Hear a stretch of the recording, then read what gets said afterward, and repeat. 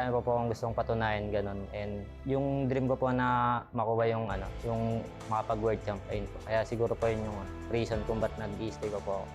Siguro po sa ako nung dati nag-aaral lang po ako nung dati. Tapos nakita ko lang po yung ML sa ate ko, tapos ayun po, parang tinry ko po siya laruin. Then naging kasama ko po yung kuya ko. Tapos ayun po, nag-try lang po kami na maging libangan. Tapos grind lang po. Ayun. Hello MPL superfans, this is your host Denise at makakasama natin ngayon one of Aurora Gaming's fan from day one. Tama ba ako doon? Yes. From day one. A guest here, can you tell us about yourself? What is your name? My name is Brandon Dwayne Balatbat, and this is my second time in the MPL stage. Yes. But I've been watching in live from my home. So, when did you start na maging fan? Since the very start of the release of the Team Aurora in the Philippines. Can you share us how was your experience today? You saw them firsthand. It was fun, but it was sad to see that they lost to TNC. But I hope they will be better next time and keep practicing to be better. And we have already established you're a fan of Aurora, pero sinong player doon? I love all the players in Aurora, but there's one person that stands out, and that is Light. Really, Light? Bakit si Light? Light inspires me to become a great roamer because my main role is roam, and my main hero is also Grok, and I really admire Light. And do you know that he's with us today? Joining us is Light. All right, Light, let me give you the microphone. Brandon here is a fan. He is also a roamer. Ano nga masasabi mo kay Brandon? Unang-una, gusto ko thank you syempre. I'm just doing my best and playing. Tas na-inspire ko siya and yun, inaanga niya ako. So I really appreciate it. Thank you so much, Light. And Brandon, what do you want to say to Kuya Light here? Kuya Light, it's really nice to meet you for the first time. Since you joined Aurora, I really admire your ability to play Grok, and the fact that you carried the team to win the world champion. I really admire you playing Grok. Okay, what a heartwarming moment here for Brandon and for Light. But for the meantime, balik muna namin sa inyo. Hey ML superfans, it's fun to watch the games live, but you know what's better? Watching the games right here at Victoria Sports Tower. And you know, I'm here with some ML superfans. And before anything else, guys, introduce nyo muna yung sarili nyo sa ating audience. And saan kayo nanggaling? Hi, I'm Jules I'm Alea. I am Alexander. And from Muntinlupa. Muntinlupa. So, ML superfans na family, right? Kayo po yung tatay nitong dalawa. And meron po kami narinig kasi mostly sa ML, yung mga anak, sila yung naglalaro tapos ipapatry nila sa magulang. But this time, it's different. Narinig ko po na kayo po yung unang naglalaro ng ML tapos parang inudyukan niyo yung mga anak niyo na maglaro. Yeah, so fan na po talaga ako ng ML, ng MPL since season 1. Season 1, grabe. Yeah, so mga 17. 8er pa and And ngayon, kamusta naman po yung experience niyo watching the games live here at the MPL Arena? ang saya, ang sarap. Mas nailalabas ko yung pag-cheer ko, gano'n. Sa bahay kasi medyo nasisita ng asawa pag maingay. Bawal maingay. Pero matanong ko lang po, sino po bang anong team yung sinusuportahan nyo at sinong player? Ang paborito talaga namin ngayon is Falcon and si Flap Keys. Si Flap. And kung meron po kayong message kay Flap, ano po yung sasabihin nyo sa kanya? Kunin natin yung championship ngayong taon. For sure, natalo na natin yung TL. Talunin lang natin sila ulit. And yun nga, grabe yung momentum ngayon ng Team Falcons. And I'm sure magtutuloy-tuloy lang yon, right? Flap, kanina ang message nila sa iyo sana daw mag-champion kayo. So, ikaw naman, Flap, may message ka ba sa mga super fans mo na talagang pinuntahan ka from Muntinlupa? Thank you po sa pagpunta. At yung message ko po is, isa kayo sa mga dahilan kung bakit nagpapatuloy po ako at sana patuloy nyo po kaming suportahan. Mahal na mahal ko kayo. And you know, it's super fun na makakakita tayo ng mga ML super fans and of course, their beloved player. And we'll see guys, if matutuloy ba ang championship nga ba this season is for Team Falcon. So, we'll see that right off.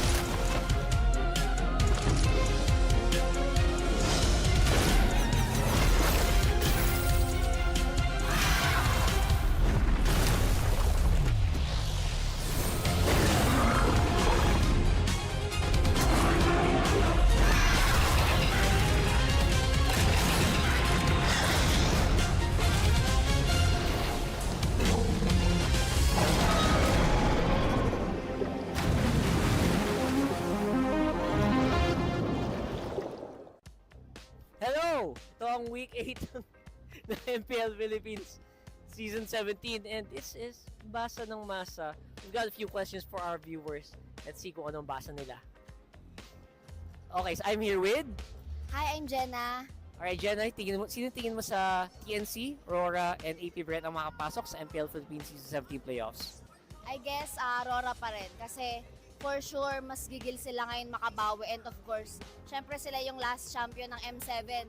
So for sure, mas pipilitin nila na makapasok sa playoffs and syempre hindi pa sila nakakapag MPL champion. So most probably talaga na pipilitin nilang makapasok sa playoffs. This is it. Alright, puso ng kampiyon. Kasama ko naman dito si... Alright. Jorine. Alright, sino tingin mong papasok ng MPL Philippines Season 17 playoffs sa tatlong natitirang team? For me then Aurora kasi sila din po yung unang na-root ko po talaga. Then sa ranking medyo ano na po talaga mahigpit din yung laban pero alam ko po kaya pa po nila bumawi. Ano yung nakita mo sa Aurora kaya tingin mo sila yung makakaangat sa APBR na TNC?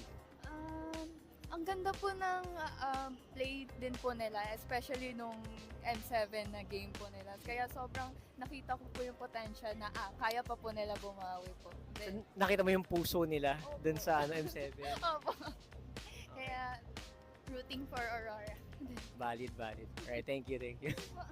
At dito tayo kasama ni Kuya. CJ po. Okay, CJ, sino tingin mo yung papasok sa playoffs sa tatlong natitirang team ngayong week 8? Sa tingin ko po makakapasok Aurora. Bakit? Kasi sa out of 3 choices, sila po yung may pinaka-chance para sa akin na makapasok. Ano yung nakita mo sa Aurora na parang kayang-kaya nito yung TNC tsaka APBR? Feeling ko gigil sila makahabol ngayong sa standing ngayong week 8 na po ngayon.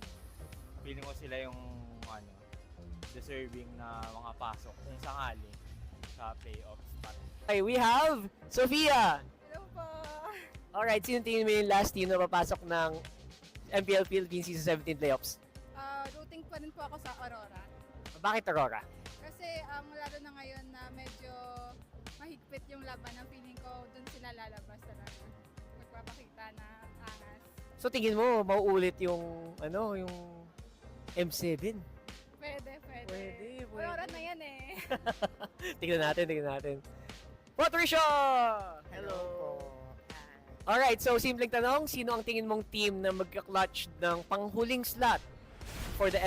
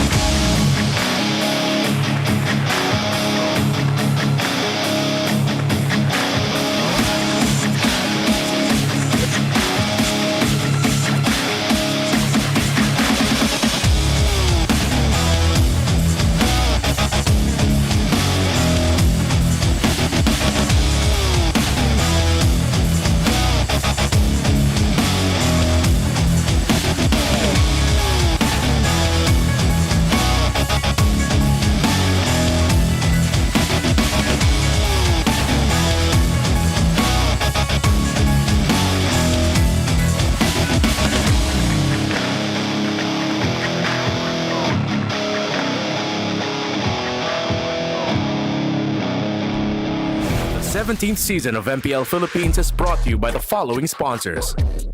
Infinix, the official gaming phone partner, the power behind every Madlang gamer.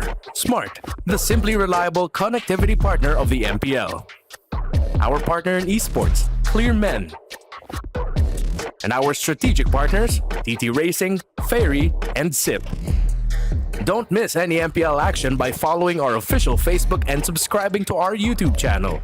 Follow MPLPH on TikTok for more content. Experience the lakas ng Pinas of MPLPH Season 17 live at Victoria Sports Tower.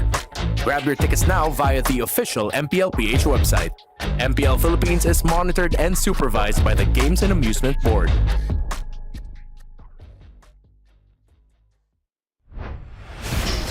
What's up, MPL superfans from Bihira? Ang nasaksihan natin kahapon sa simula ng Week 8. But we're just getting started. This is your host, Denise. And this is your very own Odin. And I'm so excited for today dahil sure ako na maraming magaganap na excitement. And especially because it's Superfan Saturday!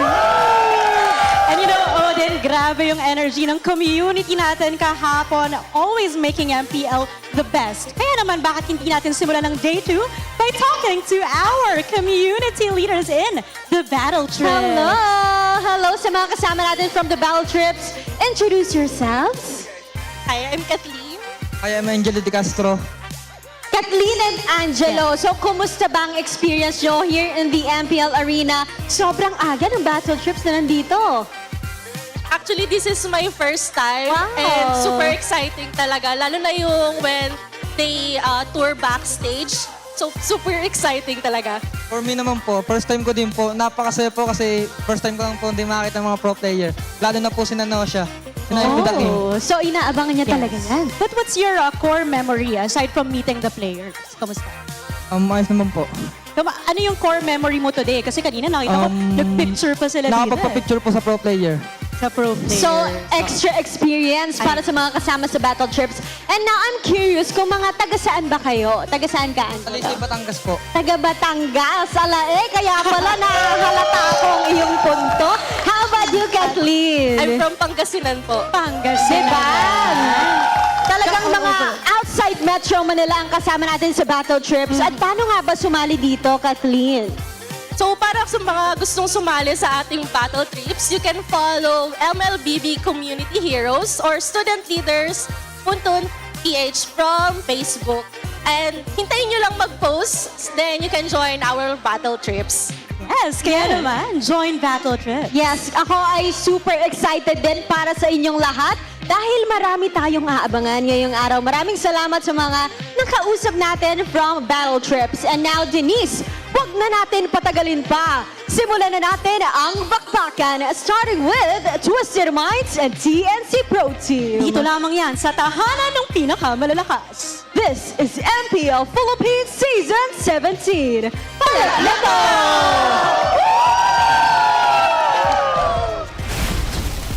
Magandang hapon sa lahat ng sumusubaybay sa MPL Philippines Season 17. Kami po ang inyong makakasama. Umi pa rin kasama dito si Joshi Cakes at si Wolf para sa Tagalog broadcast at para sa ating English desk. Rockhart, kumusta kayo dyan? Of course, we got Rockhart, Hans Galleria, and Renmar Santa Cruz with you. Join you in English later. Nakakatuwang makita na ating Saturday ay punong-puno ng saya. Students from across the Philippines ay nandito ngayon para manood ng MPL. Pero of course, ang kanilang papanoorin ay monitored and supervised by the Games and Amusements Board. It's TNC versus Twisted Minds. Pare, alam naman na natin medyo malungkot.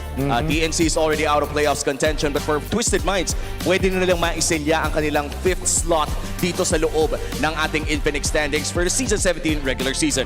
Just in nga kahapon ay na-eliminate na ang TNC na maalam na tayo sa kanila. Pero may game pa naman sila. Yun nga yung game nila for our first series. Pero again, isang slot pa rin ang inaantay natin. Kanino ba mapupunta ang playoff spot na to? Well, it will be difficult to say mamaya pa yan. But for Twisted Minds, may chance pa sila maging 6th place or 5th place. So that's what we're looking at in this particular series. That's right. And of course, tatlong araw at tatlong daro sa araw na to ang mga kalaban natin. We have Twisted Mind TNC, AP Brent versus Falcons. Very crucial ating last two because obviously we also have Omega and RORA. Dalawang teams na naglalaban for that last spot. Yeah, and honestly, the best part about it is that both of these two teams that are still chasing for a playoff spot would be meeting tomorrow. But of course, they have to do their end of the bargain today, or else it's gonna break if they don't. Yeah, Twisted Minds for this very first series, they're looking to seal their win and seal their spot at 5th so that their first round match in the playoffs is going to be up against Omega. But if they drop and there's a chance Aurora can climb up to 5th, then their first round playoffs match will be up against 3rd place Onyx PH. At malaki ang diferensya ng seeding natin sa loob ng playoffs and ang fate nila ang nakasilya doon. And for the Phoenix, silyado na rin ang kanilang fate dahil with the Phoenix Falls, nandito pa rin naman ang kanilang apoy. Babalikan natin kung ano nga ba yung mga naging magandang mga memorya ng DNC dito. And this is, I think, their last game of the season as well. Ito yung time na mas maiging tingnan natin yung mga magagandang bagay, ika nga nila. And ito yun, isa sa mga naging highlights mula doon sa kanilang run sa Season 17, yung mga micro outplays na ginagawa ni Zaida and yung mga team fight na pinapangunahan siyempre nila sa Chakno.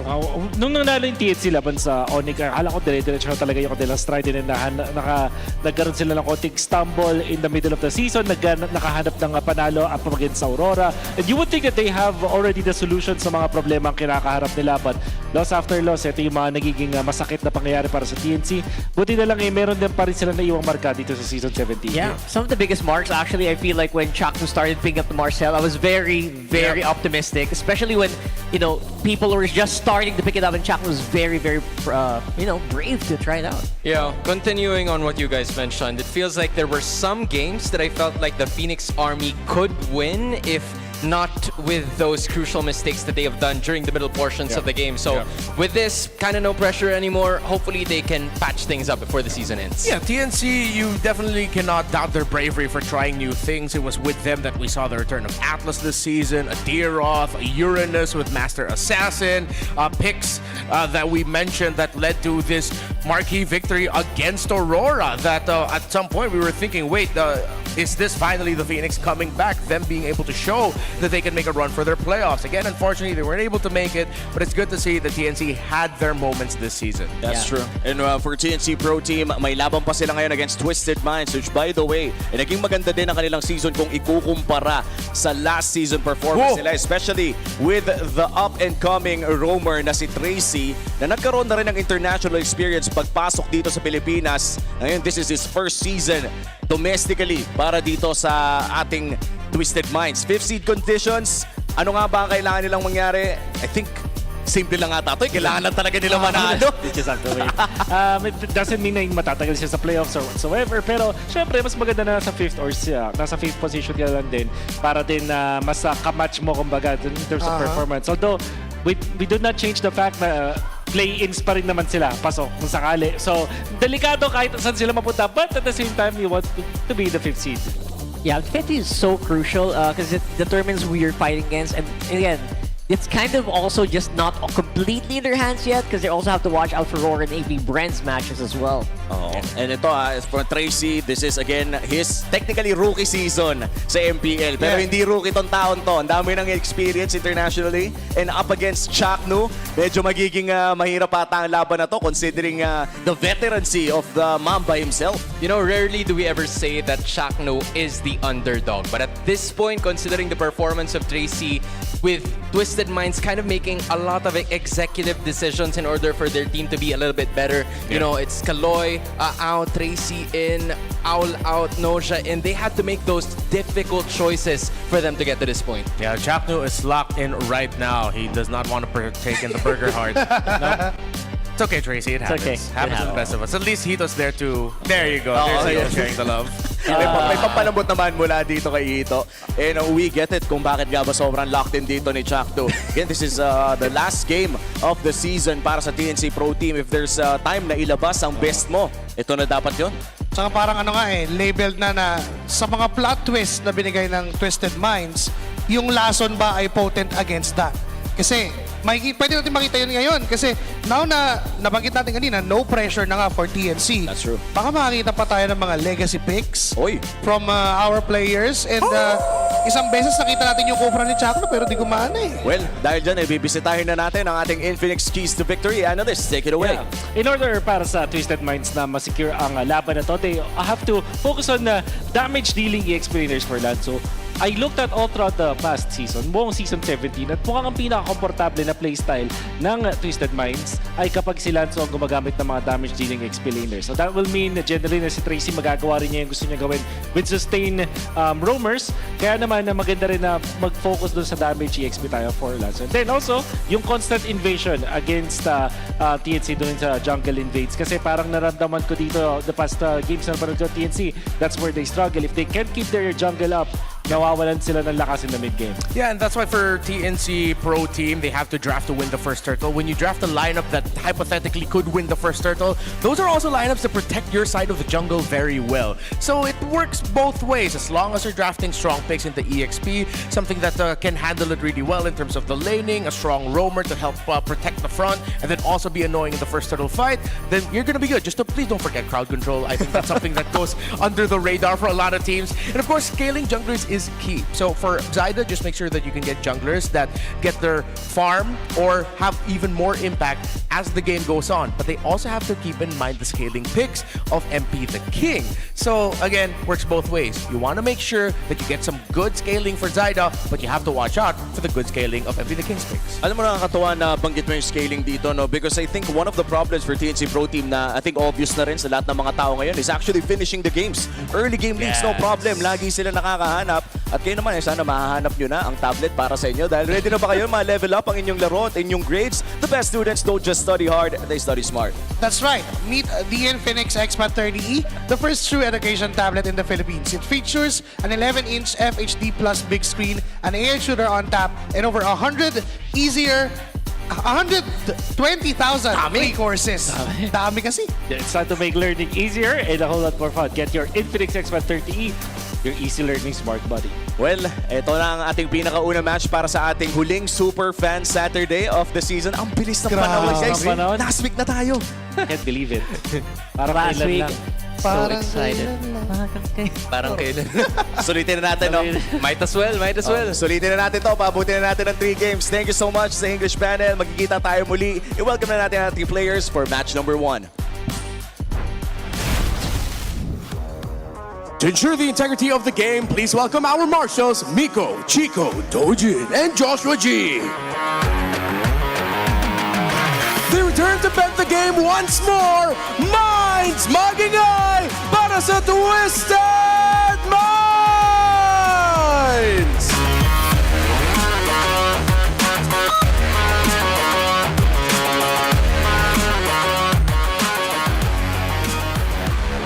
One last ride, one last fight for glory and name.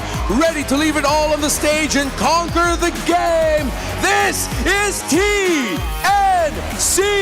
Pro Team.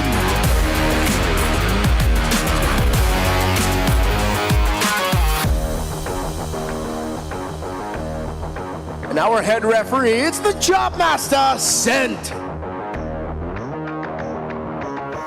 And our head coaches on the stage, Coach Bonchan and Coach Itumax. The final curtain falls on the regular season, but both teams are hungry for a very different reason. Ito na ang unang laban sa inyong Super Fan Saturday! I'm really loving the VOG right now. Whoever wrote that was a poet, didn't even know it. This is Twisted Minds for your first season. Well, the idea is very simple. It's not complicated. All you have to do is to win to secure the 5th spot. You don't want to make a lot more preparations heading on to the playoffs. You already have at least 2 weeks to do that. But in order for you to kind of figure out who you want to go up against, you have to take care of business in this match first. Yeah, and TNC Pro Team right now, their business is they're going to be putting Stone in the center going up here. And there's an interview after their series yesterday wherein Benny Cutie did mention his specific line was, I don't know where I might end up next season, but no matter what, I can assure you, I am still hungry to prove myself in the game. Don't wait for next season to show that, Benny. Show it this season. Show it for this last one, because people have been looking for that. That's right. You actually really have to learn how to really adapt with this team if you want to be slotted into other teams. So I really do believe that if you really want to show up, start here. Start now. Yeah, honestly, this is a team that has a lot of promise, or should I say, had because they were unable to showcase that today. Still, on paper, these are some of the most decorated players that you would ever have here in MPL Philippines. It's just that for Twisted Minds, this is a very hungry roster that wants to achieve probably the same thing or maybe exceed what some of the members of TNC Pro Team actually did. So this is their time to put that stamp on that and find an end to this. Yeah, I completely agree. So we're gonna have to wait and see if they're gonna be able to bring out all the guns, all the hidden strats. Let's check out their ping test for that. Siguro best memories ko lang na my learnings is yung naging sub ako ulit kasi nasa backstage lang ako. Tapos parang hinambol ako ni Lord na wag maging complacent, ganon. Kasi di ba nga last season wala naman akong kapalitan. So ayun, parang na-reset yung utak ko para bumawi ulit. Isa sa favorite moment ko yung yung first win namin kasi nangyari yun pa lang week 2 pa lang. Tapos malakas pa yung kalaban namin yung Onyx. Kaso, malungkot yung nangyari sa pagkatapos, nagka-lose streak kami. Pero kahit na ganun, favorite moment ko pa rin yun, syempre. Bili na kayo ng ticket for playoffs, guys, para mapanood niya kami. May makikita kayong pogi. Shoutout kay Mama, magpagaling ka na. Kahit di ka makapunta, okay lang. Basta gumaling ka na. I love you. Pati kay Maggie, I love you. Shoutout din pala kay Tita Camille. Mag-iingat kayo dyan. Kahit di nyo kami papanoorin, masasaktan din ako. Message ko sa Twisted, sana last game na namin, paisa inyo kami. Tapos good luck sa kanila sa playoffs. Lalo sa idol ko si Tracy. To echo the statements of Nosha, shout out to Auntie Camille as well. Auntie Camille, Tita Camille, personally, what's up? from Renmar. I love that. All right. Stone looks like he's actually in really, really good spirits. I don't know about you guys, but I like that smile. I really hope so. I really hope so because this is, again, for everybody who's been living under a rock, this is their last game or last match of the regular season. We will no longer be seeing the Phoenix Army towards the postseason. And if, as cliche as it may sound, this is the type of game or match that we're supposed to see TNC Pro Team with a nothing to lose mindset. This is where they probably go all out 100% if they can, because if they don't, then it's going to be an easy route for Twisted Minds as they are looking in form to being in shape for the postseason. Yeah, 100%. Honestly, I want to show off stuff, right? You know what?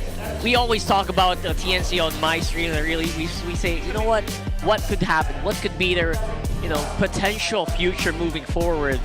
what Redmar's laughing at, so what is it? Don't mind me. As we look at the stats, 3mar has been a wall for the team. He's really just taking a lot of damage. Is that the GOAT? I mean, hey, you can. At this point, they've been together for far too long, right? I see what you mean. They might go, but again, as Renmar has mentioned, 3mar has taken a lot of damage in terms of the average, probably because they're the ones been tanking the damage for quite some time. But in the same route, I feel like he is also the one making the plays, or if they don't make the play, then he is that hero to take the brunt of the damage. He's the sacrificial lamb for the team, which could go both ways. I mean, this is the sad life of every EXP later. You have to be versatile and you can't complain about it. At one point, you are the guy starting things off, setting things up while also dealing damage. The next, you're asked to peel. The next, you're asked to change it up again. So that's just the life of every EXP laner. So we head into the draft. It's flying clouds for this one. And it's respect right away for Zydus, Fanny. Expect a lot of picks, slower picks to be really good here. Uranus, Terizla will be great. Watch out for Sora as well. Valentina gonna be hotly contested. And if possible, and if Twisted Minds is willing, they might be picking up the Fulvius if they don't end up picking their favorite first pick of all time, which is the Harley. It's a shame.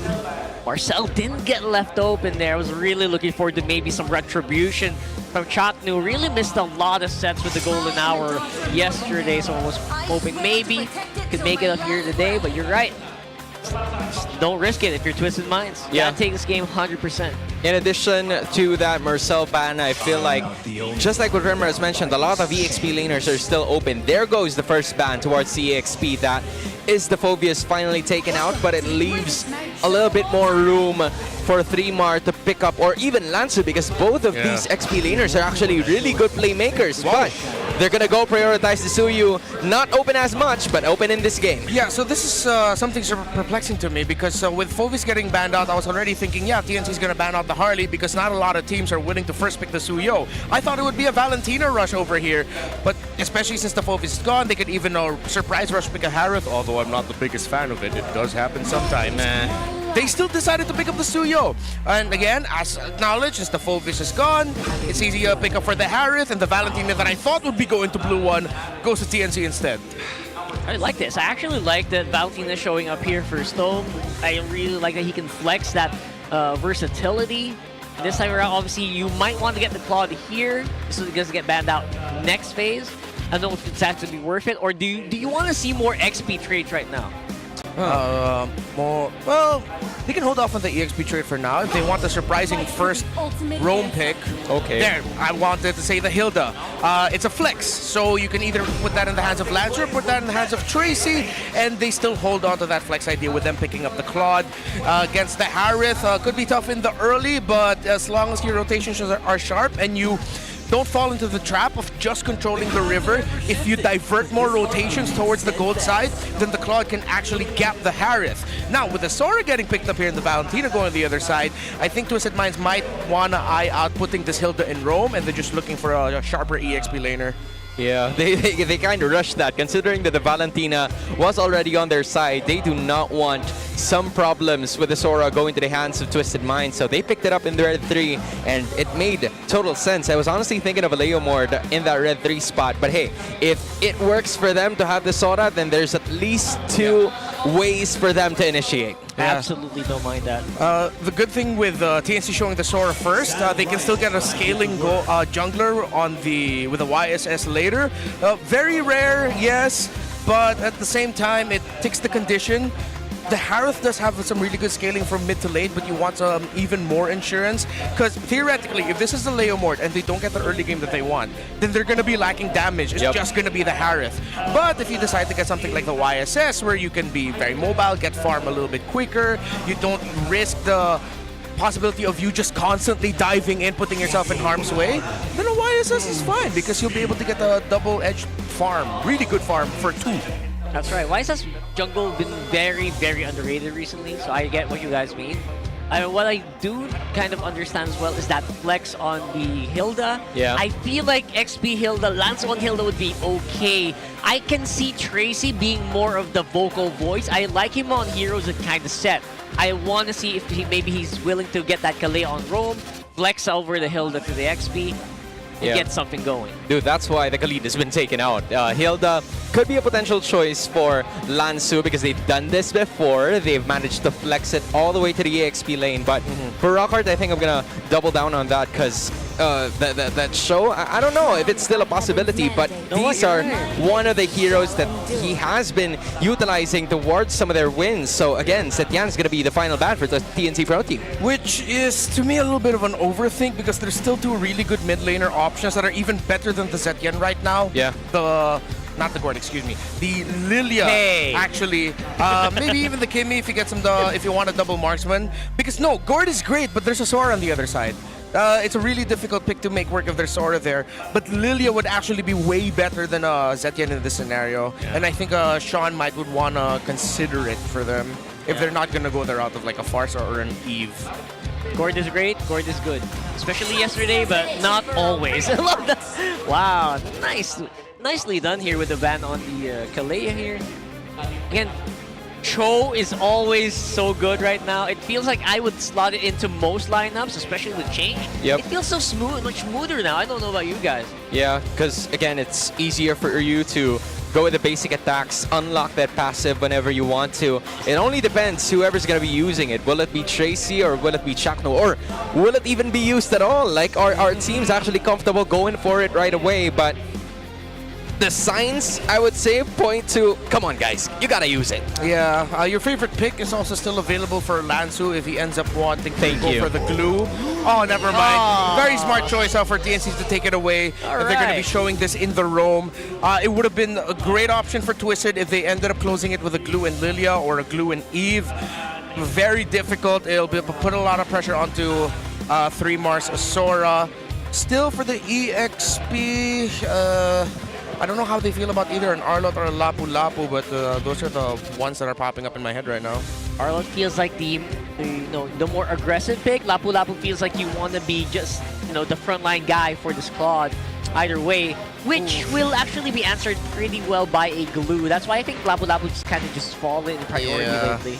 They might want to consider just putting the Hilden EXP and just get Tracy something tankier. Agree. High loss, maybe? Yeah. I lost. Dito got the gato. Let's see. Gord is good! Wow, they went with a Gord.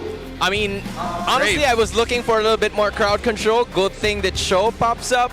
And the Gord is going to help their cause every now and then. But looking at TNC Pro Team's lineup, it seems like they have some ways to actually push the crowd control and land it towards Twisted side. That's true. They do. But I also don't just want to see the highlight of Valentina, just so good here in this matchup as well. I feel like it can output even more damage since you do have the Gord ult. And a kick possibility as well. Yeah. Oh, Nolan. Ooh, okay, I like this. Oh, that makes the Gord pick look even worse. This is a Season 16 classic, if you don't mind me asking. This was the hero that Zyda has utilized from the start for them to get into the 3rd place finish. Interesting. Go ahead and predict the match winner and get a chance to win 1,000 MLBB Diamonds. We'll pick 3 winners per match, so make sure to get those comments locked in, super fans. Let's go have some fun here. Prediction is not as far as I thought it would be. I think a lot more people are believing in that no holds barred TNC, and it could actually work here. Trying to think of what could be the potential hole here in the Twisted Minds lineup. Numbers-wise, yes, theoretically they should all be really good. It's just how Sean will position himself in the objective fight so that he doesn't get his Mystic Gush canceled a little bit early. I mean, it's good that there's only very specific crowd control abilities that can stop that. Yep. But you're up against a Sora, a Glue, a Nolan. It could be tough, but hell, if he makes it work, shout out to Lanzu and Tracy for being able to provide him a lot of space.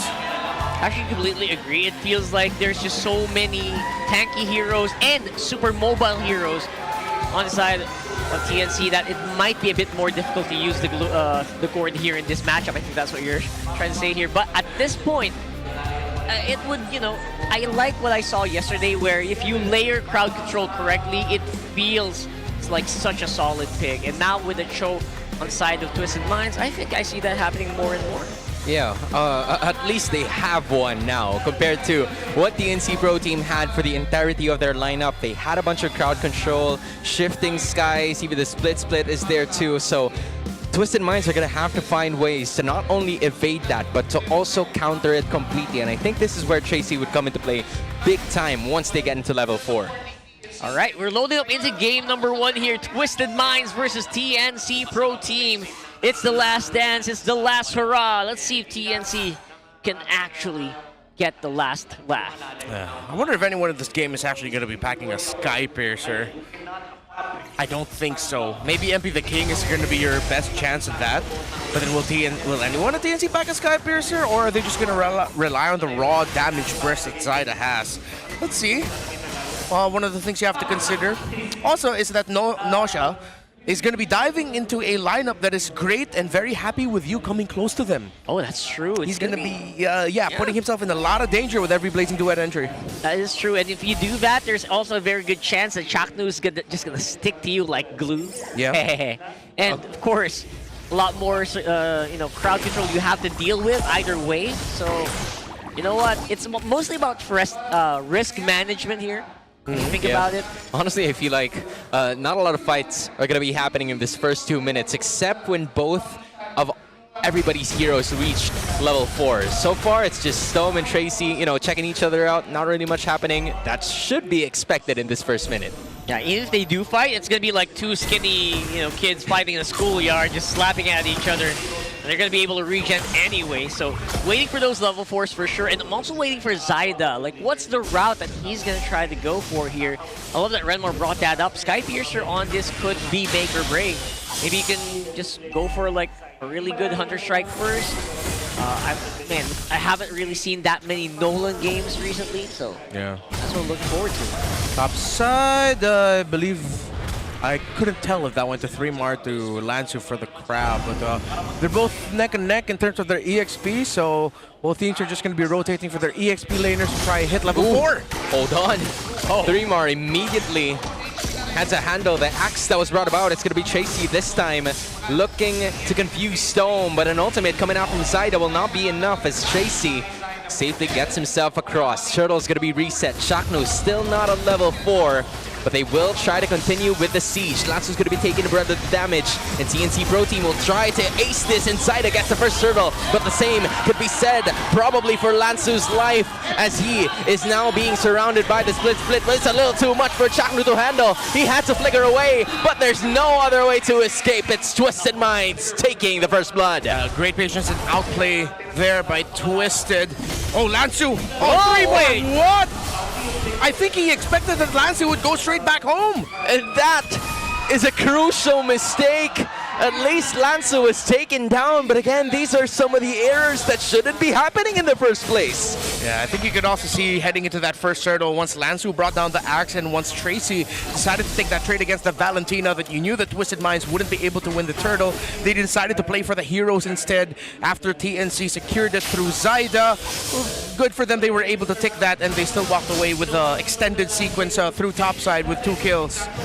Yeah, and very good presence of mind for Zyda to be able to pick that up. You know, they traded, but I think it was a little bit more on in favor of TNC because the gold in the XP went to the Nolan. It went to the jungle. He's going to have more use for that and maybe control this mid-game tempo, right? Yeah. So if they control this mid-game tempo, this mid-trio will stay relevant for longer, which we will definitely see here. Got Chaknu feeling a lot more confident to make some frontline plays.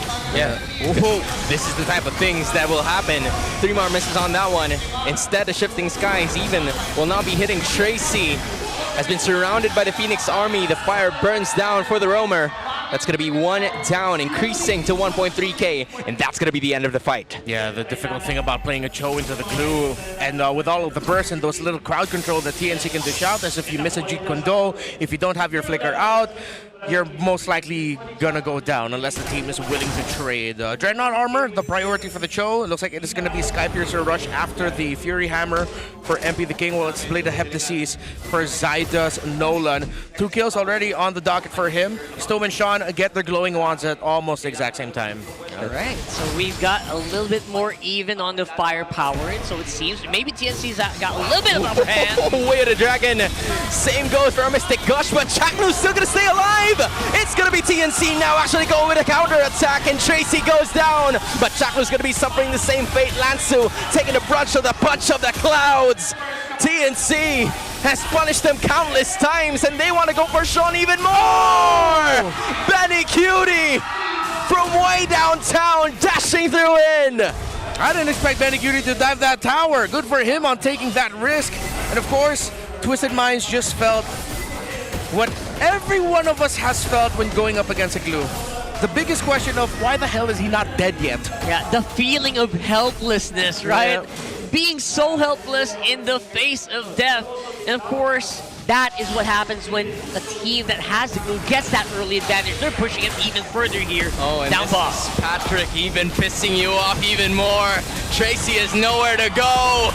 He suffers at the hands of the Mamba. Even 3-Mar's pushing down right at the bottom, and then Betty Cutie, laser focused, was Sean in being able to take him down, but without TNC taking a turret away from them. Yeah, it was a really tough choice for Twisted Minds. They ended up going for the Cho because I'm pretty sure the line of thinking is you need someone really mobile. If it was someone slower, higher chance, a high loss wouldn't get away from all of this. Anyone with barely any movement speed won't get away. But it's still a really difficult game for a Cho pickup. So I'm not going to hate on the pick. It's just that I think that was the hand that they were dealt with. They couldn't go for anything crazy like an Atlas because there's a Valentina on the other side. Can't go Grok because there's a Valentina on the other side. Yeah, I feel like the Way of the Dragon is like the lesser of all evils here. Yeah. For that pick, but it is giving them a lot of disadvantages, especially with a glue up front. The choke can't really do much against it. I think that's one of the biggest, red alarm, or what do you call that? Alarm bells are ringing in my head. When I see a Cho, I see a glue, I'm thinking, this Cho's not going to have a fun time. Yeah, that's a code red, if I'm not mistaken. TNC Pro Team. Also, I've kind of noticed Stome didn't really have much usage of the IMU, but he's using Terrifies to the best of its abilities. Now he has copied the Way of the Dragon. So these are a total of 3 forms of initiation that Twisted Minds needs to worry about upon that next turtle that is about to spawn right now. Yeah, it's actually the better choice than the Mystic Gush at this point.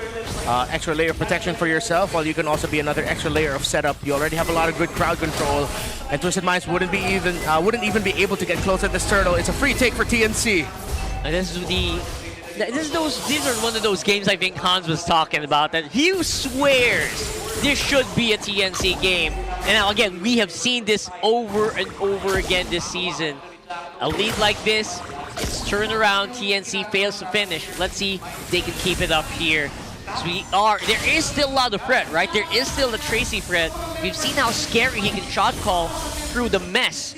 And the potential of this kid right now can make stuff happen. Yeah, I mean, I know a Tracy that scored 13 points in 30 seconds. What can this Tracy not do, right? It is a definite possibility, but that has to be on point. No! Just like that kick that happened right over there as 3 more is going to be burned down to the dust. An immediate pickoff that was needed by the Minds.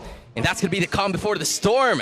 It was absolutely not caster cursed, right? Yeah. Absolutely not. I guess so. I don't know. So manifesting, as the kids say these days. I also really like when I see a Gord clearly not completely ready for the surprise initiation, and they slowly just move the Mystic Gush to where the guy who got crowd controlled is. Alishan ended up, was he able to get the swing it there in time to get the assist? Because he's still at 4, maybe not, but still, that's where Twisted Minds can build through the pickoffs, layer after layer. You will most likely not be able to take TNC on a full fight. If they can just send Tracy out, -1, go back. Oh, no shot. Oh, no shot. Just had to use the Blazing Duet. Out of danger, but also out of ultimates. Yeah, those are the moments where I say, you know what? Do not keep your eyes off Zyda. Zyda has been one of the most key players in TNC for the longest time. If you slip up, you will regret it. On the other hand, it's just Shaknu and 3 more always at the front lines before any sort of shenanigans happen in terms of that Lord and major objective picks. But so far, Zyda and MP the King should just be securing their objectives before the start of the storm. Yeah, 3 more already has to chastise Pauldron, the only one for the team. Chapel had to go for the Radiant Armor here, and only has to steal leg blades and the belt. Hey! They're choosing the tanky members as of the moment, but Shackle's willing to fight. He's going to be pushing Tracy back, and same could be said for 3 more with the shifting skies towards MP. It's Tracy down again. 5 full men for TNC Pro Team, and it seems like Twisted Minds are just going to back away. They're surrendering the Lord of the Phoenix Army. Well, at that point, you just needed to make the call and accept the fact that if you can't get the pick off, then you can't get the pick off. Just back off. Good thing Twisted Minds got to minimize their losses and even got a push up top for Nausea and for the team. So, regardless of everything, still good. They've recovered a little bit, but they will have to deal with a Lord push, and this could be a big one for TNC. No base turrets should fall, but maybe one of the outer turrets will. Yeah, this is still really excellent inner pressure turrets for TNC. Obviously, the inner turrets are going to be probably knocked in as well by this big wave, especially while they're dealing with the Lord up top. So more gold, expect more gold for TNC here. Should be a bit more difficult to repel. Look at Tracy's positioning on the map right now. Just so risque. So rounded as well, because Zyda's going to be over there. But Tracy will evade that bit of a split. Zyda's going to deal the damage. And another roamer goes down. That's the 5th for Tracy. Might be a turnover if you ask me, but TNC holding on to a 4K goal lead. Yeah, this is why after that draft, I was already thinking that, okay, yeah, numbers look good for Twisted, but TNC should have this in the bank. It looks so much better for them. It's tough for them to get a good formation in. It's tough for them to posture. And TNC, they know the advantages. Gotta credit them for continually playing into it.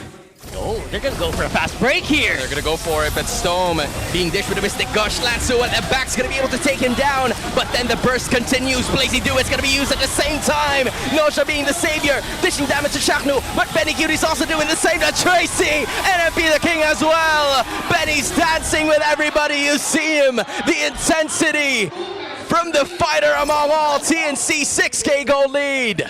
Yeah, it's like Benny Cutie just told himself, remember who you are. Remember. Oh! Damn! That was not what you wanted to remember. He showed him who he was. That was brutal. Zyda, he saw low-lying fruit, low-hanging fruit. He went for it, man. And it was juicy. Zyda can hear the new contract offers coming up, whether it's in the Philippines or abroad. People are looking at him right now and salivating. Wink, wink. Oh boy. Now I wonder who's calling his phone. So it's what's happening, right? It feels like it's a game of contract value right now. Yeah. It's rising up and up. Who's getting the bigger piece of the pie? Let me get that NIL money. You know, no, we kid. Not gonna lie, it's kind of, you know, it's you know, but hey, it's a possibility. We're not saying it's gonna happen. We're saying it can happen. Oh, Zyda. Like that. That's gonna give you a bit more decrease on that contract that we would want. So you got less offers. That was 2 less offers. But hey, you still have a 4.7k gold lead. You're just gonna have to take care of this because Twisted Minds, they have not lost an inhibitor and they are looking to push to the Lord Pit. Yeah, they still have the Sora and the Harith. Oh, Tracy got spotted out immediately. Oh, that was a conceal. That was immediately denied. Tracy's gonna be the one burst down and thus surrounded, but still being able to escape. Shifting Skies right at the back, and Three-Mar's gonna be doing the same. Shawn with the flicker again. MP the King using his very best to actually deal some damage, but Lansu cut down to at least half, and it's Three-Mar going down. Same could be said for Lansu. Nosha is still using some basic attacks to actually dish out some damage. Chaklu's still alive, tanky as hell. How is he able to stay alive? Unfortunately for Twisted Minds, they are still up one more member unless Tracy goes down here, which is not going to be the case. Twisted Minds is fighting, and Shawn, unaware of the situation, that Betty Cutie is there. Now the dance begins, and it ends immediately in the hats of Betty Cutie. Why just now, man? Why just now? Come on, man. Where have you been? Oh, man. Twisted Minds, though, still definitely in this, but Benny Cutie keeps going for it. He is not terrified. Who's terrified is Tracy because Stone has dished the damage inside the finishing blow. It's all red at the Lord Pit, and TNC Pro Team looking to extinguish the fire that was burned to be even brighter than before. Sometimes you need to take out the old flame to get a brighter new flame that has some more relationship shout out Chris Brown repercussions than I realized. I thought I was just being poetic. But yeah, we were talking about the Sky Piercer at the start. MP the King did end up being the only Sky Piercer holder. Now, there is a Winter Crown for this Claude. Won't have the damage that they're looking for, but right now their main damage dealers, their actual carries, are actually the Gord and the Suyo. So they're fine. Nosha getting his last damage item, maybe the Malefic Roar, is just going to be like some extra icing on the cake. But at this point, Damage Minds, Twisted Minds have it. It's just that it's so difficult to take this Harith down now. If they can somehow chain a series of stunts together to take out the Purify of Benny Cutie early and then catch him off guard, while still being able to manage everything else the NC has thrown at you, see, it's a really difficult checklist for Twisted. Yeah, one unfortunate thing is that Nosha still is unscathed. There goes the damage again. MP and Tracy had to back away, even Benny using the Diamond Force, and Nosha cut down to 75% of his HP. Now 2 inhibitors are finally down. Twisted Minds are locking towards this Lord for their game 1 to stay intact and alive. Stone, Three-Mar also doing the same thing. Tracy just simply backing away. It's Shaknu just face-checking every single position that Tracy's going to be coming from, and now Three-Mar is taking a brunt of the damage. All inhibitors are down. Nosha is slowly being cut down to his health bar, and they are still holding on to this, alive and kicking. Yeah, that's a big base gutted here for Twisted. Benny Cutie said he was gigil before this game started, and they're showing it. Oh, you have to pigil a gigil. That's what the Tagalog would say. But now it's going to be Chakno again, who's going to be taking the brunt of the damage, but is still alive. The Patricks is pissing the Twisted Minds off. TNC now holding their biggest lead at 9K. Yep, this is going to be almost impossible comeback unless TNC completely. But I will say it, if they choke, bro, it's not going to be a good look. It's their game to win at this point. It's their moment to win. 17 minutes in, yeah. Twisted Minds is getting close to a threshold where they do have the resources that they need.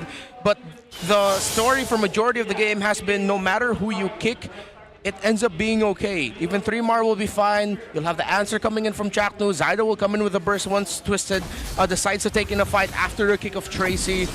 It's such a difficult checklist for them at this point to take that seeing them lose this is almost impossible. That's right. I mean, it's going to take a massive blunder. I was going to say maybe if they drop the ball, less of the C word, but yeah. No, I'm gonna say it, bro. If they choke. I was going to say fumble the bag, bro. But you know what? It's valid. It's valid. It's valid. Can't choke. Last game. It's their last game. Yeah. Come on, it's their last game. You just can't. They have this in the bag. They should. You can't fumble the bag. Come on, man. Come on. Malefic gun for Nausea, just so he has a little bit more distance to be able to free hit. Because him getting close to Benny Cutie, he takes like 50% to 60% health. Oh, they want to go for Zyda right away. MP the King notices that the Mambo's there too. Now they're going to have to back away, but MP the King is stuck. He still was able to save the day. Can he stay alive? Tracy playing bodyguard. Lancer's going to be following up the same way, but Tracy's going to have to sacrifice himself for the greater good. TNC won't go home without anything punished. TNC. Good thing that they had someone to man mark Zyda there. Chapter was close by. And Twisted just cannot find the right angle, the right approach. The curse of this Cho pick. Well, I mean, they were making the correct plays. You tried to go for Zyda. You tried to open that board up for your team. It's just the speed was just not there. They need more tips from Vin Diesel, man. They got to go for the chase. Yeah, I think they were also unaware of the fact that Chakno was alongside Zyda in that bottom. If Zyda wasn't there, or if Chakno wasn't there, it would have been a pick-off easy. Yeah, because in most scenarios, it's you have someone like a Nolan, you send the Nolan alone.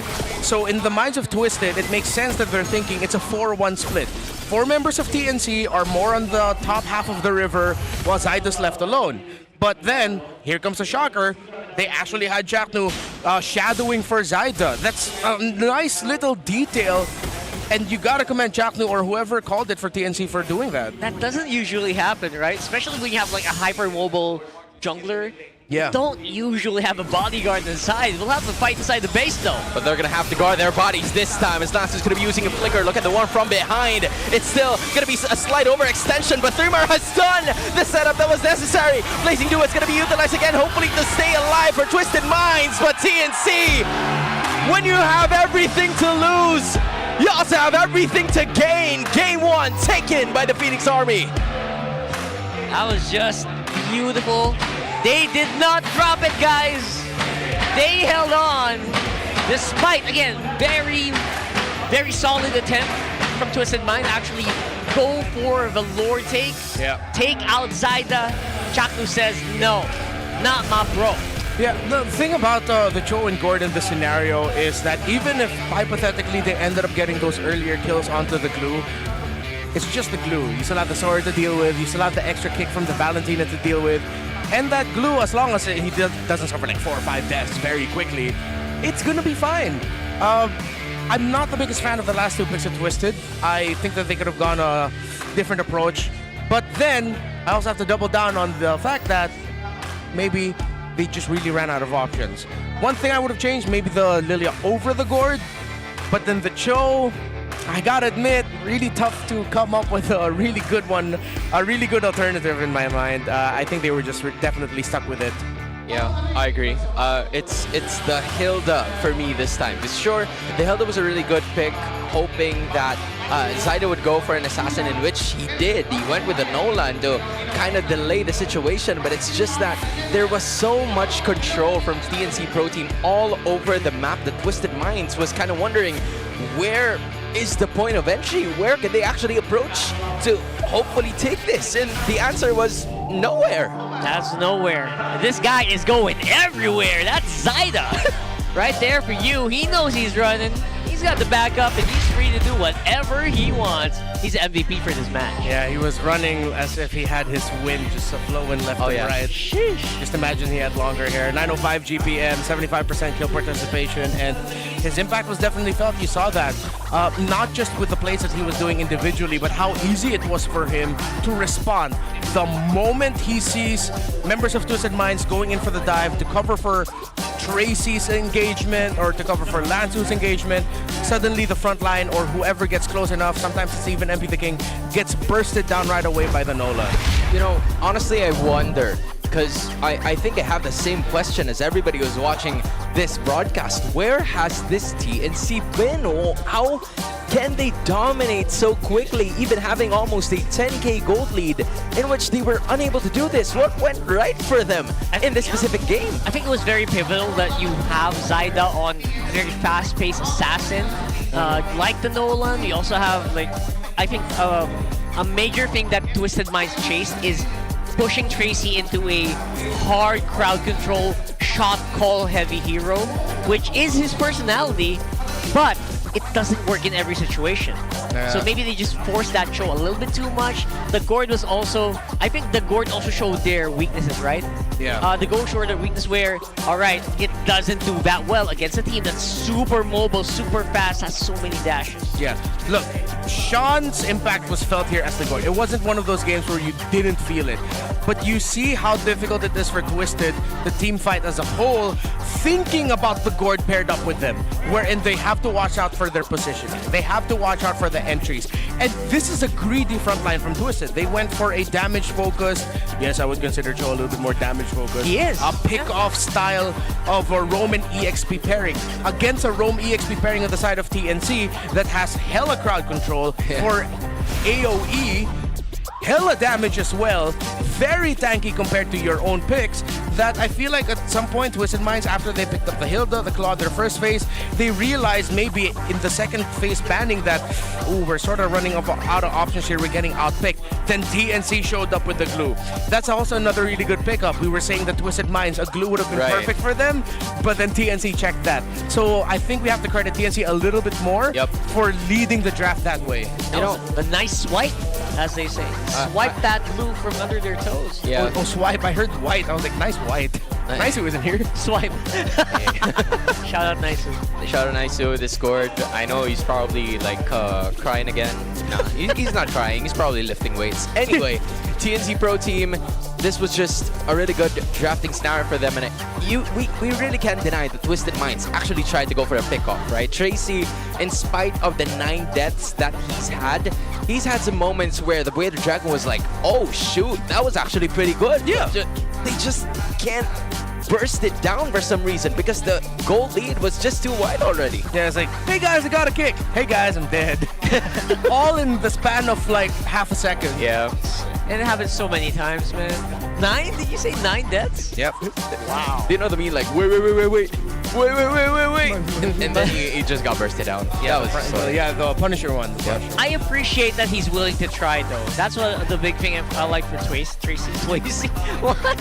For Tracy is that he's just very willing to go for it. Yeah. Man, that is red all around here for Twisted. That was a very high emotion game for sure.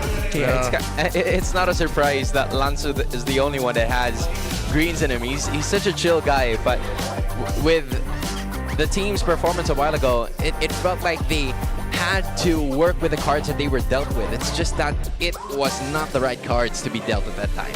Yeah, I know there are some certain conditions, but maybe sturdier, not so greedy Rome EXP pairing would be a good start for Twisted Minds. Yeah, I actually like Harley, except it was banned out. Maybe card swapping later on. But for now, level up in gaming and in life, the Infinix Note 60 Pro is here. It's a Snapdragon-powered beast with a flagship feel that's shattering every benchmark in its price segment. And it's more than just its specs. This is the ultimate outdoor cinema device with its 6.78-inch, 144Hz AMOLED display. Plus, you get to have fun with the active matrix display. How's that for a mobile device? Stronger performance, more premium feel, and more fun. This is the Note 60 Pro you do note. So it actually comes in very fun colors as well. Look at that. And to dominate, of course, the Land of Dawn, you need a connection that never lets you down. From scouting rotations to tracking pros, stay online and in the zone. You can power up with Smart Power All 99. Get 10 gigabytes data for MLBB and your favorite apps, plus unlimited FB, calls, and texts. Share every GG moment with Smart, the simply reliable partner of the MPL. That's right. I know a lot of people are, here in the Philippines, outside walking. You'll need that data with you. And after 7 long years, guys, we are heading back to where Filipino MLBB dominance began. Catch the MPL Philippines Season 17 playoffs live at San Juan Arena in just 5 days of pure high-stakes action. You're right about that, 7 years. That's from May 27th to the 31st, and if you're a true fan, you've got to eye those VIP tickets. It's the ultimate all-access package for all super fans out there. Don't just watch history, be a part of it. Join us, be part of us. Tickets are limited, so head to ph-mpl.com/tickets to get yours now. Let's relive the glory. We'll see you there. That's right. And if you're wondering why MLBB dominance hard to happen there, why? SEA Games, bro. Yeah. Now, after that First SEA gold. Games win, it was just non-stop from there. I'm really excited for that to happen because I always see basketball games there. I always see volleyball games there. Yeah. Have you commentated games in San Juan Arena? Oh yeah, for sure. There you go. That's like my house for like the past 2 months. But then now I'm gonna see Rockhart there. Wow. And after 7 long years, this guy's been part of it, right? And I think Rockhart, it's time for you to go to San Juan Arena, shoot some hoops. Wrong sport. Wrong sport. I'm It's sorry. funny, I actually lived in San Juan before. It's like my home playground, so it's nice. Did you? I did. Oh. When I was a kid, I lived in San Juan. Oh. Hometown. See, you I was learn born in San Juan. Dude, bro. you learn something new every day. I did not know that. I will admit, when you said when you were a kid, I had to hold myself back from not being a For not terrible being friend. mean. For being a terrible Right. friend. Yeah, I'm a terrible friend. I like that you just own it. Yeah. You own it. I'm like, hey, hi, I'm a terrible friend. But Sorry, my throat is really dry. They're a sponsor anyway. So I'm Yeah, gonna do yeah. it. Fun fact, Phil Oil is 700 meters away from my high school. yo, that's fire. That's fire. I did not know that. 1 street away. I'm Aw. just saying. So much willpower is being used right now to not start dropping jokes. That was when Santolan Town Plaza was a thing.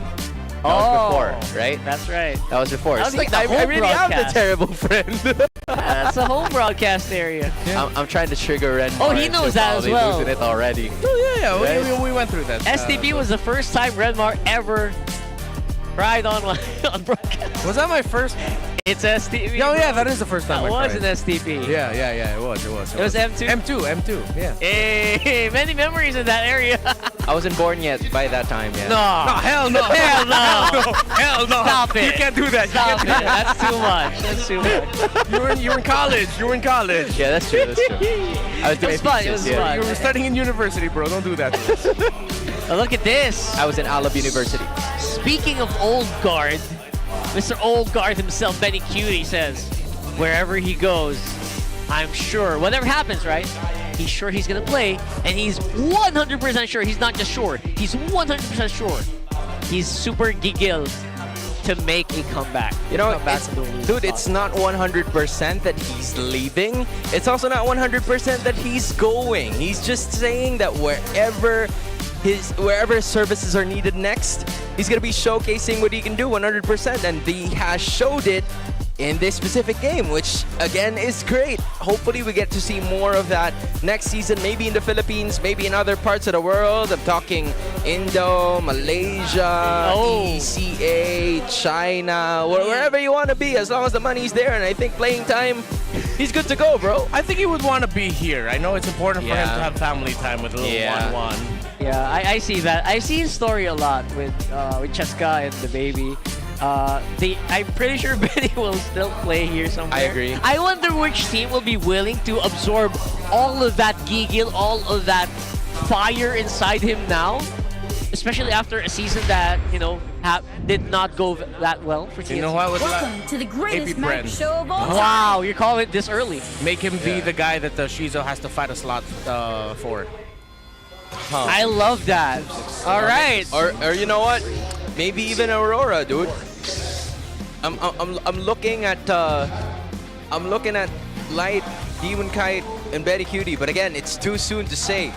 Because those three teams that we have mentioned are at the bottom half of the standings. Slot in for Ming? It's not yet set in stone That's for either right. of those two to make it, so at least they can still figure out a lineup that works for them here. That's right. So speaking of lineups, let's go ahead and look into draft here for game number 2. Harley, permaban in this series so far. As a Marcel. I mean, that was one of the keys to victory. Watch out for the scaling heroes of MB the King, and they take out his favorite pick. Oh, what? I thought that they'd be keen on picking up the frame. Are they gonna first pick the Suyo? Are they gonna do what Twisted did? But that's gonna be a trap. You still have Phoveus open. More than anything, the Freya, Phoveus, Freya, Phoveus. Ah. What do they want to trade for? Yeah, no, Phoveus is not banned out yet. So maybe they want to get the Leomord first pick.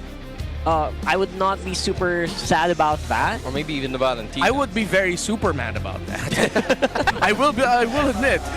If they suddenly first pick a Leomord, I'm gonna be kind of pissed. Card is gonna crash out. I might just Even with the crash out Phoveus live. banned out. You're gonna have to give him like 30 seconds for that. Yeah! Really? I usually do that, rock hard, just for context. Okay, there goes the glue. Phoveus is open. Now there's a bunch of heroes open, you're right. I'm not the only one. So fast. Okay, So here fast. goes. Here goes. Now I wonder. Chose me to vanquish Oh, it's Suyo, yeah, it's that's Suyo. They'll probably be they don't even need to rush a Leomord. Yeah, they don't. But then if they go into the second phase, I think Twisted Minds will have to devote a ban to the Nolan. Meaning that they have a chance that they take away some strong picks away from Tracy, but it makes sense for Tracy to be slotted into Red 4 already.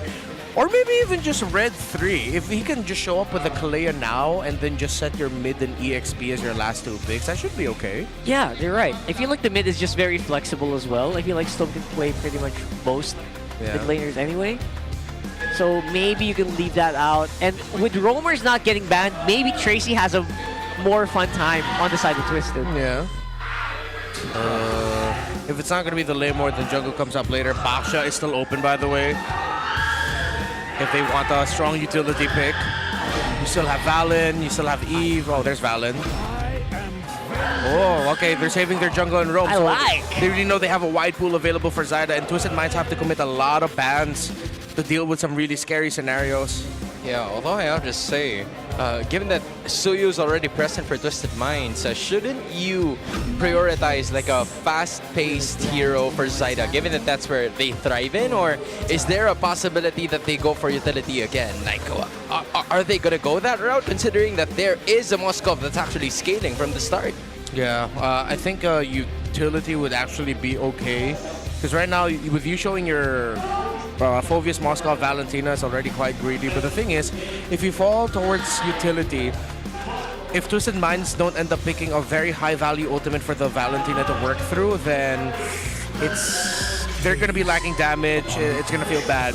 So as expected, Twisted Minds are forced to ban out the Nolan, and they might want to forgo, excuse me, not forgo, but might want to commit a ban on the Baksha. Oh, wait, no. Give me a second. Let me think of scenarios real It's a quick. lot of, basically just a lot of jungle picks, right? Yeah. They're trying to remove as many jungle picks, although Hayabusa, left over for Zyda, is always a pick I want to see. Yeah, So but he's not gonna run out. Twisted Minds might want to pick up their pick already for Tracy at 4. And then whatever mid laner TNC ends up with, you adjust your mid lane pick thinking about that. Okay. So there goes the cord. I was thinking, you know what? Purple is the color of power here for TNC. Everyone's purple hair. Yeah, what other purple heroes are there? One more purple hero. I'm honestly Selena. thinking. Selena, dude! Come Not on, too much, man. not too much. We've been that road before. It did not work for kidding. them. The Hayabusa that you mentioned is also being taken out. So that's going to be a Zetyan. Wrapping up the bans for both of the teams. It's Twisted Minds, as Renmar has mentioned, he's looking for a Tracy hero here in Red 4.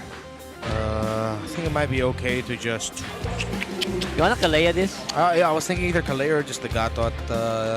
You don't really need a high loss in the scenario. You already have an Alice. You can afford to go pick off because your EXP laner is going to be one of the main damage soakers. Sharon? What a steal! Wow. Really smart play there by Twisted. And then that could afford them to pick something like a Kimi in mid instead of giving a big high ticket ultimate to Valentina. Although that's a traction pulse he'll be giving, it's fine. There's a lot of pressure. Gonna be really tough. Oh, there's the Atlas.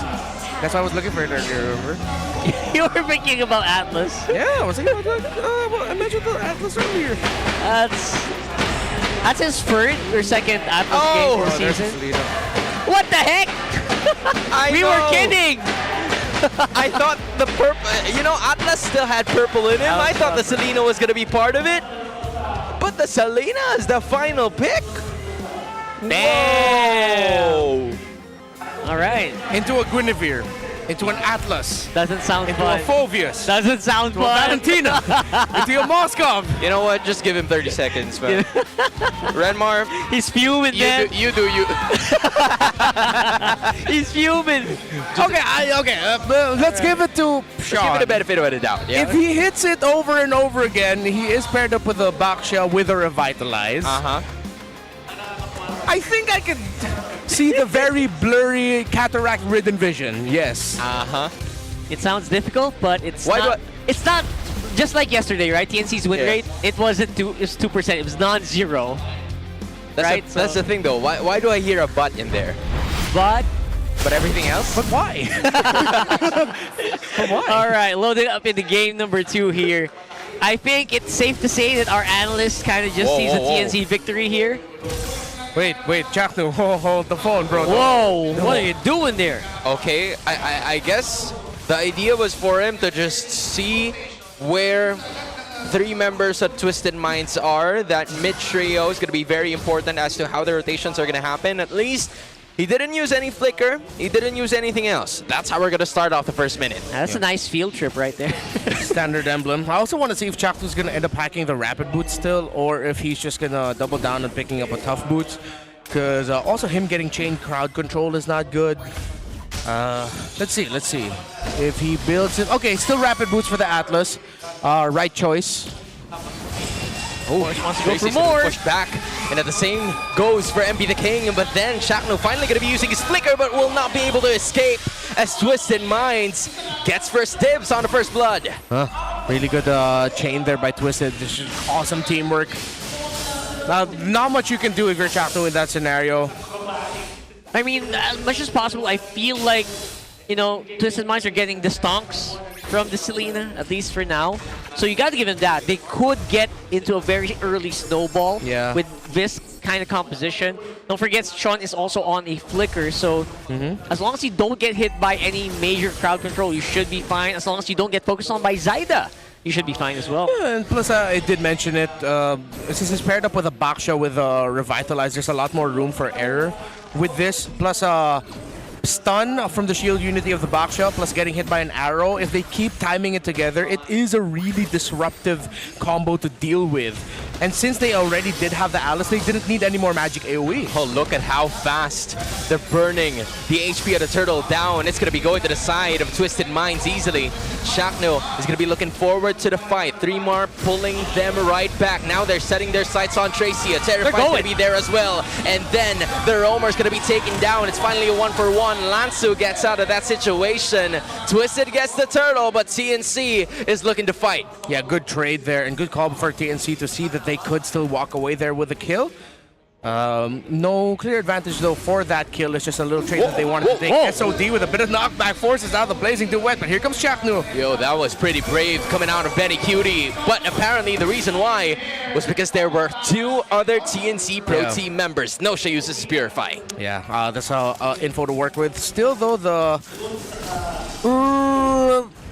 Fatal Links should come back before the Purify comes back for Nosha, but Zaida found Lansu alongside 3mar up top. Oh, that's a really good way to kick things off for the jungler. It really is. Getting into that mode, this is what I'm talking about. The moment you get focused by a Guinevere, you're probably gone. You're probably gone, especially since it's combo with a Phoveus. So now, you've got more to play with here. You've shown your threat. Zyda's basically like, hey guys, you can't forget it. I'm here. Watch out, right? So I like that Zyda's still doing this, and again, that just reminding players like MP the King, players like Sean, you gotta watch your back. Wait a minute. I don't know if you guys noticed, but Stone copied the ultimate coming out of the Selena. I don't know if I got that right, but if it is true, what's the sense of it? Like, trying to make sense of the situation. What's the idea behind it? Is it just an error, or what do you go for it? You get something else. Form shift. You should get an arrow, I think. Yeah, because it's a form transformation. Yeah, right, there it goes. Yeah. All right. Yeah, okay, They're getting their own arrows and traps. At least it's going to be an extra crowd control skill for maybe a few seconds. That's going to be helping TNC with this Turtle Siege. 3, no, 4, even 5 coming out from Twisted Minds. Chakna's going to be evading after the use of the Turtle. They're going to be bursting down the major objective quickly again. Chakna's not going to be hitting anything. So is 3mar. So it's an easy takeaway for Twisted Minds. Yeah, and for the people probably wondering why it looked like Zyda and Chaknu needed to hesitate, or were hesitating, because they need to. You're up against an Alice, you're up against a Baksha, and then the Claude was there nearby as well, with the Moscow being at the other side of the map. It would have been way too risky to try and make it, because if ever, it was looking like Twisted Minds were ready for a fight, if ever TNC wanted to go for it, and that easily could have been a 3K, 3-for-1, or only just a 3-for-2 trade, meaning the Twisted Minds would walk away with an even bigger win. Yeah, I don't want to get wiped out this early on in the fight. Whoa! A flicker to a Fatal Link. Sean's not going to be able to hit it. Instead, it's Chaknu bursted down by 4 members of Twisted Minds. It feels like they're giving away so much and not really getting much in return as well. I don't know what the plan is here for TNC, but they're slowly losing steam. Yeah, that looked completely misaligned. I thought that they were doing that. I wasn't looking at the map at that time. I thought 3mar was closer, but 3mar was on the lower portion of the map. You'd only want to do that if the Phoveus is close by, so... Ooh, Mamba off the mark with that call. Oh, you can only make as much highlights as possible. Nosha is going to be planned to be bursted down by 3mar, but 3mar stays under the turret, still safe in the middle of all 4 members. Stone's going to be joining the party and then backs away. All right, so they got some tricks up their sleeves still. I feel like TNC still is rocking a lot of threats. So I like what I'm seeing at least. But how long can they keep that up? Like, I know they're trying to buy time for Benny, but is that going to be enough? They're not really doing much against Nosha right now. I mean, the good thing is Stone actually has a EXP and slight gold advantage for himself. So your secondary carry right now is through the Valentina. It's going to help bridge. As long as they don't have a major deficit for him, they're going to be fine. Most importantly, Zyda decided to go for the concentrated energy first. My big question for him is if he's going to rush the Winter Crown as second item, because that would actually help TNC a lot with making more risky plays and forcing things out of Twisted Minds way too early. There goes another Turtle Siege that will be uncontested. All 3 those major objectives will be going to the side of the mines, but Benny Cutie has been able to burst down turret up top. Tracy probably up next. Chakno using the perfect link to actually go ahead to go with the others as well. Stun for a bit, and there goes the Fatal Links that will be only hitting 1 person. Stone, Lansu, zoning away Zyda as well, doing a really great job using this Alice, and MP the King goes for the punish. That's going to be Twisted Minds with another victory. I was expecting an SOD to come in, but I think the TNC are putting a lot of value in the information of Lansu and Nosha, and if they have their ultimates or not. So it's a mix of hesitation over cautiousness, but at the same time, it's also looking at the other side of it. If they decided to take the risk, more people might get angrier.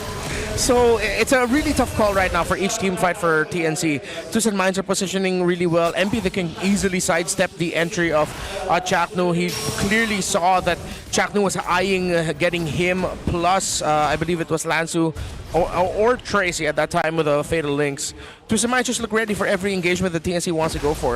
And then speaking of those Fatal Links, Chaknu's been holding on to them like really long.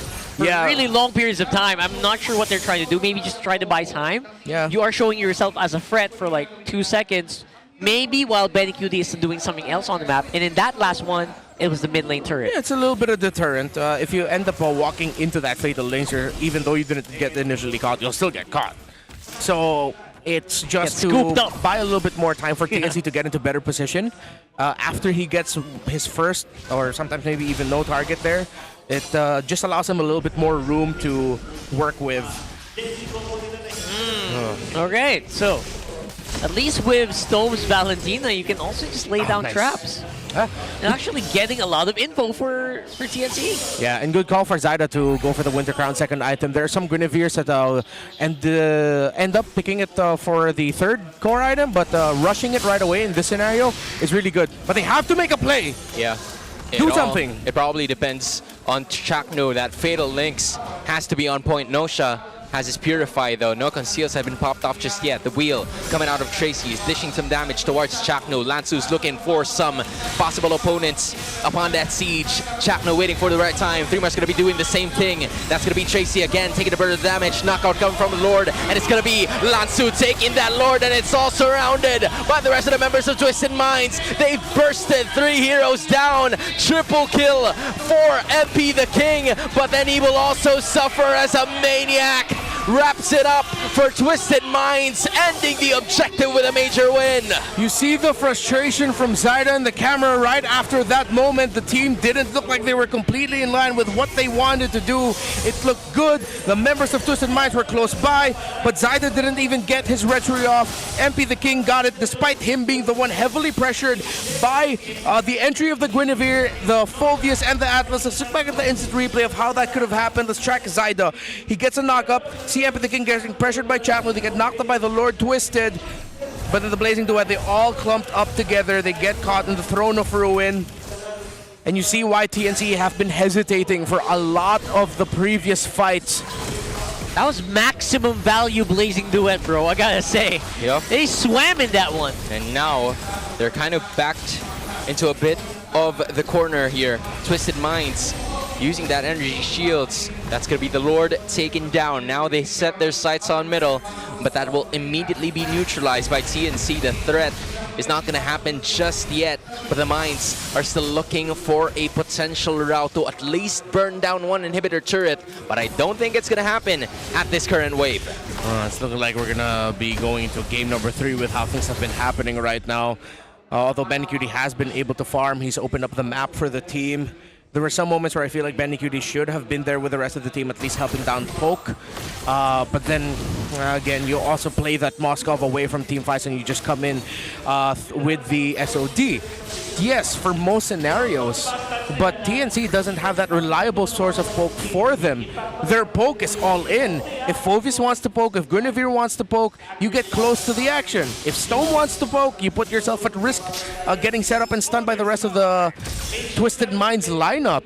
So maybe a little bit of change for the requirements of Benny. Adding him towards the moments where they need the slow chip away of health first would be good for them. Yeah, I would love to see that, right? And I think they're just leaning to their win condition anyway.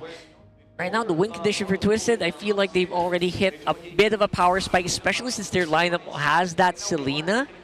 So they should finish soon, because I don't see this going well for them the longer the game goes on. Like maybe at 20 minutes, I don't see a Selena just having the same impact. Yeah, from the looks of it, it feels like the deny of that Baksha coming out from the drafted Twisted Minds really came in handy, because it was just so telegraphed. They knew that they needed something. They knew that they needed the durability, and in spite of them going inside, it would have been no problem. But now, with the Lord spawn, Tracy is leading the charge in this Lord pit. Sean's been fantastic as well with the checks. Again, he's supplemented by a really strong front line, but you also can't discredit that he's kept his deaths at a minimum. He's gotten vision, and even if that Abyssal arrow hits point blank, it is just a little bit more of extra delay that allows Tracy and Lansu to be able to get even more stunts and more impact in. And they're just very willing to reset this Lord every single time. They've noticed that Benny Cutie's already up top, so the siege is probably going to be starting. Chaknu is going to be bursted down first. Found him. Zaida might come up next. He is there looking for something. He turns garbage into treasure, making the most out of it, losing Noja, but also losing the Lord in the process. It was a little too late, almost by the skin of the Lord's hair. And still, Twisted Minds was able to get it, and maybe even more. 3 for the price of 1. Oh, that would have been a highlight. So but close. Benny Cutie, gotta give it to him. He had the right idea. Oh boy.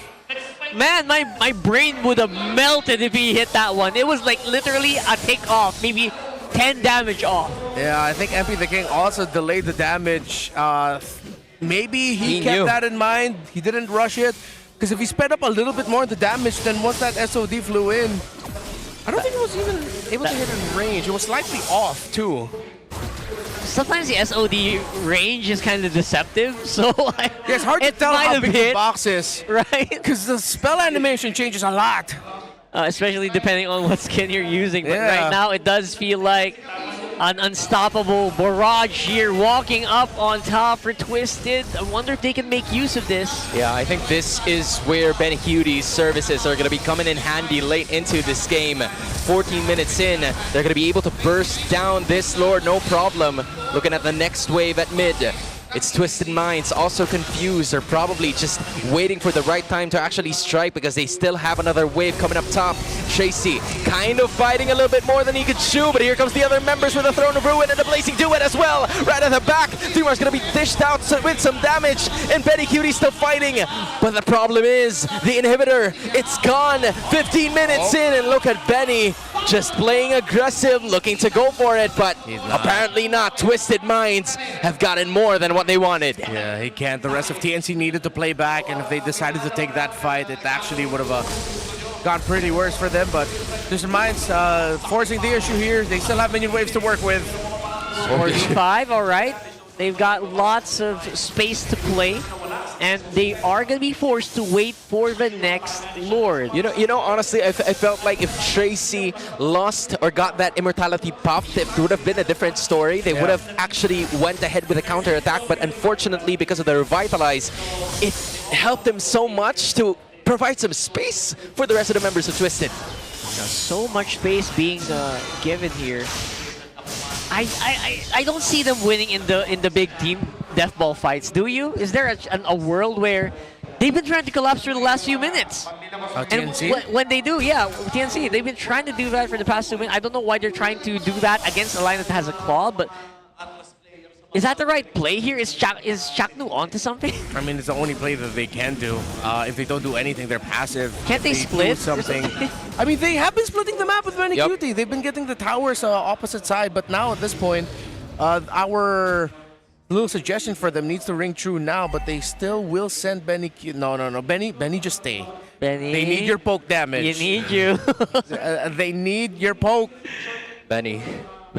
It's all about him. They have air, fire, earth, and water, Benny. They need the avatar. They need you to handle those, healed. and Benny Cutie found him! and it's Twisted Minds finding him immediately. Oh, what a blunder coming out from TNC. Now 2 is down. Chaknu and Stone desperately trying to defend the middle turret, but it's because of the fact that Benny stepped too soon. Now it's Zaida looking to delay what could possibly be the inevitable, but Twisted Minds are looking for him up next. Tracy using the wheels to find him, guiding his way back to Lansu, even following him next. And this is just a difficult route. Zaida's gonna stay safe, but for how long? I'm not sure, man. But 100% is sure. It's gonna be a lot of a hard fight. Can he actually make the Violent Requiem as an outplay? But apparently not, because Zaida's gonna come down, and it's all because of an overstep. Twisted Minds leads 9K. It's a very different TNC from game 1 to game 2, but then it's the second game in a row where a red 4 surprise roam pick, a steal, ended up going really well for the team that decided to call it this Baksha for Tracy, paired up with this Alice. Oh, this is going to be another 4v5 situation. Tracy still has the immortality. He would still have another extra life to actually go for the initiation, but the Lord is going to be there again. And then the rest of the members trying to look for Benny Cutie, but instead it's going to be other things that are happening around the map as MP the King is going to be popping off the immortality. Chaknu goes for it again, but then the Throne of Ruin, the Blazing Duet is probably going to be finishing all of them off, but Benny Cutie still fighting, looking to clear some minion waves, but Twisted Minds are locking, loading, getting into game number 3. That Maniac secured by MP the King in the mid-game was massive! From 4 kills up to 9, he ends the game, if I'm not mistaken, perfect! What a swerve by Coach Bonchan and Coach Esson to get that Baksha at 4. Making the Selena, which I will admit, maybe I would have. I locked in too much of it as an individual pick. But then paired up with the Baksha, with how he played it with Tracy, Sean, I understand it now. I'm gonna give it to you. Good job, man. It was completely night and day performance here between the TNC we saw in Game 1 and the TNC here in Game 2. Makes you kind of wonder, they got the lineup for it. Where did it break down? I think it's a lot of those miscommunications coming out from TNC, wherein it's very showing with their player cams that they weren't all on the same page in some scenarios of the team fights, and that's what led, even though it's very small team fights that they lost, that they could have at least regained momentum. If you pile them up all together, it's just a really big blunder coming out from the Phoenix Army. Yeah, looking at the moments where we are left with us scratching our heads of like, why are they doing that? Why do they do this? You look at the player cams and there's an equally an equal reaction from the players from TNC. Right. Someone just quickly going, oh man, or scratching their head, or very vocally, clearly saying something about like what's going on. So, yikes. Big yikes. Big yikes. Feels like those are the moments where you need a head and shoulders moment, or clear moment rather. Those are the things that you want, right? So for now, we're gonna have to make it wonder even more here as we head into game number 3. Because again, questionable plays aside, I feel like that's been, the biggest question mark for TNC for the longest time. Like for the last season, right? Like, yeah. Why are these things happening? Where is that synergy that we all expect coming in from TNC?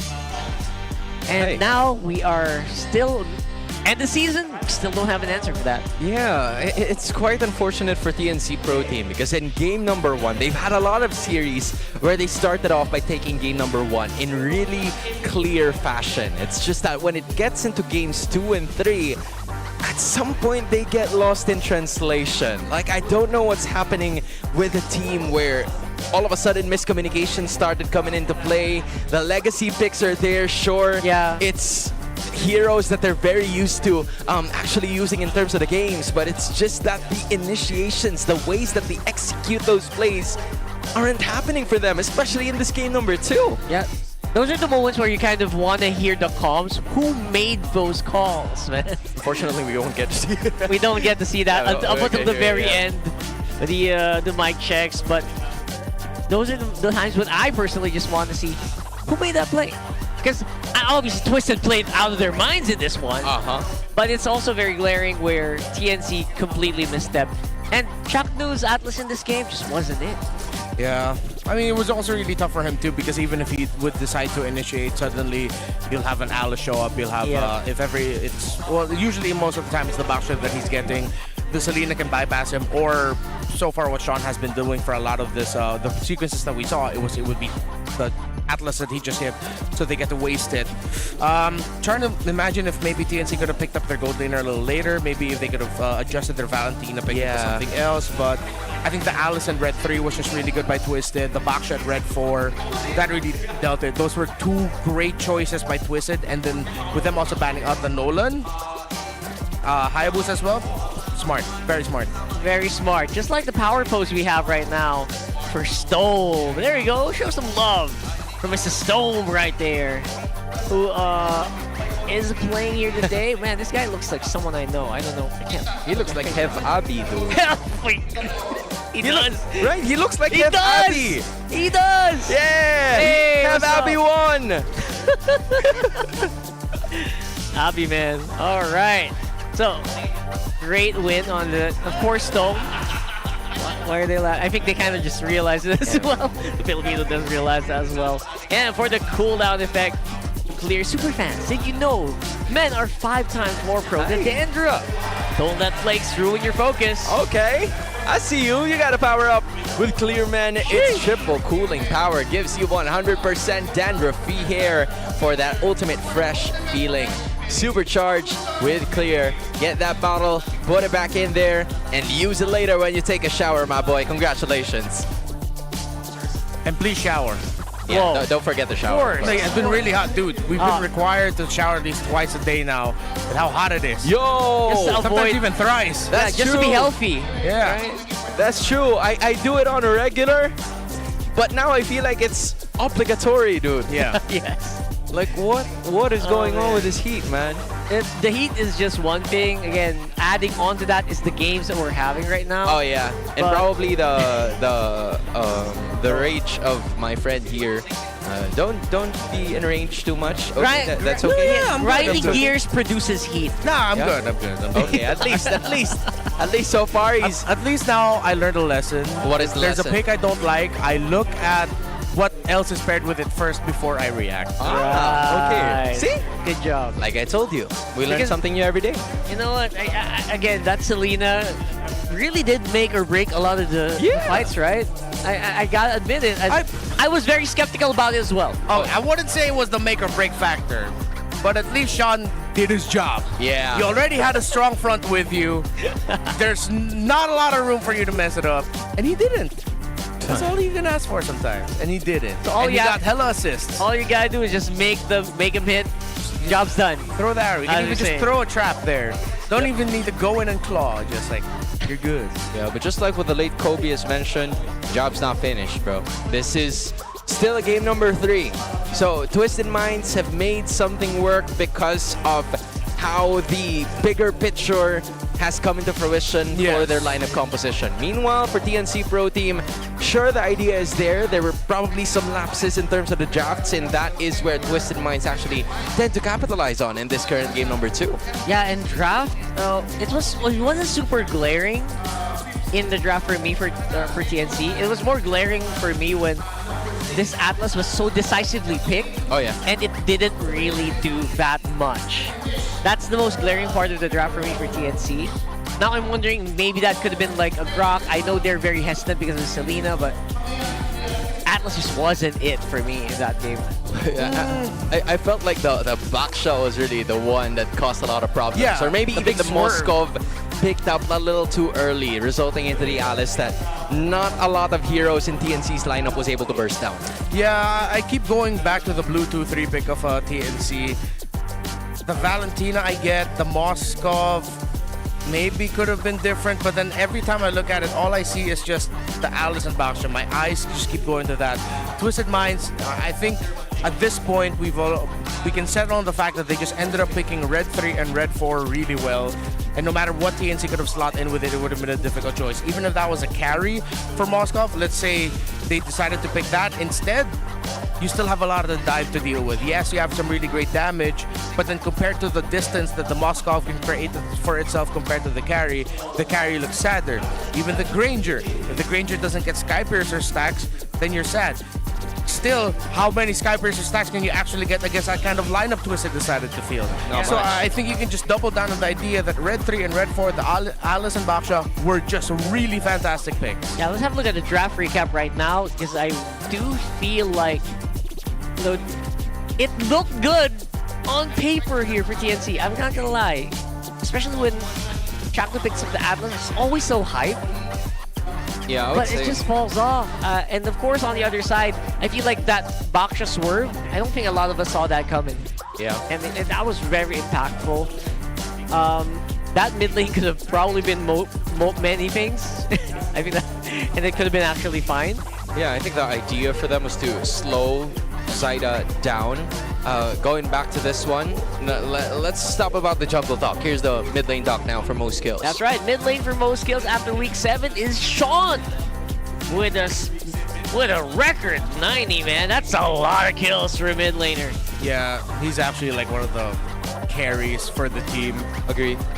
With the performances so far of Nosha and even Owl this season, it's really been Sean has been the guy racking up kills, which is, I wouldn't say it's bad, I wouldn't say it's great, but at least you have someone.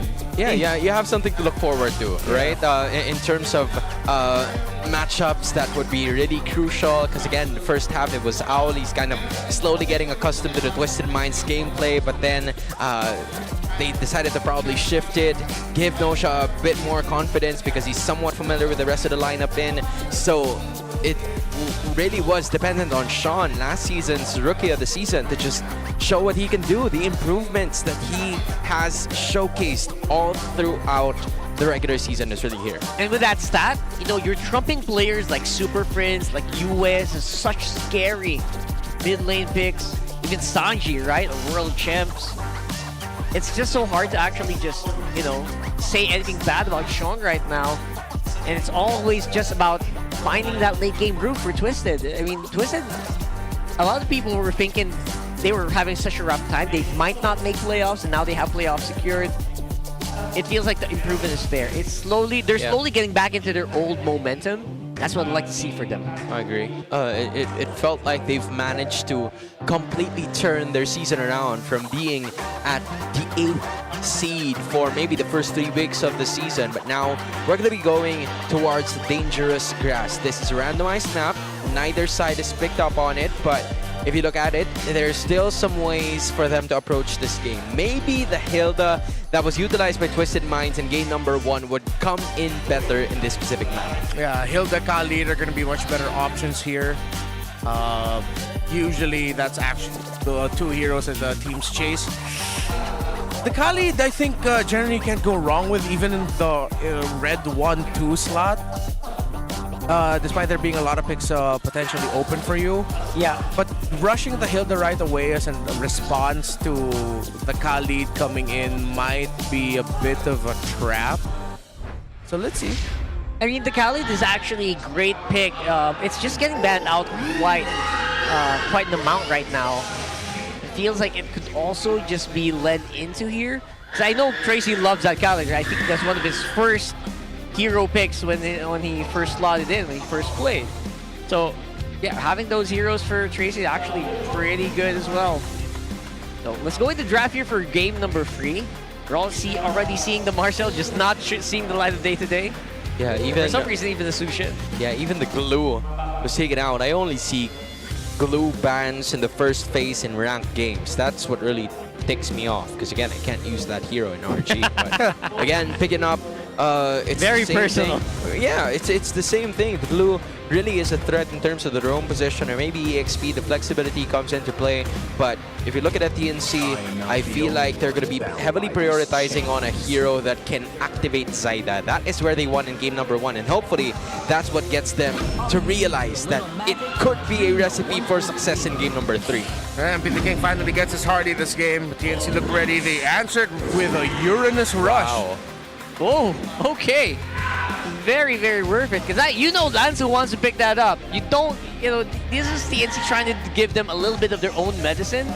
Trying to stop that and slow them down. But yeah, that's also a great answer to the Harley, honestly, anyway. Yeah, but there's still the Alice, though. Among the planes exists the Okay. Whoa. which I was made for. Interesting choices by TNC. What? Because you have the Hilda. You even have the Khalid. It's still available for both. We talked about it from the start of this draft, and then TNC just decided to pass it up. Wow. There goes the Harith. They're not even going with a Suyu as well. Wow. Damn, bro. All right. So. Give me a moment. I'm trying to see the vision. Yeah, no worries. No worries. We're just going to go ahead and just wonder. The same way that probably a lot of people are wondering as to why these 3 picks are here.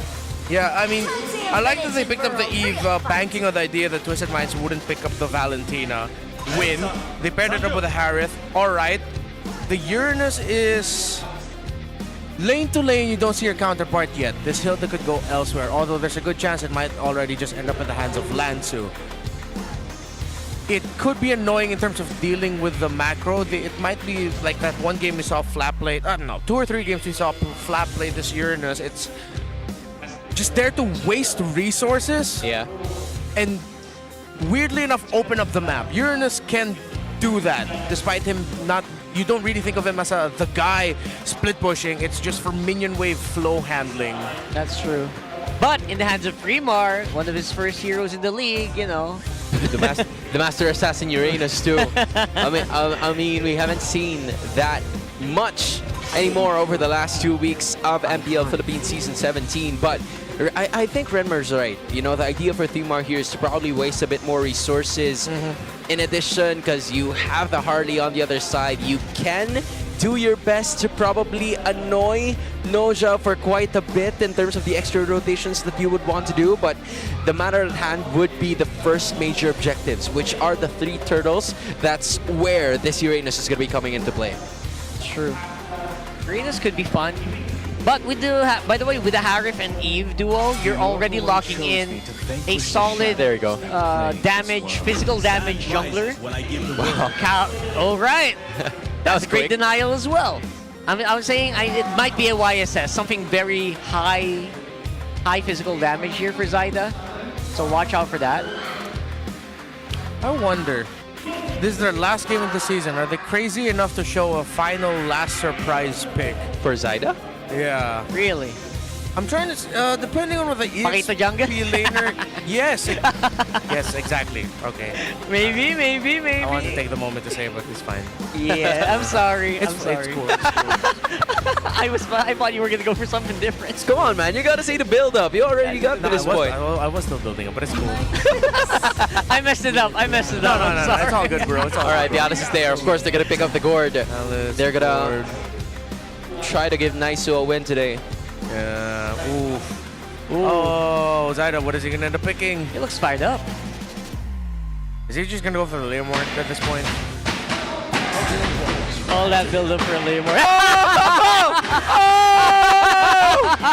We here! We here! A wise man once said, "Oh, give me the saber. Give me the saber. I'll take him down level 4. Oh boy. Oh boy, here we go. Oh boy. Do you need 30 seconds, my boy? I think you do. Rock hard, I'm gonna give it to him right now. 3, 2, 1, go ahead. You know what? Just so it's fair, I'll give it the first initial treatment, like how I reacted to the Selena earlier in game number 2. What? Why? All right, okay, that's just for fairness. I give it to Sean earlier, I gotta give it to Zyda now. This time it's okay. All right, lane to lane, Harley versus Gord. It's excellent, right? If you're thinking about it that way, but yeah, why? Wow. We'll probably answer that as we go into game 3, obviously. I mean, of course, there's the elephant in the room of if it does work, it will work really well. Oh yeah. It can dunk on that Harley. I'm gonna say it right now. Yeah. If it works, it will work really well, especially since it's paired up with a Kali. That is just burst for days. They can't snowball out of control. But then the thing is, they're up against a Hilda that they have to think about.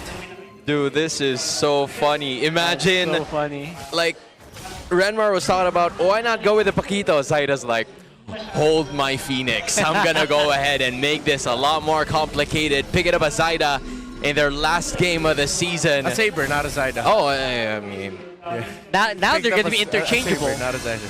Zyda basically just, picking up a Zyda. Pick it up a Zyda. Pick it up. Saber picks up Zyda. Zyda picks up Saber. You know what? Saber's gonna pick everyone up later. No, yeah. Level 4. Level 4. Level 4. Always remember 2 words. The legendary. Level 4. It's crazy. It isn't even killing spree. That dude is just going for all of burst. Literally gonna pop heads. Yeah. He just wants that damage. He wants faster abilities after he uses the ultimate. Man. Dude, everybody's waiting for the level 4. Yeah, everyone's waiting for it. Not even killing spree is wild to me. He's just watching. I mean, the cameraman's just watching. He's waiting for that level 4 hits. Bro, Zyda is wildin'. Now he has level 4. See what I mean? Here he goes. All right. Can he go into the side of the wise man? But Tracy and Lanzo are tanky members in the early portions of the game. I don't think that's the right targets. Not now quite. he shifts his sights towards the bush, waiting for somebody to enter that is squishy enough to give him the first blood. It actually feels like it's more reasonable for him to go for someone's... Tracy doesn't want to give it to him. He says, not so fast, my boy. You're going to have to look for something else. The turtle is about to be reset again, but here goes another one of those Throne of Ruins to officially kick things off in this game. Not a first blood for Zyda, but a first blood for Twisted Minds, as they're going to be holding on to this major objective. Yeah, that was a great take here. Now they're going to have maximum control. 3mar still in the fight, though. But 3mar doesn't have enough firepower against the two members, especially with Retribution coming out from MP the King. It's Twisted, turning things around. Yeah, I mean, as expected, right now they don't have the answers that they need for this Alice, and Lanzo can just keep rinsing and repeating what he did there. He doesn't have the flicker, okay, just gleam in, Throne of Ruin, threaten them out. Once you have the flicker, even worse for TNC.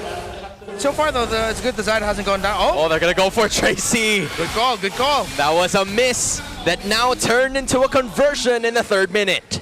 Ooh. In all of this, I was thinking, you know what, where's the level 4 first blood? We're all thinking that, right? But you know what, it can still come. I think they're just more hesitant to play it just because, you know what, you don't want to give away your body too much. You're a lot squishier at level 4. You don't want to give away, and you don't want to fall behind in XP very early on. They're just looking to make the Phoenix Army proud with this last pick. It's just a surprise. I even have to remember the ultimates. What's that called again? Triple sweep. Triple sweep. Thank you so much.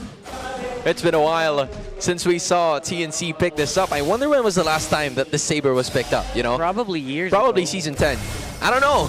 Probably. Oh, because it was the Paquito that was picked up, and the Benny Cutie's still going to be that same, but not. Oh! No, That he is lives! taken down. Benny Cutie lives. Yeah, the burn wasn't enough. So far, we've just been seeing a lot of farming from Zyda. We're waiting to see when he'll get his first big kill with a triple sweep, but right now, Twisted Minds are keeping themselves scarce as well. In before he doesn't get a kill all game. Just builds tank and just doesn't die.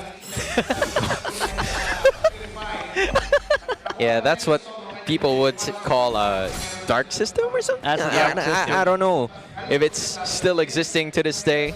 I think Renmar would be the judge of that. Does it still exist? Like dark system picks? You know what? At this point, I'm more. I was gonna say I'm more chill about it, but then it did crash out earlier. So yeah, the dark system picks are still there. Oh, well, that's kind of unfortunate. 3mar's here, burst it down again.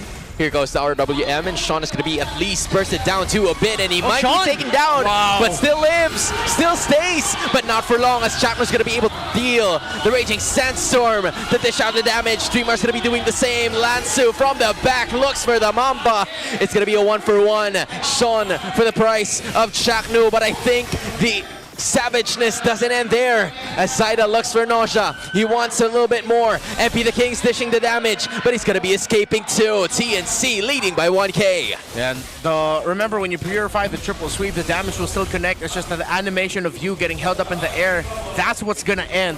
The damage will still go through. So you saw after that triple sweep, even though Nausea got to purify away, a good chunk of his health was taken out. Still hurts. That's why it's also just so good to build damage on the Saber, no matter what. Again, I would love to see a tank build Saber is eventually, maybe we can have a utility Saber. Yeah, but right now, that's what Zyda's looking like. Yeah, I feel like they're also going to have to be smarter with their approaches the longer this game goes, because the scaling out of that Saber doesn't really come off so well as much. Sean and Nosha's probably going to be your main target, but Chakno has always been the main target for Twisted Minds. He still is able to escape, but going back, Zyda needs to get something up quick. Let's see when that'll happen. Stome also level 8. Stome's been the foil to Sean and vice versa. I think Sean needs to watch out when he decides to use the Mystic Gush. A purple buff steal completed for TNC. MP the King is one buff down. Right now, these buff steals, they're step 1, right? There's so many more steps they need to do to slow down MP the King on this Harley. But they're definitely in the right direction. Yeah, Zyda has a 2-level lead over the Harley. He's been spending a lot of time farming up, stealing resources.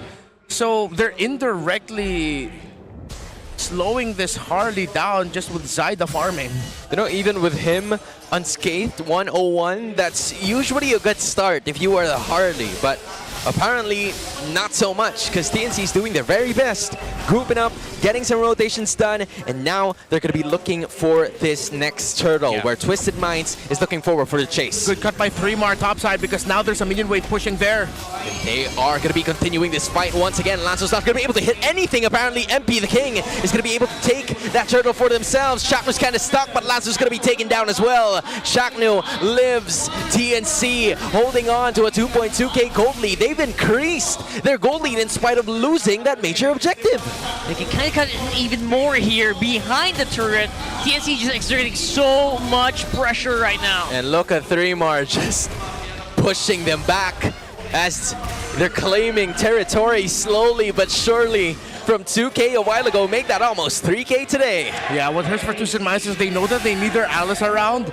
So the fact that 3mar cut the wave and the significant amount of progress was used Season 10! was jumped to the turret up top. Yeah, it was NXPE Kaizen back in Season 10 that last picked the Saber. I told you, bro. This reminds me of so many things. They had to dig deep for that one. It took them a while to get that graphic up. They had to search for at least 3.5 seasons in. That was long ago. Well, fortunately for us, we finally figured out and remembered.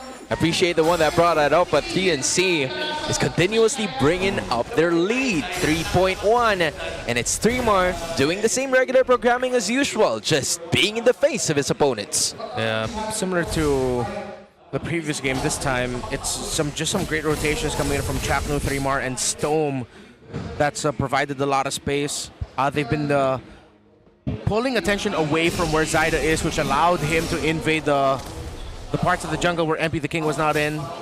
Still, it's a 2-level gap. Divine Glaive already for MP. But Zyda's been doing some terrific counter jungling this game. Yeah, excellent counter jungling, to be honest. Yeah. And that's all he's been doing. Just trying to steal away as many of the jungle creeps as he can. Yeah, look at that lead. It's almost, well, it's 1,100 or so. And 2 levels. Yeah, and 2 levels. Damn, all right. Zyda making the support Saber work. Okay.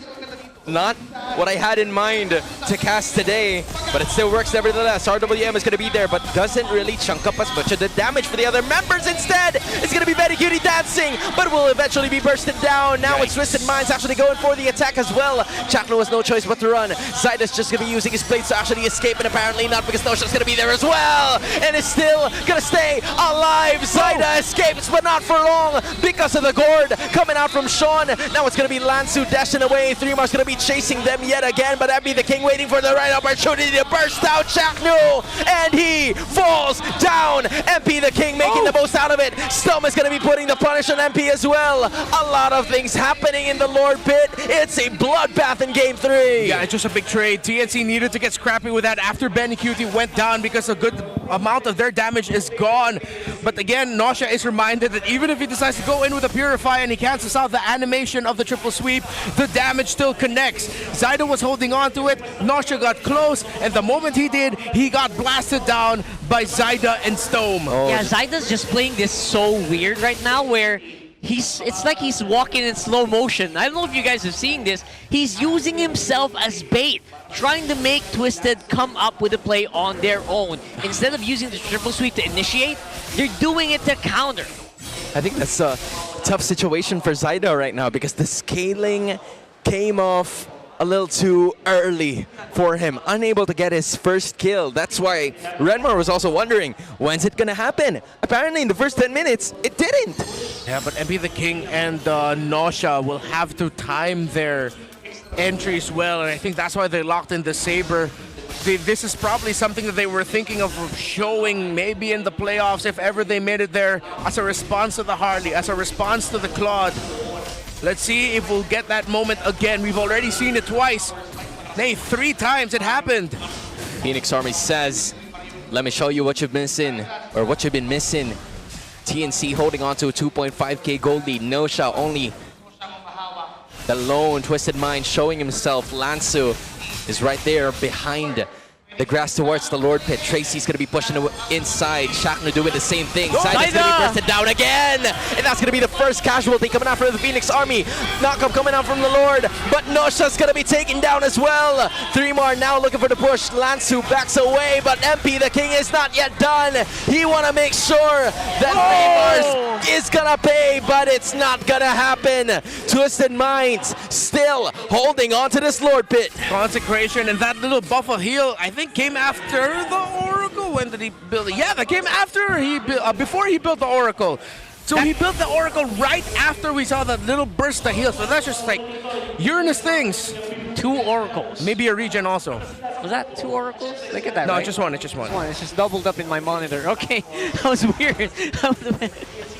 But right now, yeah, that's why you pick the Uranus, right? Against a Harley, you try to give him so much hope. You try to give him a target to throw that deadly magic on.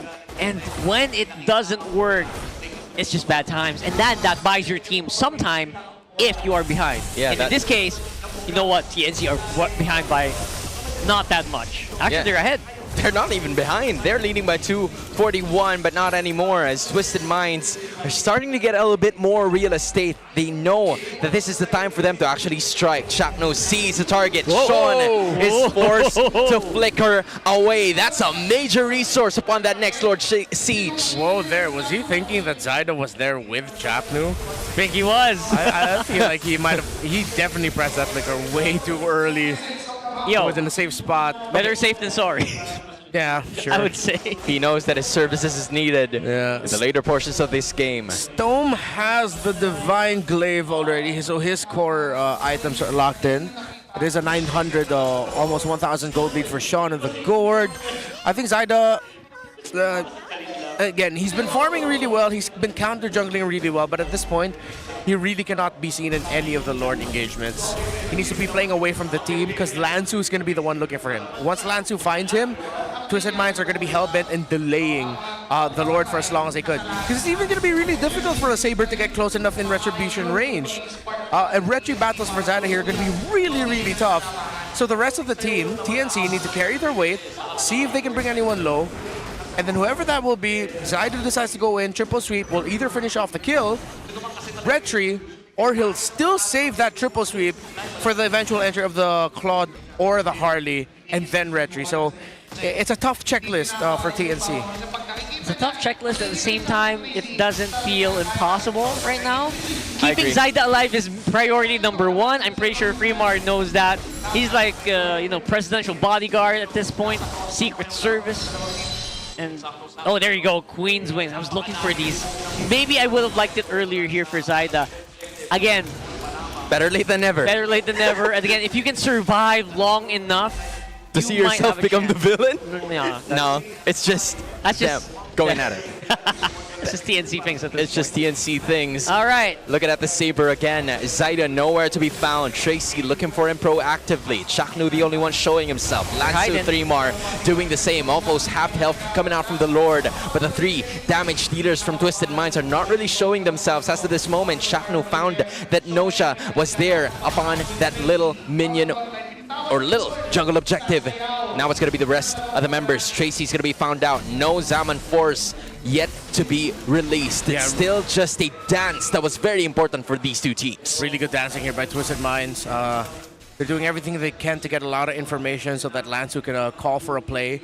TNC are protecting their side of the jungle though. So yeah, it's just dead even. It's really good control, especially now that you see Chaknu just roving around. They know that, Threemar can hold this all day long. Yeah. All they need to look for is MP, and he's not showing. Yeah, and you see Lansu holding more the beard bush right behind the Lord Pit because he knows that's actually the best angle that Zyda can come through, and he checks it. So now they know where Zyda is.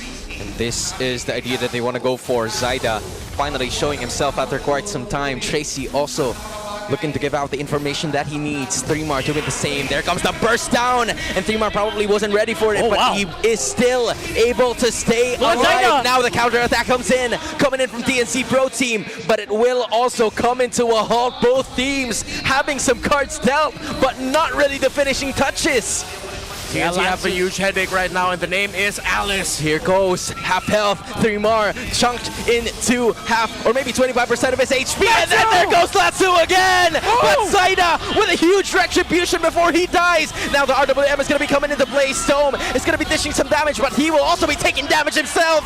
It's going to be a slight disaster for TNC Pro Team as 3 more and Benny backs away! Good thing Zaida has the retribution, but the Phoenix Army flaps their wings back to their base. 100% winning the battle, but looks like they might be losing the war here. As we see Twisted barreling down on top in mid. Oh, another Throne of Ruin coming out from Lansu. Probably the biggest one in this series. 3mar doing his best. Benny out in the back, looking to defend still as 3mar taking the brunt of the damage coming out from the Blazing Duet, and he is gonna be going down. Same goes for Benny Cutie. Zaida the only one left alone. The trump card. Can he be able to protect their lair? Apparently not as much. Here's the OWM, but it's not gonna be enough. Twisted Minds bids TNC adieu, moving on to the playoffs. They made them work for it.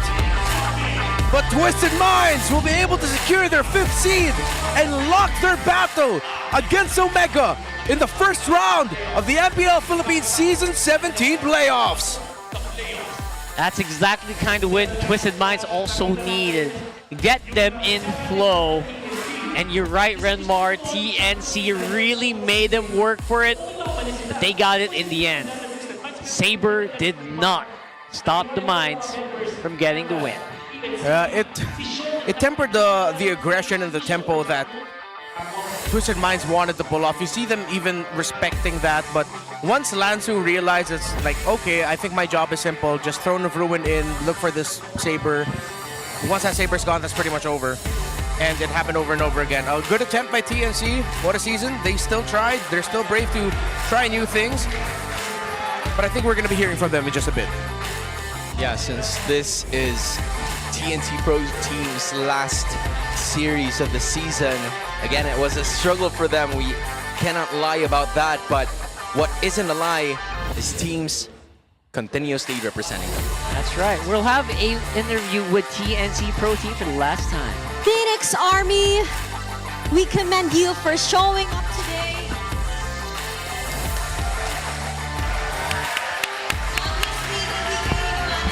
Obviously, the Phoenix Army did not leave you.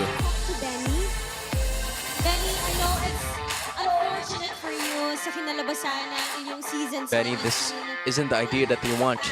This season, what's Looking back into this season, what's the biggest lesson for the Phoenix Army?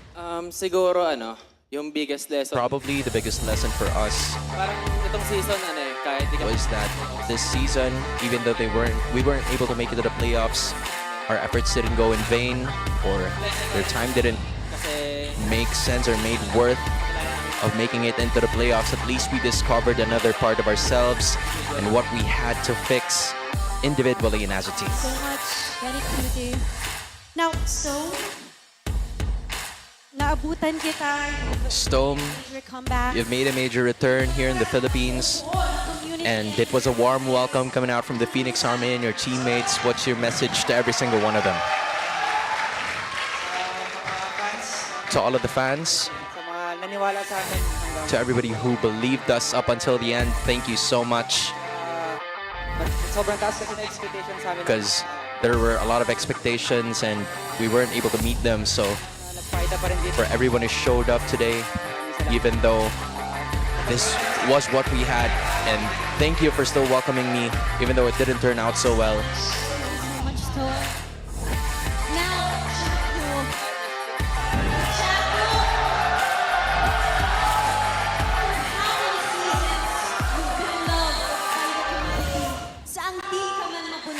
Chakno, you've been loved.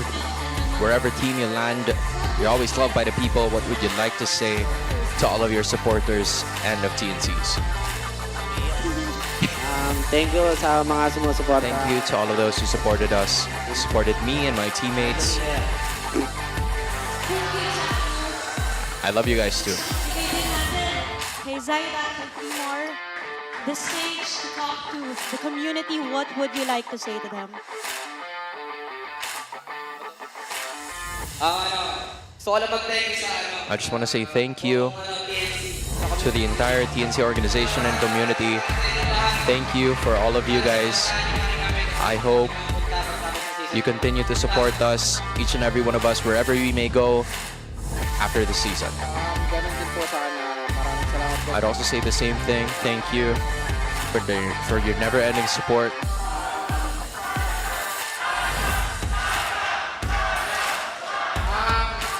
Feeling blessed pa rin po kasi I still feel blessed nakapag-compete pa rin kami ngayon because I'm still able to compete for the season, and I'd still be able to compete here at the MPL stage, so I'm really happy about that. sa mga susunod. I hope I can see you next time. I just don't know where I'm gonna be, but I guess I'll see you next time. Thank you sa lahat ng Phoenix Spam. Thank you to the Phoenix fam. Thank you for your support. Yun lang. Of course, That's it. leading their team is their coaches. Anything you'd like to say, Coach Tito, Coach Tomas? That was such a ride for TNC Pro Team. Ako nauna gusto ko mag-thank you kay First of all, I want to thank the Lord for this opportunity because we are here in MPL. Grateful kami na nagagawa We're namin. so grateful because we get to do this. We get to do our dream jobs. Sitwasyon. Even though the situation is very difficult, Parang pinipili na lang namin maging grateful. we just choose to be grateful all the time. Thank you rin sa management ng TNC. Thank you to the management of TNC for the support they always give us. It's just a really solid amount. Sa kay Richa, kay Boss Josh, kay Sir Pao. Tapos syempre sa mga fans ng TNC. Of course, to the fans of TNC, Sobrang thank you kasi thank you so much sitwasyon ng because whatever the situation the team is in, you guys are here, full support. Your efforts are seen and appreciated. And of course, to all of the players, even though the situation didn't work out the way we wanted to, I'm still so proud of our friendship and bonding because it was stressful, but we got to know ourselves a little bit better. And this is the biggest thing that we can hold on to for this season. Gusto ko lang din magpasalamat sa I also want to thank fans ng TNC. all of the fans of TNC Pro Team and the management, and of course to the players Hindi sumuko na sabi namin. that never gave up before week 8. And whatever happens in week 8, we fought the fight that we were supposed to do for our management Boss Josh. and the organization. Thank you so much as well. I guess we'll see you next time. Hopefully, we have unlimited times to come back stronger.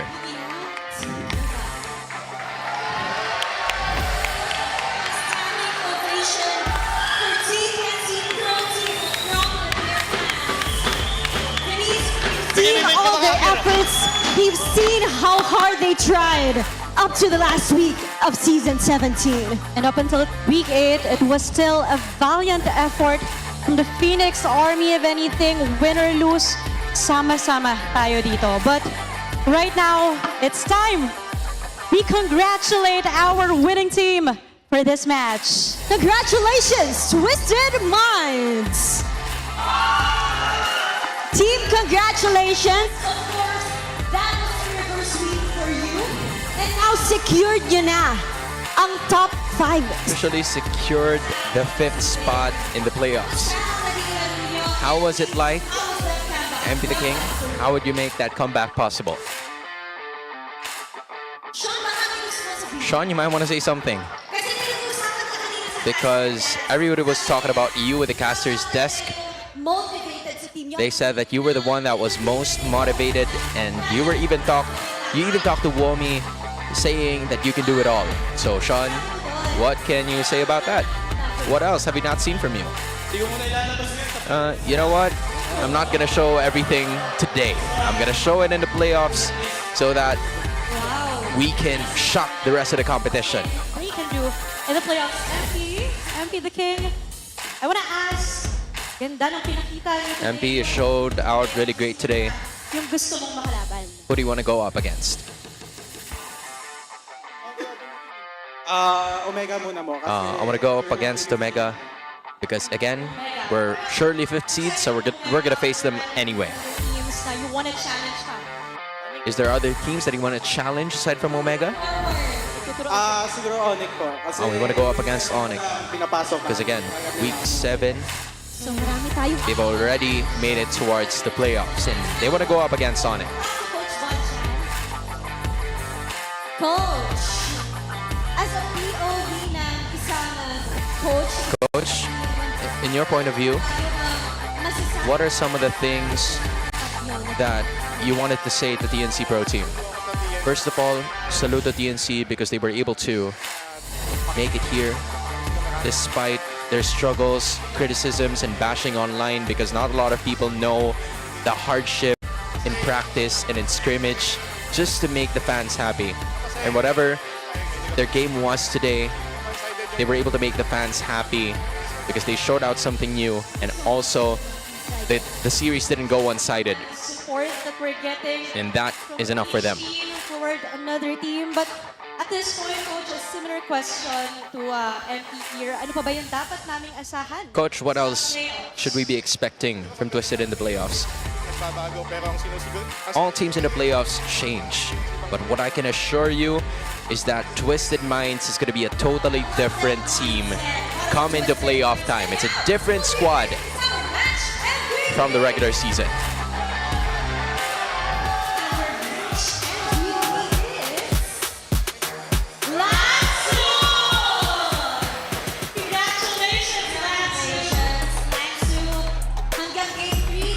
Lansu, up until Game 3, was that match against TNC Pro Team. What was the team's mindset to get into Game 3? Really, we never lost hope because we had a setting hero. And yeah, Sean was just really strong in terms of the pokes. You were even the highlight in spite of Lansu's statement. to all fans and supporters of Twisted Minds. Salamat po sa mga sumusuporta sa Thank you for everyone who's supporting us. And in the playoffs, we're going to showcase a different Twisted Minds in preparation. Twisted Minds! Oh my gosh, Odin, I am also speechless with what just happened. But if anything, these are two teams who continuously prove why they are here in the MPL. And again, all about the community. They've been with them. And sasamahan nila sila hanggang playoffs. Oh And you know what?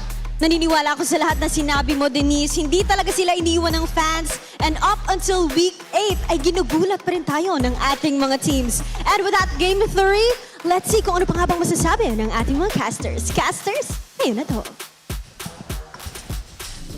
Yeah, a really heartfelt message there for TNC.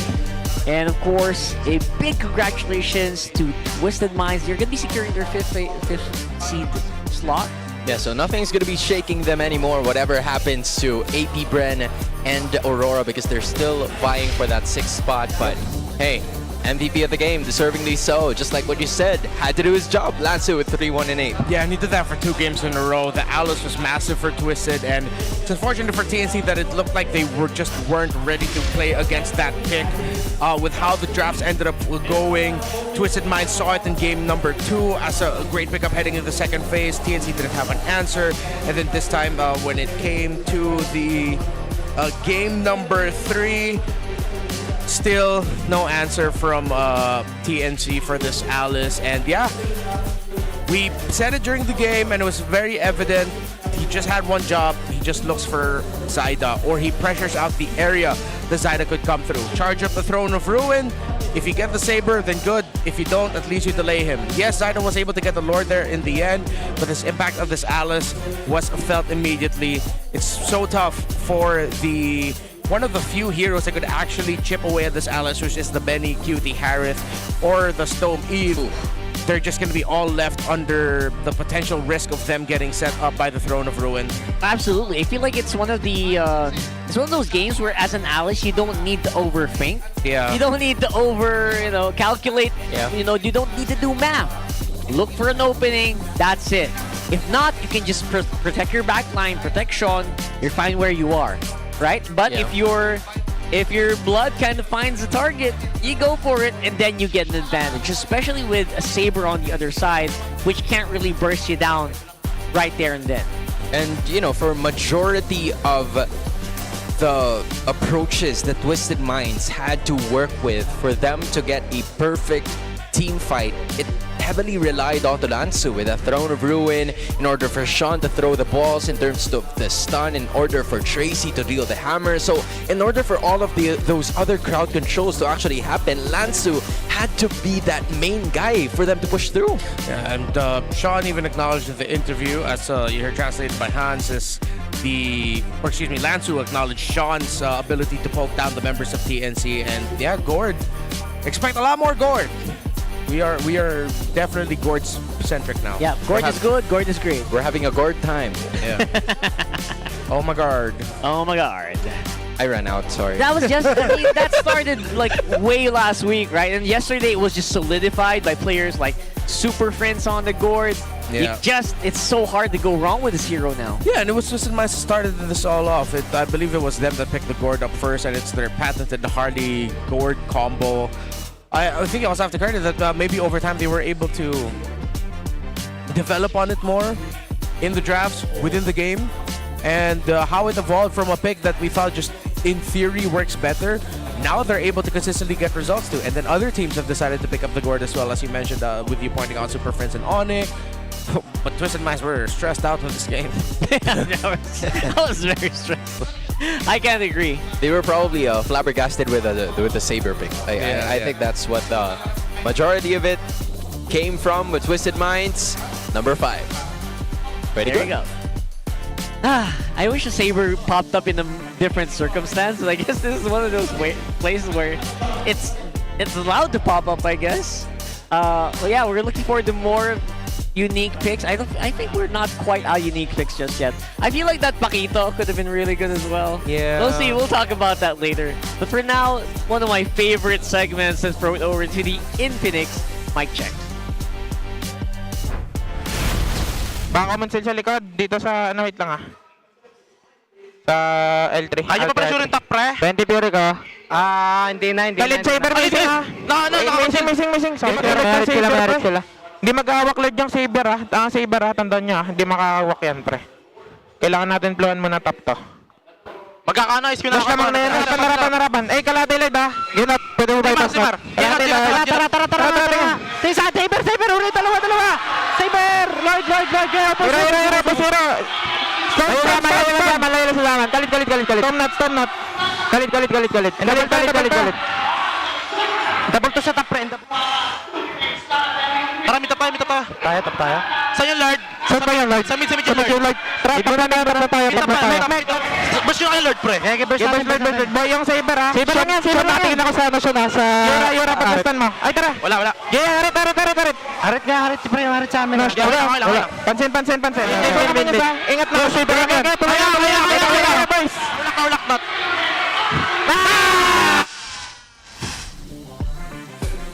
That was clean. That was pretty clean comms. I like that. They were literally forming sentences mid-air. And they highlighted that Saber can't hold Lord. Yeah. If Saber can't hold Lord, because if he does, just 2 hits from it, then it's already a big advantage. And Lansu made a lot of calls there of just focusing on locking down the Saber. So I like that a lot of the things that we said here were actually reflected by the mic check. So yay. Credibility plus 100. Teaching. Overall, a very fun match. I hope you guys enjoyed that. We went all 3 games there. Of course, we'll have more for you in store here in MPL Philippines Season 17. We're going on a quick break. Don't go anywhere.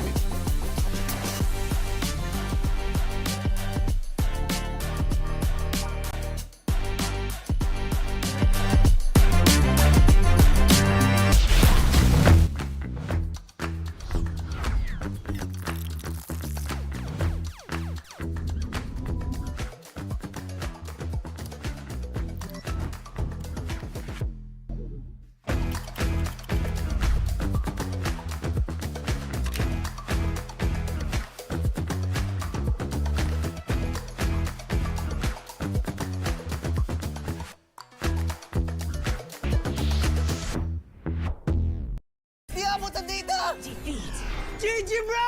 Don't worry! The Only with Smart Power All 99. Hindi bitin with 10 gig data to power your games plus Only Facebook or Only TikTok. Load now! Wow!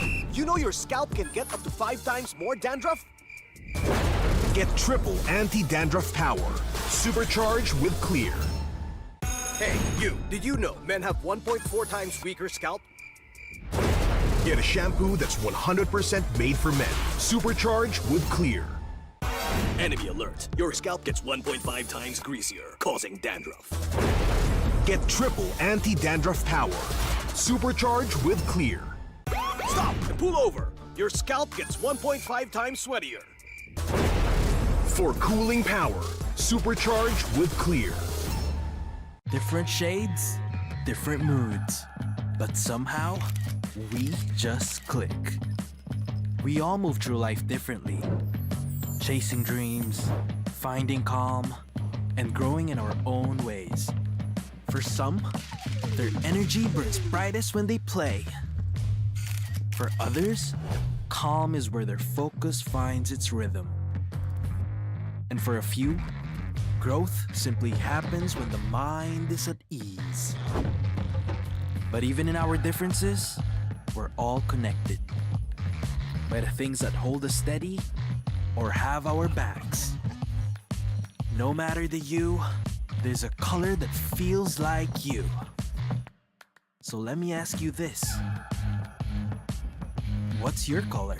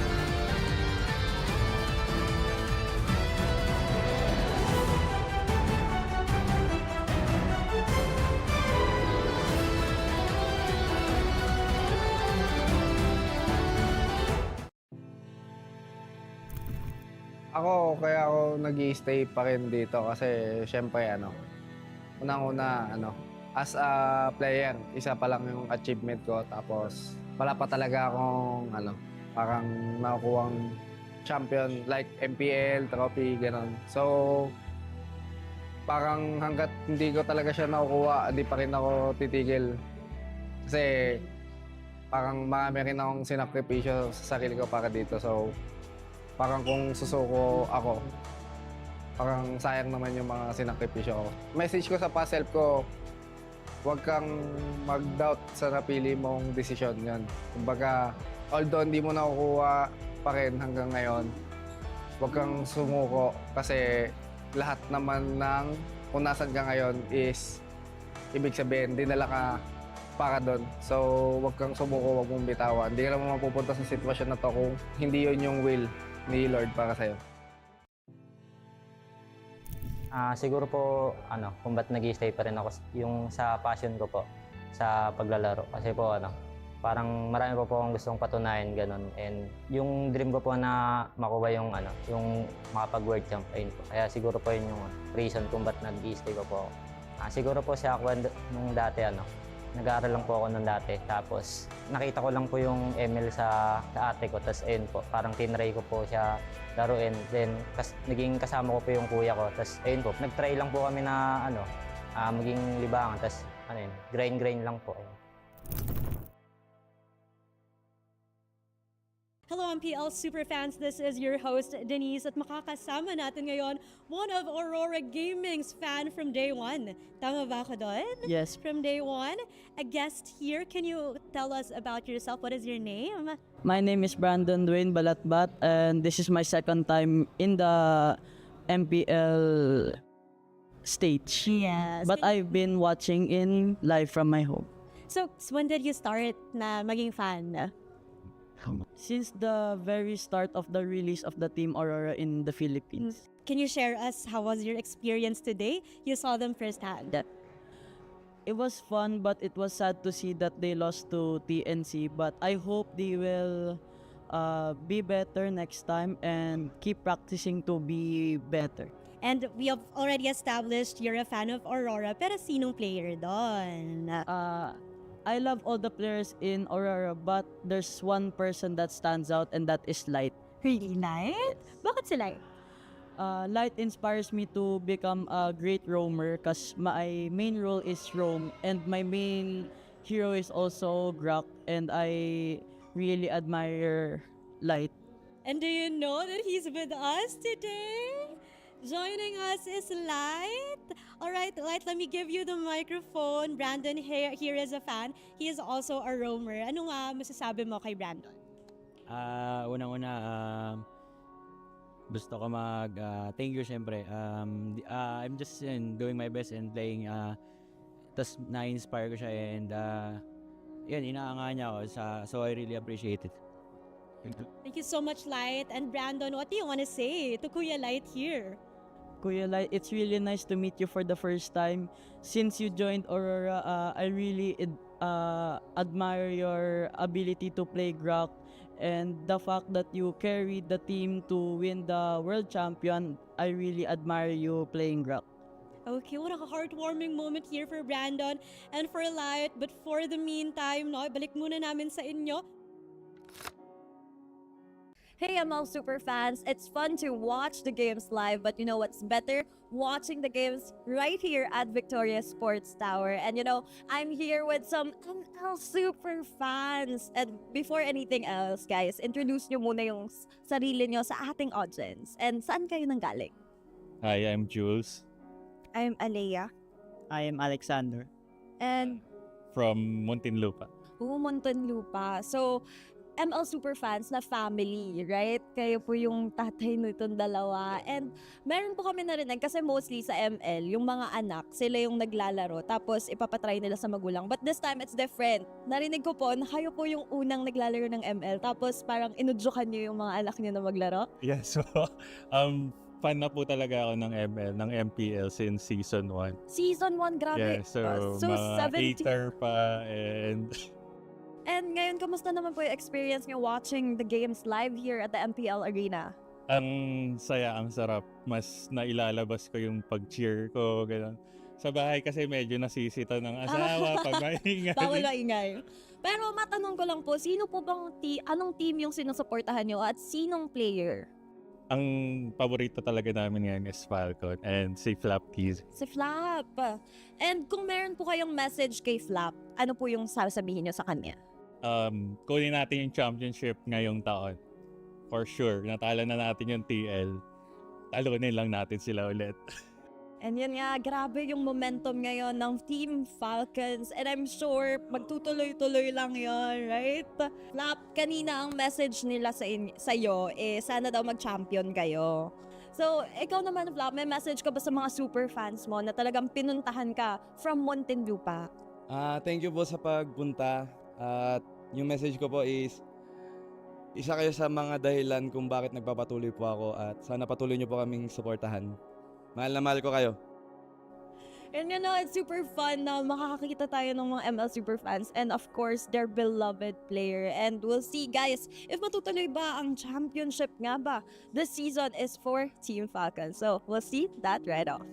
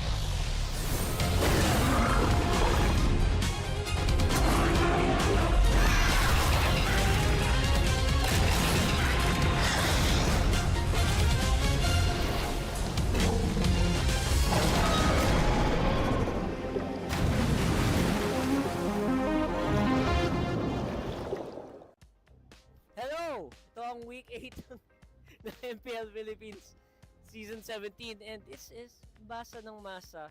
We've got a few questions for our viewers. Let's see kung anong basa nila. Okay, so I'm here with... Hi, I'm Jenna. Alright, Jenna, sino tingin mo sa TNC, RORA, and APBR ang makapasok sa MPL Philippines Season 17 playoffs? I guess RORA pa rin kasi for sure mas gigil sila ngayon makabawi and of course, syempre sila yung last champion ng M7. So for sure, mas pipilitin nila na makapasok sa playoffs and syempre hindi pa sila nakakapag MPL champion. So most probably talaga na pipilitin nilang makapasok sa playoffs. This is it. Alright, puso ng kampiyon. Kasama ko naman dito si... Jorine. Alright, sino tingin mong papasok ng MPL Philippines Season 17 playoffs sa tatlong natitirang team? For me then Aurora kasi sila din po yung unang na-root ko po talaga. Then sa ranking medyo ano na po talaga mahigpit din yung laban pero alam ko po kaya pa po nila bumawi. Ano yung nakita mo sa Aurora kaya tingin mo sila yung makakaangat sa APBR na TNC?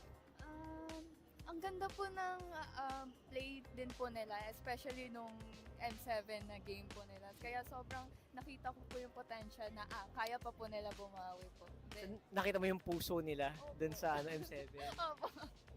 Kaya rooting for Aurora. Valid. Alright, thank you. At dito tayo kasama ni Kuya.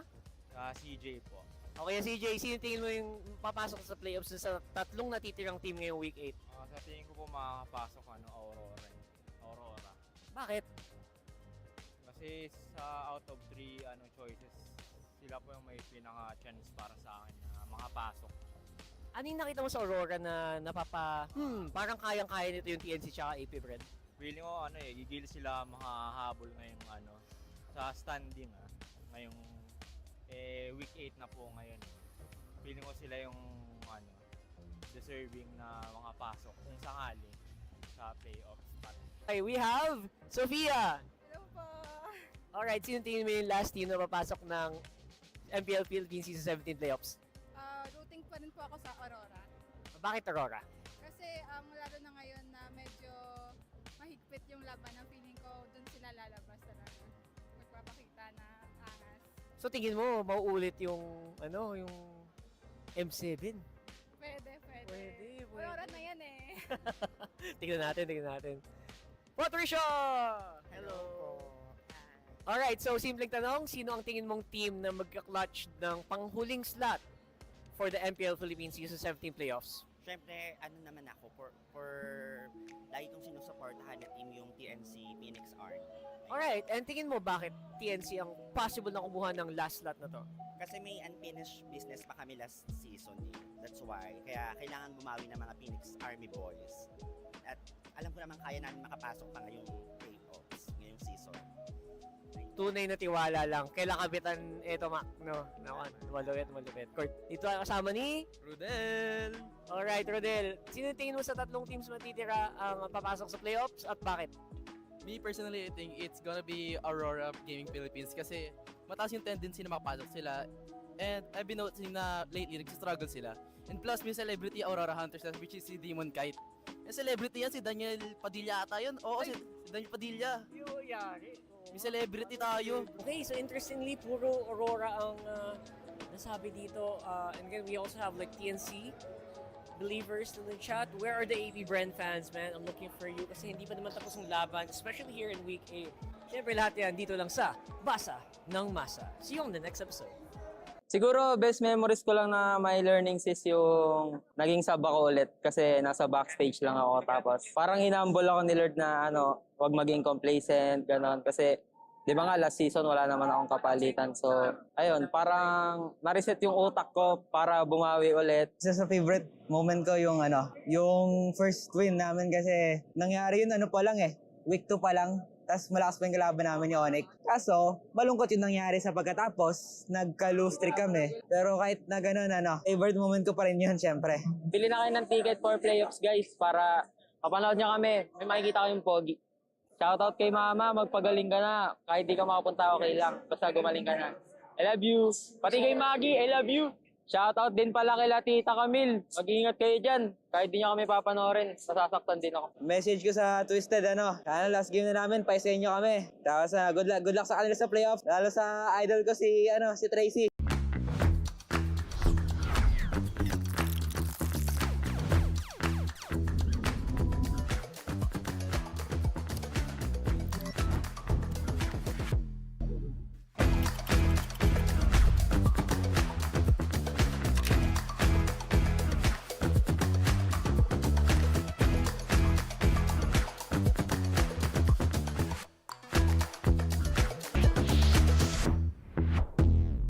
Di abutan dito!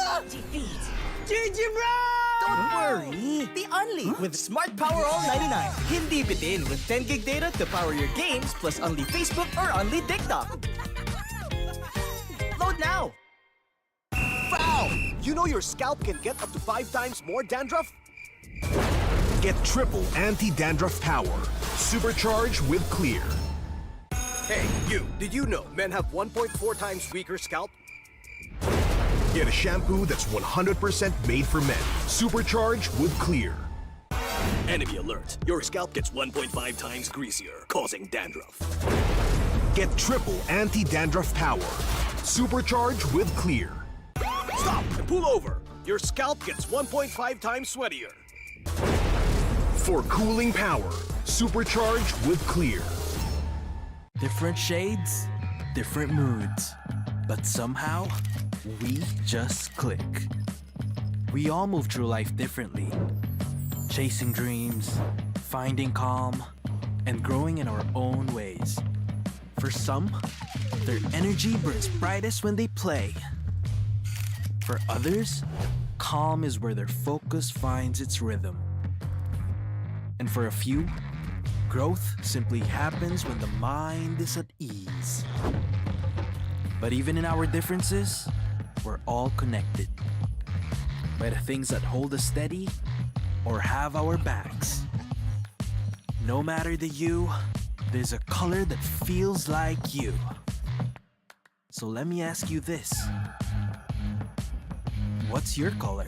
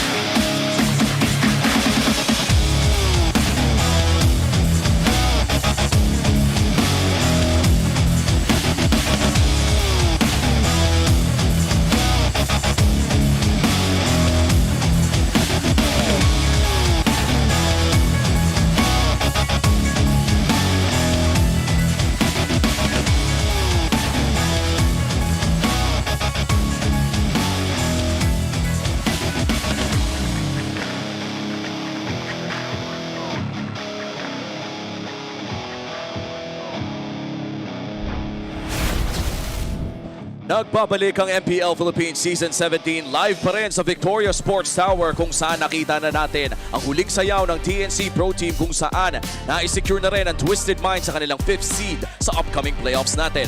Upper bracket secured na ang Team Falcons. Meanwhile, ang kalaban nilang APBR ay naghahanap pa rin ng paraan at puntos para makapasok sa playoffs. Magiging mahirap ang laban na ito with Team Falcons momentum mula sa kahapon na magke-carry over ngayon sa kanilang laban kontra sa mga Bees. Kami ang inyong mga kasama ngayong gabing ito. Uwami pa rin with Josh Cakes and Wolf and over sa ating English panel. Rockhard, kamusta tayo dyan? Still us, it's Rockhard, Hans Galleria, and Redmore Santa Cruz. Super exciting ang mga ganap natin ngayon dahil ito ang ating first high-stakes match sa araw na ito sa ating Super Fan Saturday. It's APBR versus Team Falcons, the sting within reach. Isang one sting na lang para sa APBR. Isang puntos na kailangan nila para ma-avert yung crisis na paparating. And they badly need this match against Team Falcons kasi losing this might really decrease their chances of getting into the playoffs. Let's just say that for APBR at least, it's still up to them. So sila pa rin ang may control so kung saan sila mapupunta up until this point. If they win against Falcons, they can get to the playoffs. Yeah, it's still pretty big considering they do have a fight tomorrow, literally head-to-head against Aurora for that last line. Yeah, that's funny because again, it's 2 wins that are very important for you to get the 6th spot. It seems like 1 to 5 is already cleared up and we're just waiting for 1 more para makapunta sa San Juan. Yeah, the really difficult thing for APBR is they have to beat Team Falcons. The only team that got a game win against Falcons amongst the bottom 4 teams is Aurora. Everyone else got swept by Falcons. And this is really scary para sa APBR considering na may laro din ang Aurora mamaya. Yeah. And yan ang kailangan talagang panoorin for APBR ng ating playoffs condition. Playoffs secured if manalo ang APBR kontra Falcons and Aurora. Imagine, trying to beat 2 former world champions para makapasok ng playoffs. Whew. Tapos, ang mangyayari pa dito ay back-to-back pa ang laro nila para dito sa APBR. We did see them kanina dun sa papapunta ko dito, nakausap ko kahit pa paano mga members ng APBR. Mukhang high spirits naman sila, mukhang determinado sila ngayon at sabi ni Coach GA, mapapanganga daw ako sa gulat ngayon. Uy! Narinig ko din yan, narinig ko yan. I like it. Me like it. Saber ulit. Worse than Saber? Sorry, better than Saber. Kaya pala. Worse than Sorry. Oy, very exciting. On our end, this is probably one of the most exciting matches na paparating pa lamang. Pero kitang-kita natin na locked in talaga ang mga manlalaro ng APBR. This is super important para sa side ng Team APBR. At para naman sa Team Falcons, pwede pa silang makakuha ng first seed. Manalo lang sila sa APBR na 2-0. May chance pa.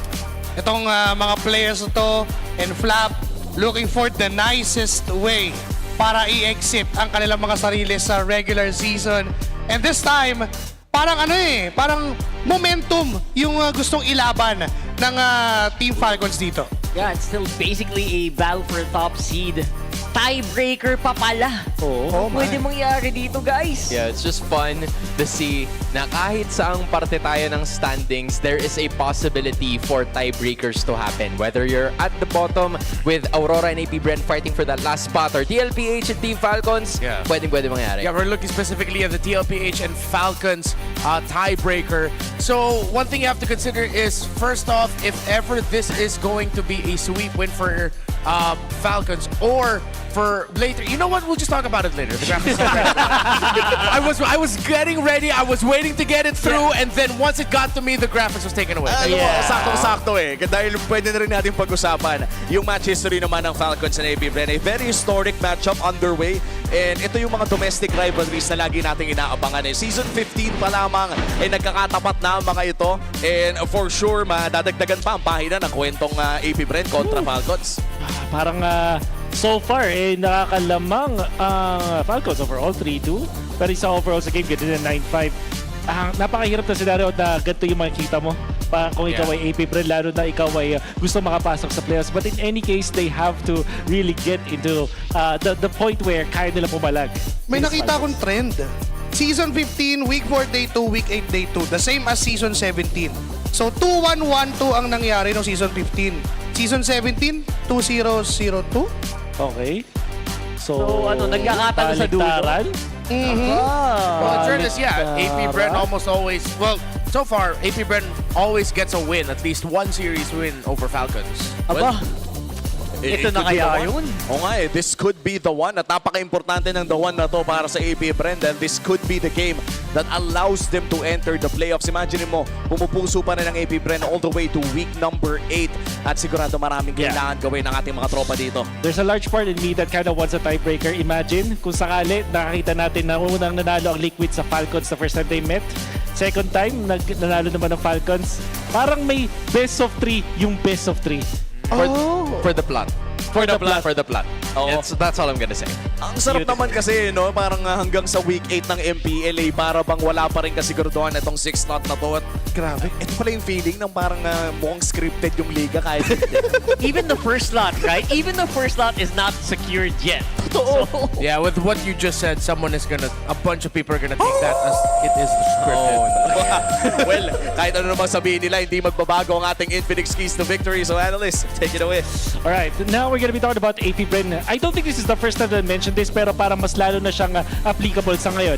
Napansin ko ang APBR na nagsisettle sila sa mga heroes na parang pang-kontra na lang at hindi talaga sila yung nasa taas ng meta at willingly nagbibigay sila ng mga meta heroes. I think this is the time where they cannot do that against Falcons. They cannot give Falcons strong meta heroes tapos yung sa kanila ay mga bunot na lang, mga pocket strategy. Although we would want to see pocket strategies, but strong meta heroes will be the way to go up against Falcons. And also, wag na wag ibibigay ang early game sa Falcons. Bukod sa struggle ang members ng APBR in the early stages, kapag ito yung nangyari, yung Falcons isa sila sa mga pinakamataas ang success rate kapag nakuha nila yung early game. Yeah, so Falcons are going to be eyeing out the roam mid duo of APBR, looking at Nova, looking at Aqua, and seeing if they can take them down really quick.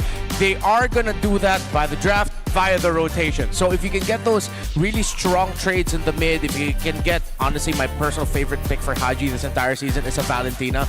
Get that man of the Valentina, paired up with the Kalea, paired up with the Khalid, something that can burst down real quick the two roam mids. If not that, then constantly pressure the jungle so that you're the one dictating the tempo and stopping Aqua and Nova from being able to help out the side lanes. Speaking of the side lanes, if KLVJ ends up with a Uranus or a Thurizla and he doesn't get things like the Arlot, Phoveus, or Sora, that is good for Falcons, not good for APBR. And napapansin ko dito, parang heavy talaga sa drafting yung mga Infinix keys to victory natin for this match number 2, which puts a lot of pressure not only sa ating mga players, kundi sa ating coaches, Coach Moody at kay Coach G. Mukhang nasa kanila ang bola. At guys, 3 games kanina, 3 games ulit. Let's go! Alam mo na yan! Sagad na natin to. Sagad na Palag na to. Sure. Sagad na to. Sure. Ito na yun. Maraming salamat sa ating English panel for this match number 2. Mamaya ay mag-uusap ulit tayo. Sa ngayon, i-welcome na natin ang ating mga players for match number 2. To ensure the integrity of the game, please welcome our marshals, Joshua G, Dojin, Nico, and Luis. Ito na ang huling chance makakuha ng playoff spot. Patuloy silang mangas. Base, sabay-sabay, sino ang pinalakas? Bren lang malakas!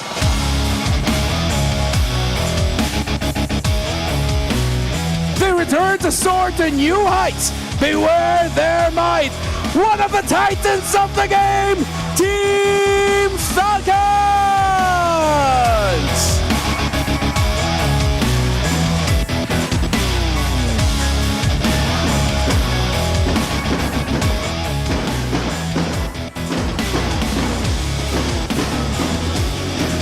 And our head referee is the Chop Master Sent.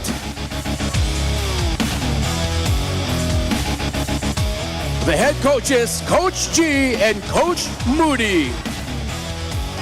No room for mistakes as a playoff spot hangs in the balance. This is APBR versus Team Falcons. Magingay! An extremely high-stakes match. First off, APBR. You know, they did say that they still have a playoff chance in their hands. They didn't say that it will be easy, as APBR needs to face off against premier teams here in the league for them to get a shot at the postseason. The greatest enemy of Falcons at times is themselves. It's their ego. It's them thinking, we're good, we're better than them, let's just coast through this. they need to be careful and still respect AP Bren. Yes, if AP Bren loses this, it doesn't mean they're out.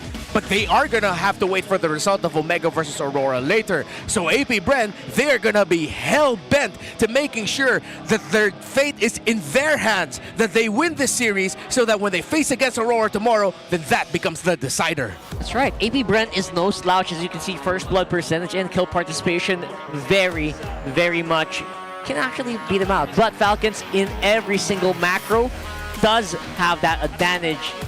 I wonder if they can actually keep that momentum. If, you know what, they keep focus, I would say. Because, you know, as much as I like the smiles on their faces, you're right. You can't be too overconfident against the Bees right now. So right now, we are going into the smart 5G ping test. For the meantime, see what they are talking about. Ano daw ang favorite moment mo heading into week 8? Ang favorite moment ko ay lahat tayo nakarating ng ligtas sa venue at nag-enjoy. Ano meron ba? Hindi, nananalo kami. Ayun, sobrang enjoy. Ano pang favorite mo ngayong season 17? Favorite ko ay siguro top ko kami tapos may chance kami mag-top seed. Let's go! Bakit 17 ang jersey number mo? Birthday ko lang po. Kailan birthday mo? November po. Uy, isang buwan lang pagitan natin. Grabe, mga 17 yung birthday, no? Mga magagaling na mid lane. Oy. Best moments mo kasama yung team na to? Siguro, yung banding namin. Nag-merenda lang kami lagi. Indaran pa rin kayo para sa playoff spot. Kinakabahan po ba yung team nyo? Hindi na siguro. Yeah, absolutely no kaba whatsoever. What's the English for kaba? Yeah. Nerves. No nerves whatsoever. Thank you. I lost my English there for a moment. Denise, you have flap. I get you guys. It's so nice. I was so distracted. That was a pretty fun conversation. Of course, Odin and Aqua was there. They've got really good chemistry on screen, don't they? Yeah, I can't believe chemistry is not just with the team. It's also with you know who. I mean, keeping it going. AP Bren. In all seriousness, what? They should date. Whoa! Whoa! I mean, they're a good-looking couple. They both love the gym. Yeah. Damn, bro. You know what? They lift weights. They're in the MLBB esports ecosystem. They're good-looking. They're both single. That's important. Why not? Right? Okay. That's important. Yeah. All right. But you know what's Look not at this. single? It's James Banks in his Euro. I saw you. There are a lot. I saw you there. There's a lot. A very interesting stat for James Banks. He is actually third in the most kills standings, only behind Carl Tizzy and Kyle. So you can count on James Banks to get heads, to get bodies down. But then what is AP Bren doing with that? What can AP Bren get through that? It just can't be the kills. When are you fighting? Is it before the objective? Are these skills to set up better? Are these skills a way to reward yourself because you lost the objective? AP Bren needs to think about the objectives a bit more. And I'm not just talking about Turtles and Lords here. I'm talking about taking care of their map. Bro, Yeah, taking care of business, basically. Because you know what? Another objective of AP Bren, by the way, is keeping that Suyo in the pool. Yeah, like dude. every single team in the MPL says, we will not let you get that hero, James. Not today. Like, Suyo is literally placed in bonk jail, you know? I don't know what else I'm about to say. It's just the mastery of this player, especially going up against Team Falcons. I think this is a team that Renmar has mentioned from the start has played to their strengths, which is that they are really strong in both ends of the game. It's micro and the macro, but they also have to stay aware. They can't be too complacent that just because they're in the upper brackets doesn't mean that it's a potential that their opponents are no longer threats. It is a very huge threat considering that this is a team that is heavily desperate. No, I don't think that's the word. Determined to make it straight to the playoffs. Yeah, one must pick here, I think, for Falcons, they have to consider for this series is that Valentina for Haji. And I'm not just saying it because I've glazed him left and right with how he plays that hero this season. It's just that because of that key to victory of making sure that KLVJ ends up with a hero that is preferably the setter type, then Valentina would always have a big ticket ultimate to get from whatever pick KLVJ ends up with. Now, alternatively, for AP Bren, you're just going to be looking to see if there you can get one pick that I based off of what we saw from the previous series, is going to be big. The Alice. Yes, that's a big ticket ultimate for the Valentina, but most of the time, Valentinas don't get it. But the Alice, because of the gameplay of Falcons, might be really good for them. But if and only if you deny the Phoveus Guinevere combo of Falcons. It depends so much on what KLVJ is gonna pick, right? So Valentina is gonna be good for most of them, except maybe a Uranus. So Yeah. Unless that happens, then maybe the Valentina might not be so prime. But again, just so good it has a Poggy. So you're absolutely right, dude. That's what he said just a while ago. You know, you have to give KLVJ some heroes that can not only activate himself by dealing damage, but can also activate his teammates by those crowd control skills. So far, I'm wondering, yeah, sure, the Suyo, that's a given. That's a given already. You can't really expect for Team Falcons to give that one away. And now I'm wondering if AP Brand's gonna be willing to give the Guinevere away to Team Falcons, since both the Phoveus and the Guinevere is open. The answer is no. They're just gonna have the Phoveus open, but not the Guinevere. I love the Guinevere ban because I feel like Guinevere is actually first pick material for both of these teams, especially in a world where the Suyo just not applicable to James Banks. I know the instinct is to go for like assassin heroes for James, but you know what? Baksha, I mean, heroes like the Fredrin is actually pretty good for him as well. Yeah, with AP Brand taking away the Kalea, the Marcel is active for AP Brand unless Falcons take it out. Falcons have shown that that Kalea is something that they would like to utilize against a lineup that has a Marcel. So good respect on that pickup for Ogwen, AP Brand. I would be very surprised if they don't pick up their Marcel for Nova. Yup. I mean, it's still out in the open. Isn't Nova like one of the first Marcel players in the league? Yeah, right after that one chapter game. Right. So there we go. Eve has been taken out, which kind of gives a little bit more room for the gold laners to, you know, dish out the damage. Heroes like Harley, but I agree, doubling down on what Renmar said. It should be the Marcel coming out from AP Brand. Come on, pick it up. Don't be shy. Don't be shy. Like, teams are more willing now to pick up the Marcel, even with the Valentina on the other side. And the Harley available too. I think if it's the decision between do we give Haji Valentina or do we give Marcel to Ogwen, you should. Oh, still the Harley. They go for the Harley. They leave both open. They're willing to give both, or are they thinking that Falcons wouldn't pick both? That is interesting. Huh, I did not see this coming from AP Brand. Huh. Because I was expecting James Banks to just relegate that role. Kinda just, you know?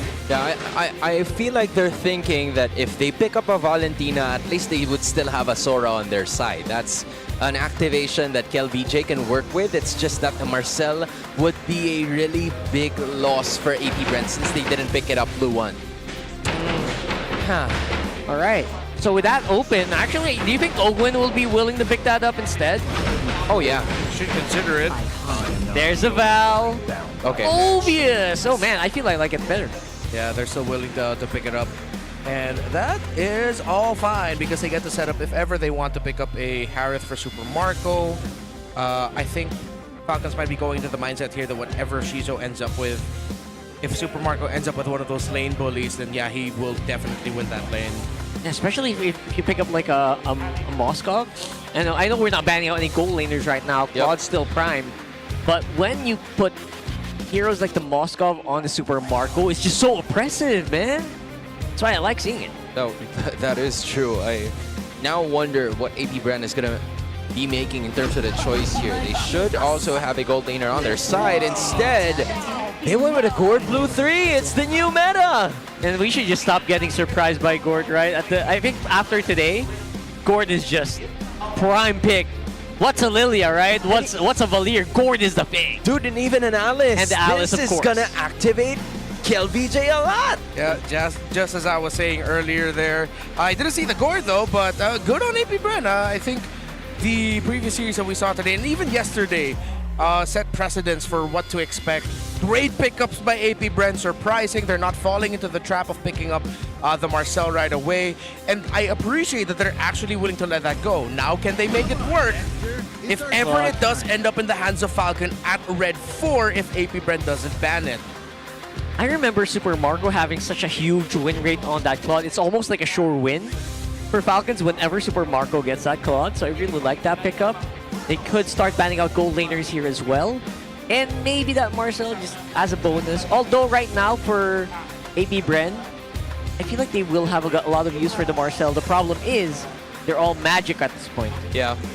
They might have to reconsider here. I mean, there are still some more heroes that are open for them in terms of their own position. Maybe they could go for something else that gives out information in a different way while also dealing some damage. So for AP Brand, that could be a choice. You were talking about a Moskov a while ago. That is going to be taken out. Some fans here for Team Falcon specifically watching. Ooh, look at Denise. Is he on the Falcons side? I don't know. But hey, we gotta keep this going, man. We gotta keep this going. All right, so I like that. Able to at least get some goal laners out. What's the next one? Carry maybe? Or the Harif? Falcons needs a hella damage. Yeah. They do not have that bridge for the late game of Claude right now. Just with this Alice, they could get bullied here since they picked up the Claude instead of something like a carry. Fight for the ultimate This could also anthem. be them thinking that maybe the Marcel most likely will end up to AP Bren. They're looking for something else. I'm surprised they banned on the hill, though. They don't need to worry about that, but they're just really whittling down the Master Ogwen heroes. Even if Ogwen ends up with something like a Kaja, they don't have enough damage. You're just going to be dishing a lot of crowd control and hoping that it gets taken down, whatever gets Divine Judgmented. Should they just play macro, play something like the chip, but then you're playing the chip into an Alice? Oh, that's such a tough decision. Yeah, you might just get wombo combo the moment that you hit your ulti, so... Yeah. I get what you mean. It's a little bit difficult to play that. Dude, now I feel like the damage should be coming from the jungler here if you are Team Falcons, because again, it gives you a little bit more room. It's just that it's going to get a little greedy in terms of what you would want. They need a strong physical jungle, yeah, right? for sure. Is there a strong physical jungle here for Falcons, or are they maybe a Joy? I don't know. Something they need damage from somewhere. Yeah. Honestly, Falcons might want to consider doing what we saw earlier and just pick... no, excuse me. I was about to say Baksha, but it actually got banned out in the first place. My bad. Yeah, they need damage. Damage. What's your command? If they take out the Fanny, too. Ooh. Oh, that would have been great. Yeah, that would have been great. I went to the Joy and didn't pick up the Fanny. What the hell? Hardly gone. They might not even be able to get away with the Leomord. Yeah. So it's just that for Team Falcons, it felt like they were choked by AP Bren in terms of the options for Kyle. It wasn't even more about them banning out a lot of the junglers. It's just that they're picking up very good ones that would go well against their composition. So now they don't have a lot to go up against that. I'm thinking, should they run it back and just pack like something like a support at Rome and then something like a Luca, something like that in the jungle? I'm not a fan of it, but like, that's too much. They gotta do what they gotta do. They need damage big time. I don't know. Khalid for the roam. They're leaving the jungler for last. Yeah, okay, at least they'll get the damage through the Khalid and Valentine. I forgot about the existence of Khalid, excuse me. Right now, the Hildegon. they're also denying a good roam from AP Brand. That's pretty good. Yeah, that's a baller move. I agree. No way. Are they... Oh, Belleric? No way. Oh. Wait. What are you doing? What are you doing? Whoa. Oh, got that. Shizu, is this true? Shizu is playing with our hearts here right now. Shizu, you're making Lux proud. Thinking about it. If you press this, you're making... Oh, Okay. Wow. It's a debut pick. Suddenly, all that magic damage is justified. Yep. I love it. They have true. I mean, it's good because the Irithel isn't the one that you're using as your main damage core. You have the Gord, you have the Hardy. Remember, Gord can take true damage. Irithel delivers the physical. It should be okay. Kind of underwhelmed, but you know what? It makes sense. It's a lot of damage, but I think it's so reliant on the perfect set, and it's so reliant on your opponents not being not able to dodge. Yeah. Which again, they're very capable of. This lineup is so mobile. This lineup is so quick. Yeah, if there's a hero that could overextend, it could just be the Phoveus. You know, the Claude can escape, the Khalid is okay. What do you have in mind, man? Joy. Like what Rockhard mentioned earlier. Oh, okay. I like the Joy here for them. It's Joy, right? Just double down on magic, unless they go ISS, but kind of underwhelming. Haya. Okay. Yeah, this is what I had in mind, to just pick up the assassin because it's mobile and agile That's anyway. true. They need damage. They need that Yeah. damage. All right. If it works, it works. That's right. Super fans, scan that QR code and predict the match winner for a chance to win 1,000 MLBB dimes. I think 3 winners per match. So go ahead and make your guess count. Right now, it's 80% overwhelming. Everyone is voting for the Falcons. Do you think so? Do you think APBR has what it takes to get one over against the Falcons? Let us know. Now, Draft Index would show that, you know what, APBR's lineup is pretty bonkers. I mean, you gotta understand it. No, Team Falcons already in the upper brackets, so APBR are heavy underdogs in this. But obviously, for people who would love to watch in terms of the plot, this is a squad that you would want seeing winning here in this specific series in order to make it one step closer towards the playoffs. They will not give the win lightly, but they're gonna fight tooth and nail. Also up for contention is first seed of the season. Let's go ahead and load up into game number 1.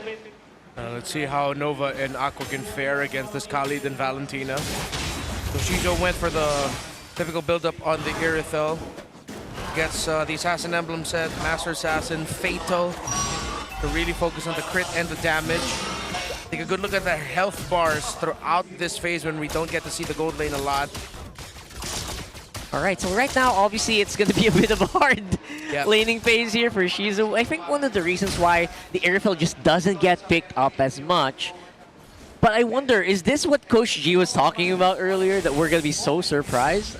I'm not sure what the Airfield, what the surprise factor is with the Airfield. Well, we're just about to find that out later on, because the scaling of that Irithel doesn't come until maybe somewhere around 10 minutes or so. Takes a while.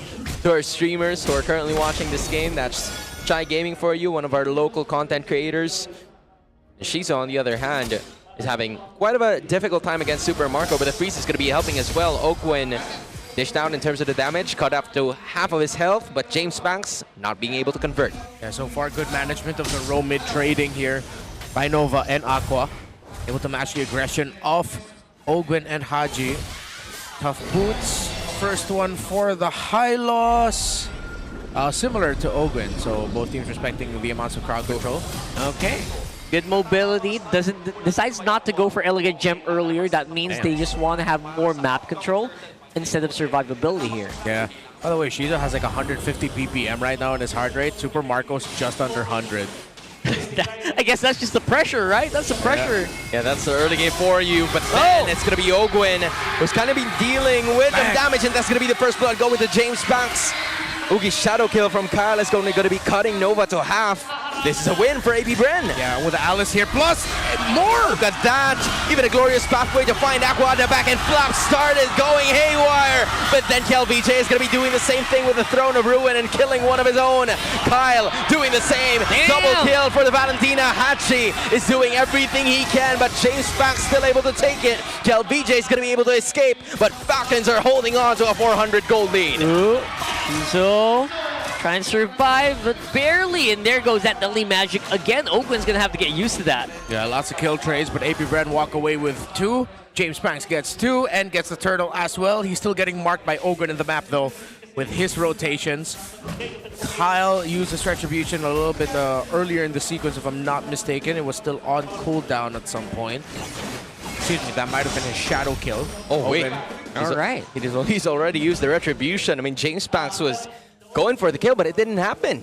Yeah, so far so good here, at least for our gold lane debut pick. Still alive, still not dying, although it is not getting as much attention as we thought it would. I was expecting it was going to get ganked to oblivion, but somehow, yeah, just surviving, that's key. For APBR, slow and steady wins the race here. Well, the glowing wand for Haji. Still, he started off this game with 2. Remember, there's a reason why I put a lot of focus onto his Valentina. He just times it so well. He knows what ultimate to get at the right time. Wouldn't be surprised if at some point we might even see him cosplaying as the Irithel if ever they need just a little bit more. Ooh, that's crazy. Access onto the gourd. Maybe the glorious pathway. A lot of options for him. Now it's just Shizu getting some help in terms of the scaling coming out from Super Marco, as Team Falcons maybe holding on to a 600 gold lead, but it's still neck and neck for both of the squads. Shizu was ahead in XP. That's interesting to watch. Right now, it is AP Brand just trying to make sure that they don't get invaded. So everyone's just blocking out those, those jungle holes, entrances. Yeah. Sorry, but what's a jungle hole? I mean, it's whatever you call it. Whatever you a call jungle it. hole. It's a hole in the jungle, right? It's a hole in the jungle. Just again, going into this turtle pit once more. 50% of the HP. KelVJ faces Flap. There goes the Raging Sandstorm as well. And it might just be Kyle getting this turtle again. Now KelVJ, can he be able to do something here? Flap just roaming around, trying to at least distract the rest of the members of AP Brand, but they will now be setting their sights on him, and he will be going down. That's one kill for a major objective. Team Falcons is going to be taking that trade. Yeah, good thing that AP Brand, instead of just fully giving up the sequence, they decided to see if they could get a kill, at least to trade it out. Good trade, but Nova! Oh, it's a slight punishment, but maybe a major drawback for Team Falcons as they were able to at least give them another sort of punishment. James Banks wanted to assist, but no damage seen. Ogwin with a barricade. I don't know if you guys feel it, but James Banks feels like he's just like 2 seconds out of tempo, out of timing every time a team fight occurs. Maybe he's just getting outmaneuvered here so far by Kyle, who seems to be having just a field day on this Hayabusa. Look at this, Ogwin biting off a little more than he could chew. Even the prayer is not going to save him from the gush. True damage is making its mark, bro. Yes. That's what Red Mars was talking about earlier. That true damage can really take you by surprise. Well, in the last one, James Banks was ready for the turtle. It's just that Ogwin looked like he landed the easiest Raging Sandstorm in his entire career, as James Banks was just standing there. It's like, all right, I can see turtle. Oh, nope, the Sky Lead is up on me. And AP Brand, they decided to scatter away from their parley. Managed it. Yeah, James Banks went down, but again, as we mentioned earlier, or at least he didn't go down. At least they were able to get a kill. So him picking up the Bloody Retribution is good as well. Gets him just a little bit more HP that he could steal away from the members of Falcons. Makes him tankier.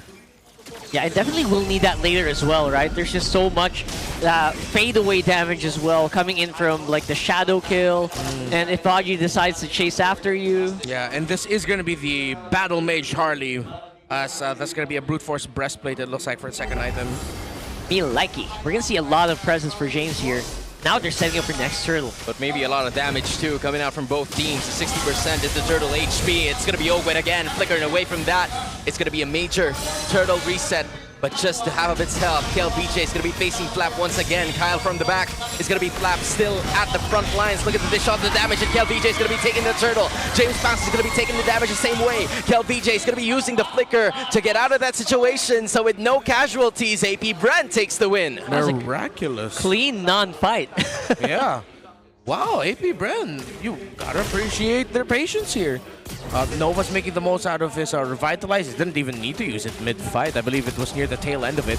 But Falcons will be able to break the tower in mid first. And they wanted to go for it, but instead it's a major blunder as Flap falls. They were able to take the middle lane turret, but it is the price of 2 lives coming out from the Falcons as they've lost their wings. AP Bren, the Bees, are looking to punish them even more from their crucial mistakes as Falcons are now just 500 up. War Axe for the Hayabusa right after the Hunter Strike.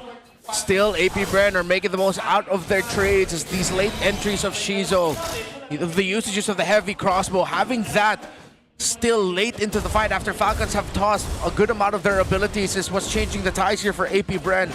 I'm really starting to see what the surprise factor is here for AP Brand. Why this, how this Airfell could actually work. It's really good at following up whoever gets hit with the Deadly Magic. Yeah. And that target just gets removed so quickly. So I think they can really leverage that. All AP Brand is doing here is waiting for time. They're waiting for the items. And it's important to take note of Shizu's items right now. I think he's on the way to his third. That is impressive.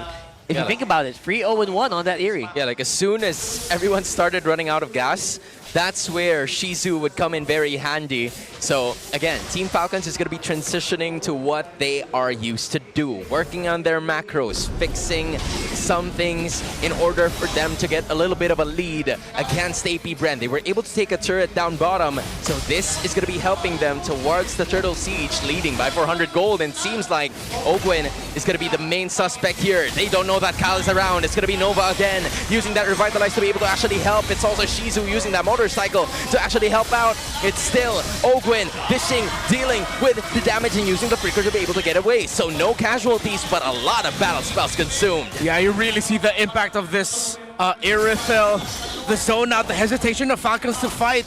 Because if Aqua still has the Mystic Gush and the Irithel is pressed forward, they can't fight, they can't dive. But that's the thing though, 2 of AP Brens no longer have their ultimates. Meanwhile, it's still a full slate for Team Falcons with a 50% HP bar on this first Lord of the game. Will they be able to reset it? The answer is yes. This is the calm before the storm. Yeah, that's the reset they needed to get Kyle into a good position. They also need to manage those waves. James Fang's already doing that on the bottom as well. Ooh, and now he's getting a purple stolen. Yeah, that's a great decision there by Kyle. Something that we saw Zydo was doing earlier as well when he was playing the Saber. Because of the minion wave up top, getting pushed in for AP Bren means that Kyle has the space to actually play that. They're still going to be bursting down Ogwin, but he's just going to use a Raging Sandstorm to get out of there. Kyle making the most out of those nothing fights where they have now completely capitalized in the situation. And James Banks, purple nowhere to be found. Yeah, he checked it. Where is it? Oh, okay. It seems like AP Bren understand just how much weight the Mystic Gush has, the ultimate of that Gourd. In a team fight, they're going to be playing around its cooldown timers. Core items locked in for the Battle Mage Harley. Divine Glaive third. They're looking to burst this down since they saw that Kyle is at top, but it's still going to be Haji taking it for the team. It's Slap now dishing the damage. It's Shizu in front, and Ogwin is looking to help out in the party as well. Look at Flap and KLBJ as well. Haji making the crucial play, and KLBJ, I was supposed to do that, but Haji says no. Throne of Ruin in order for Team Falcons to place it upon themselves. I think AP Bren were rattled after James Banks missed the red tree. It might have been a little bit earlier, a little bit late. It's Haji, this Valentina. Yes, it is a risk that you're giving the Throne of Ruin to the Valentina, but so far, KLVJ and AP Bren have been playing very well around it. But all it takes is one moment to show why this hero is Haji's best for Season 17. Oh my goodness. So ironic. It's the copied Throne of Ruin that did the biggest impact so far in terms of these two. Imposter is on site. It's Haji, and he means business. Now it's going to be Ogwin. Ooh, that's a great bait. That's still a solid take. Kyle, I'm wondering if he's going to go in. The answer is going to be no. They're just going to leave the Lord alone. They got more than what they wanted. They're able to trim down the base of AP Bren to get more of their real estate too. All right, I think we're starting to see the chicken armor here for AP Bren. If you dive heavily on this lineup, it's actually very hard for Shizu to, reposition himself. He doesn't have Flicker. Yeah. So it's going to be a bit easier to, death ball into this lineup if they don't see it coming. Now they really have to take into account the Throne of Ruin that Haji could take away. Win in Nature and core items locked in for Shizu. Rushed that. But I believe he has to consider building the Malefic Gun next. Big gun yeah, he does have right? the Fury Hammer, yeah, so Malefic Gun is going to be coming up. Okay. You also have to make sure that, for AP Bren, I'm talking about AP Bren here, is that if they can start off the fight not on Ogwin, but actually either Flap or a bit of a wishful thinking, but Haji, then that would be better. I think Ogwin, they can just poke slowly. If it's Flap who shows up, that's the one who you give more focus to. All in. All in. But make sure that you have some movement abilities ready for Super Marco's entry with a Blazing Duet. Here's a Conceal. Y'all heard that. Ogwin's looking for something. He might go with a Raging Sandstorm to 3! What a play coming out of Ogwin! He's going to be able to take Aqua down, and the rest of AP Bren with it. James Banks goes down, and AP Bren falls back into base. What a heads-up play from the Falcons. It feels like a bad case of deja vu. Wasn't it Tracy who played a similar play against AP Bren in the similar spot? Oh, Ogwin. Khalid. Ogwin's so good with that one. Again, finding that opportunity and maximizing the conceal as well. Now they're looking to protect their inhibitors. It's going to be Alice now. KelVJ looking to protect it. Same for Nova and Shizu with just at the back. But they're not going to be taking the burn of the damage. Instead, it's just going to be a little too much to bear as Team Falcons looking to push inside. But look at KelVJ, terrified by Haji. What a play to keep him at bay. Team Falcons being able to escape, only having no casualties at all. What? That could have been so much worse. Falcons able to get out without a scratch and can actually reposition to this Lord is massive. Yeah, the bad part is the minion waves don't look good in the side lanes for AP Bren. If ever they full fight this, it's all or nothing. They're a bit more calculated with it. But are they aware of this? It's going to be James Banks now moving forward, but Kyle still gets it. Now for the great escape. James Banks is looking for it, but instead the crossover might not work, but he still has time. Now it's going to be Shizu looking at the breadth of the damage, using for more of those free hits. Flap is going to be taking it. Look at the back. Shizu takes down Flap, but Ogwin cut down to only 5% of his HP. What seemed to be a disaster. AP Bren did damage control. EXP for EXP. This is why you built the Battle Mage. More sustainable Harley. James Banks took so much, bro, and he still got away. KLVJ, kudos to him. The entry with the Throne of Ruin. But it was, after all that, just an EXP trade. Aqua couldn't maximize the Mystic Gush onto Marco. Only got like 2 ticks onto him. Super Marco was free for majority of that sequence. The Malefic Gun is up for the Irithel, and that could be just the damage, the extra bit of damage that they have been lacking. That was already an insane play, man. Ogwin was relentless against James, and somehow James survives the perks of being a Battle Mage Harley. Yeah, this is the thing, though. They kind of have a little bit more time as Kyle trimmed down to only 5% of his HP. It was a close call for the jungler of Team Falcons, but they will be able to escape. Same could be said for the Lord, as it will be taken down. Haji has nothing else to do there, so he had to escape. Great defense from AP Bren. Team Falcons not being able to maximize. Still with the lack of turrets. The turret in the mid lane for Falcons still standing. This is going to be one of the toughest climbs for AP Bren in this game. They have the tools, but Falcons have been team fighting really well. They have not lost Haji, Marco, or Kyle once. The only deaths AP Bren have been able to get have been on the frontliners of Falcons. The cores, the carries of Falcons have been deathless. That's actually a very good idea of how Falcons play. Very good at juggling that damage. And even if they can't take the damage, you know what? They'll put it to the guy who can kind of just, you know, be the scapegoat so that everyone else can still get a very healthy advantage. That's what we're seeing right here, right now. And for AP Bren though, every minute that they're buying is just a minute Shizu is approaching that max item cap. He is starting to become scarier and scarier by the moment. We all know a Claude can do more, but the burst that can come from a critical of an Irithel can really, you can feel it from a mile away. Yeah, I'm not gonna lie, it does help AP Bren in some scenarios, and in fact, it's just one more item before Shizu gets to full build. 10 seconds before the Lord approaches, and I wonder if AP Bren's gonna be able to contest for this, because Team Falcons, they are looking at every position, every corner of entry that the beast would come from. 3 Winter Crowns for Falcons, 1 on Flap, 1 on Haji, and 1 on Super Marco. That extra bit of survivability might be the difference maker here. The Falcons going for the rush. AP Bren doesn't know. Dude, guess what? Yo, they're rushing. It's kind of a deja vu. Look at where Ogwin is positioning again. Is AP Bren aware of this situation? Ogwin is just gonna show himself. This is a clean take from Team Falcons. Yeah, they were very happy to just take that so quickly. They knew they had tempo. They knew they had the advantage. And you know what? Zero vision for AP Bren.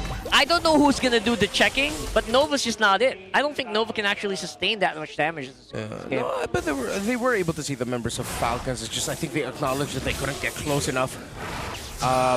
And because of how fast Falcons were able to clear, James Banks and AP Bren probably just made the call to back off.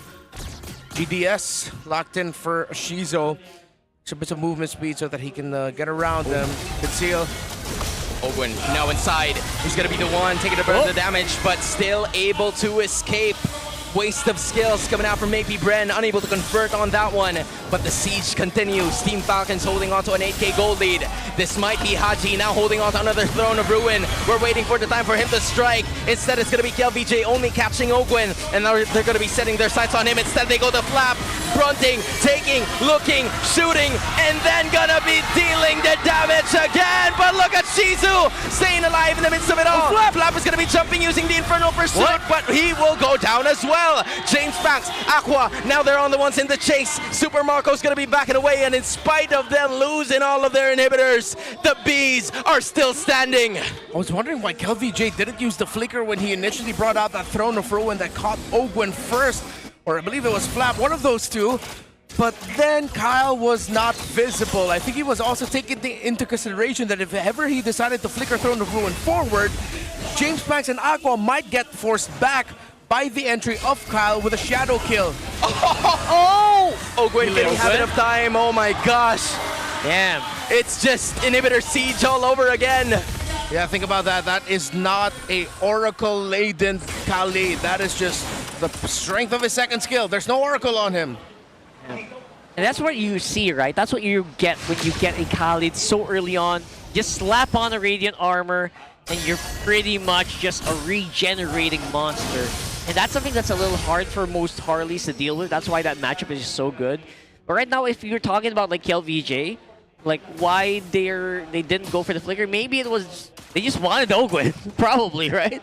They just wanted to get rid of this Khalid who was just giving so much for Shizu to think of. Yeah, that's the thing though. I felt like they were just willing to take down whoever they can. Because to be fair, if it's not the Khalid, I think they can take down anyone. It's just that there's just so much resistance from the skill set that Khalid has. Okay, this has to be an all-in by AP Bren. They're going to have to start with something. They have to get something here. It's going to be really difficult for them to push, to defend from an evolved Lord already. At that point, Falcons can just throw bodies. But they're handling the macro really well. Both side lanes getting pushed towards the AP Bren side. A minion wave, a small little minion in mid. The Bees are gonna have to make a choice. Kyle is still nowhere to be found, and Team Falcons are holding on to this. Shizu is in a very dangerous corner, and it seems like Haji is smelling something. Ogwen is feeling it too. Is this bound to happen? Ogwen is gonna be right there, and Shizu, he has been compromised here. Now, he will be able to escape through the help of KLVJ, but look at where Kyle is at. They're gonna have to go back, they're gonna have to make a choice, and that is exactly what Aqua is gonna be doing. Same could be said for James Banks. They backed away, so it means it's an all-5 lineup for Team Falcons, and with that, the rest of the Bees are gonna be going away unless they go for the fight once again. That's a very open Lord here. Who is gonna go take it? No. It's still a no-go here for AP Bren. They're fighting it up. Hold up, it's gonna be a KLVJ Throne of Ruin again, but look at that.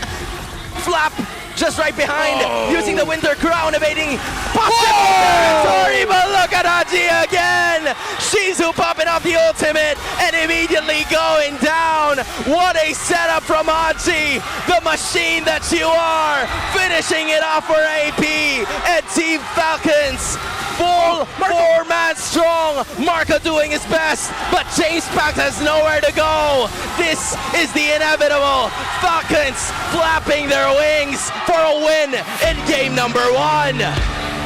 Big brain plays coming in from Haji. Very deservedly a beautiful performance on that Valentina. Why you should befriend, why you should watch out for the machine. Initiation's way too good. Winter Crowns, big value there for Falcons in the last big fights. And it was the machine, the Throne of Ruin, the follow-up as well for the other members of Falcons. AP Bren had an idea, it's just eventually it all just crumbled after Haji started stealing the ultimate of the Alice away. It was his Valentina that became the difference maker in this one. That Valentina really threw off the game here. Just when you think you have the team fight, just when you think you can kind of just disengage, you get caught by surprise. Throne of Ruin out of nowhere. he even, you know, saved the best for last. There's a lot of those times where you thought nothing is going to be happening, and then all of a sudden, Team Falcons just went, oh, wait, we still have a Throne of Ruin. Haji, you want to go for it? They're like, yeah. And then just went for it right away. Love that. And the willingness, right? The willingness to just keep taking these lords. APBR was just off it. Yeah, that the one lord that James Banks missed, I think is going to come back to haunt APBR as well. It was a Haji, last hit from him. He used his retribution, but might have been just a little bit way too early. Here, though, you saw they had all the tools. It's just some key executions were missed or were mistimed or just weren't taken at all. Falcons walks away with it. APBR look competitive, though. As he should. Very, very competitive. Of course, your match MVP. He knows he's got the throne, and he is feeling it. That's Haji for a match MVP with a 5-1-10 KDA, 94 KP. Bro, from all the cores, it was just Haji who had at least one death, but he did everything else. I mean, very by the book in most of the game. Oh yeah. And then just above and beyond in certain parts of it. That is Haji right now. So we're gonna see obviously Aqua just decent damage most of the time on that board, which also again just points and shows that weakness of that pick, especially when you have like a ninja flying left, right, and center in front of you. Yeah. They also shouldn't have committed a couple of missing gushes out of that Khalid. I know what they're trying to do, but I think after the second time, that's already enough information that, okay, you're not going to get this Khalid down with a pick-off, even if it's a Hardy and the core together. And especially with just the immortalities, even if you force that out, again, you're going up against a Alice cosplay in the Valentina. You still have the phobias that you have to deal with here. This was also a terrific gank by Ogwin. That stun, plus a great Dark Wave entry by Flap. It's just, in terms of execution, Falcons did so much better. But I really hope we get to see a game number 3 here, only because APBR have shown so much, not only in this game number 1, but the season as a whole. So much potential that a lot of us were thinking that this is their time. I do hope they get to show it, but knowing Falcons, they are going to be hell-bent and just ending it in game number 2. Beautiful execution again from Haji on this Valentina.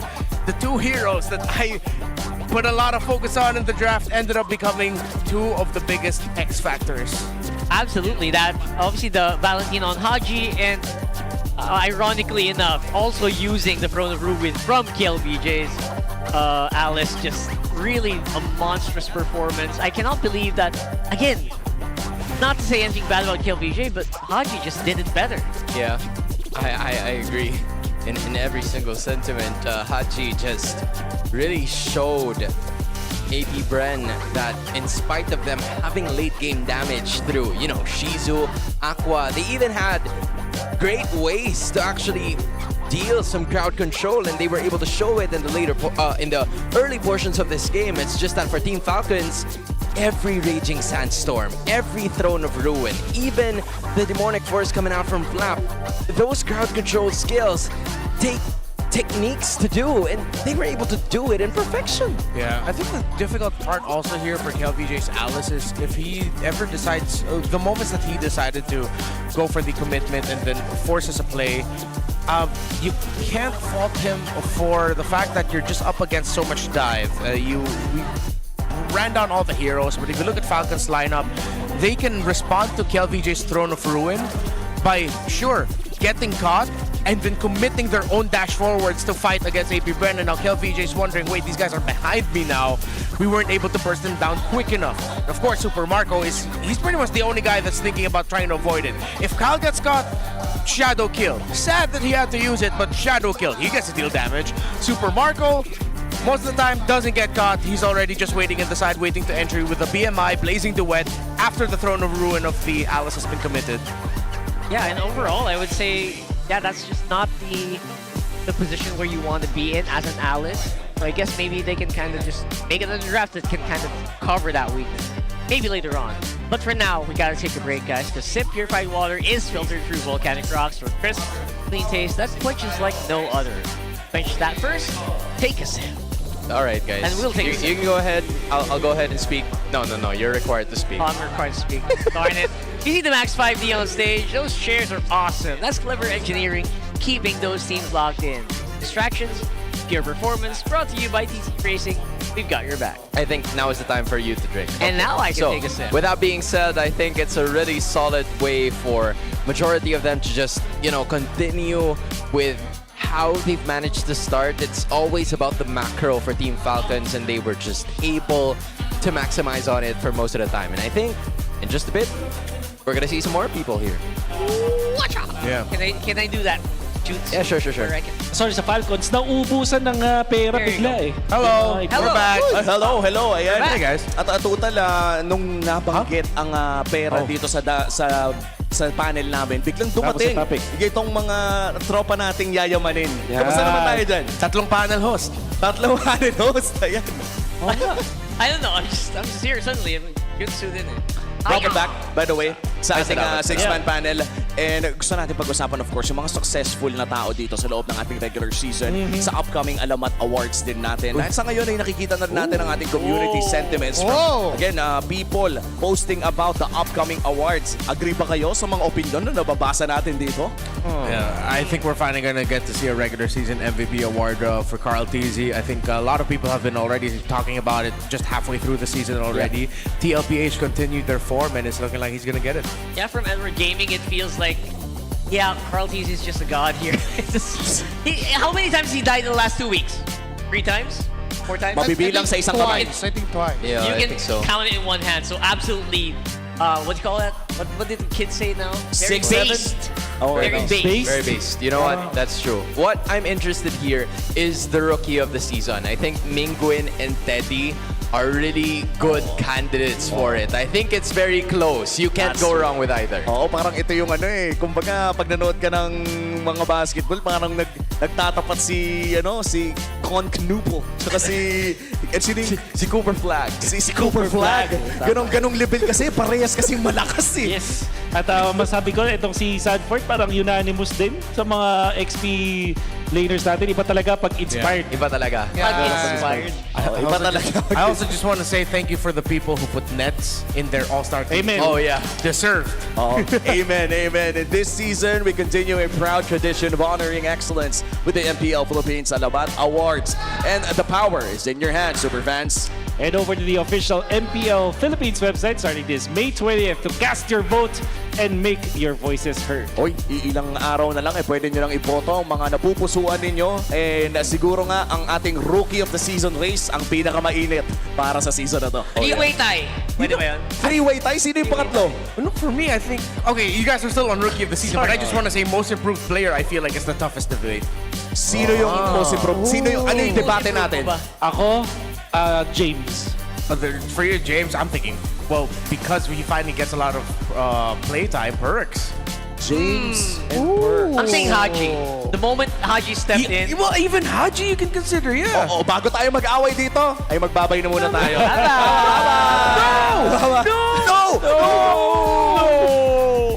All right. I think we're out. Okay, we good? Are we out? Yeah, we're good.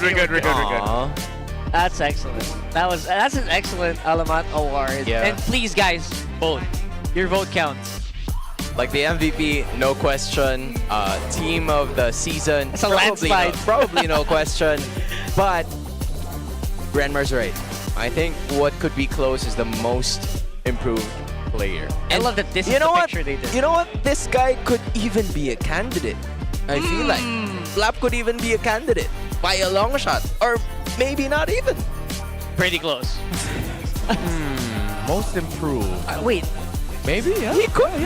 I can see that, yeah. He's definitely helping Falcons become one of the teams that are almost tied with TLPH's record of almost a perfect season. Almost, right? You know, because a lot of people from last season were saying that Flap is not playing to the level that he's supposed to in Season 16. That's the reason why they weren't able to make their way probably to M7. But now, we're starting to see the result of that, being number 2 in the standings. He's got better PR now. Maybe that's what...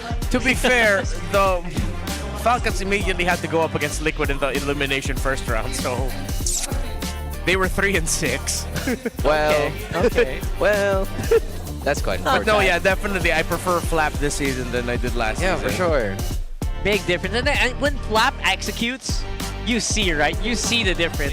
That's why Phoveus left out in the open, big mistake. Right? That's a big mistake. But that's the thing though. Would you rather ban Flap's Phoveus or Hachi's Valentina?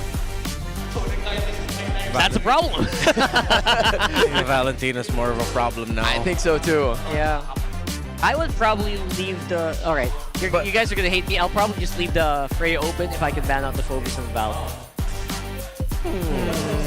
You know what? Maybe one thing I would have changed is that if ever APBR wanted to pick up the Marcel, but I think the reason why they didn't want to pick up the Marcel is they were probably already thinking that Falcons know that we want to pick that, so let's pick something else.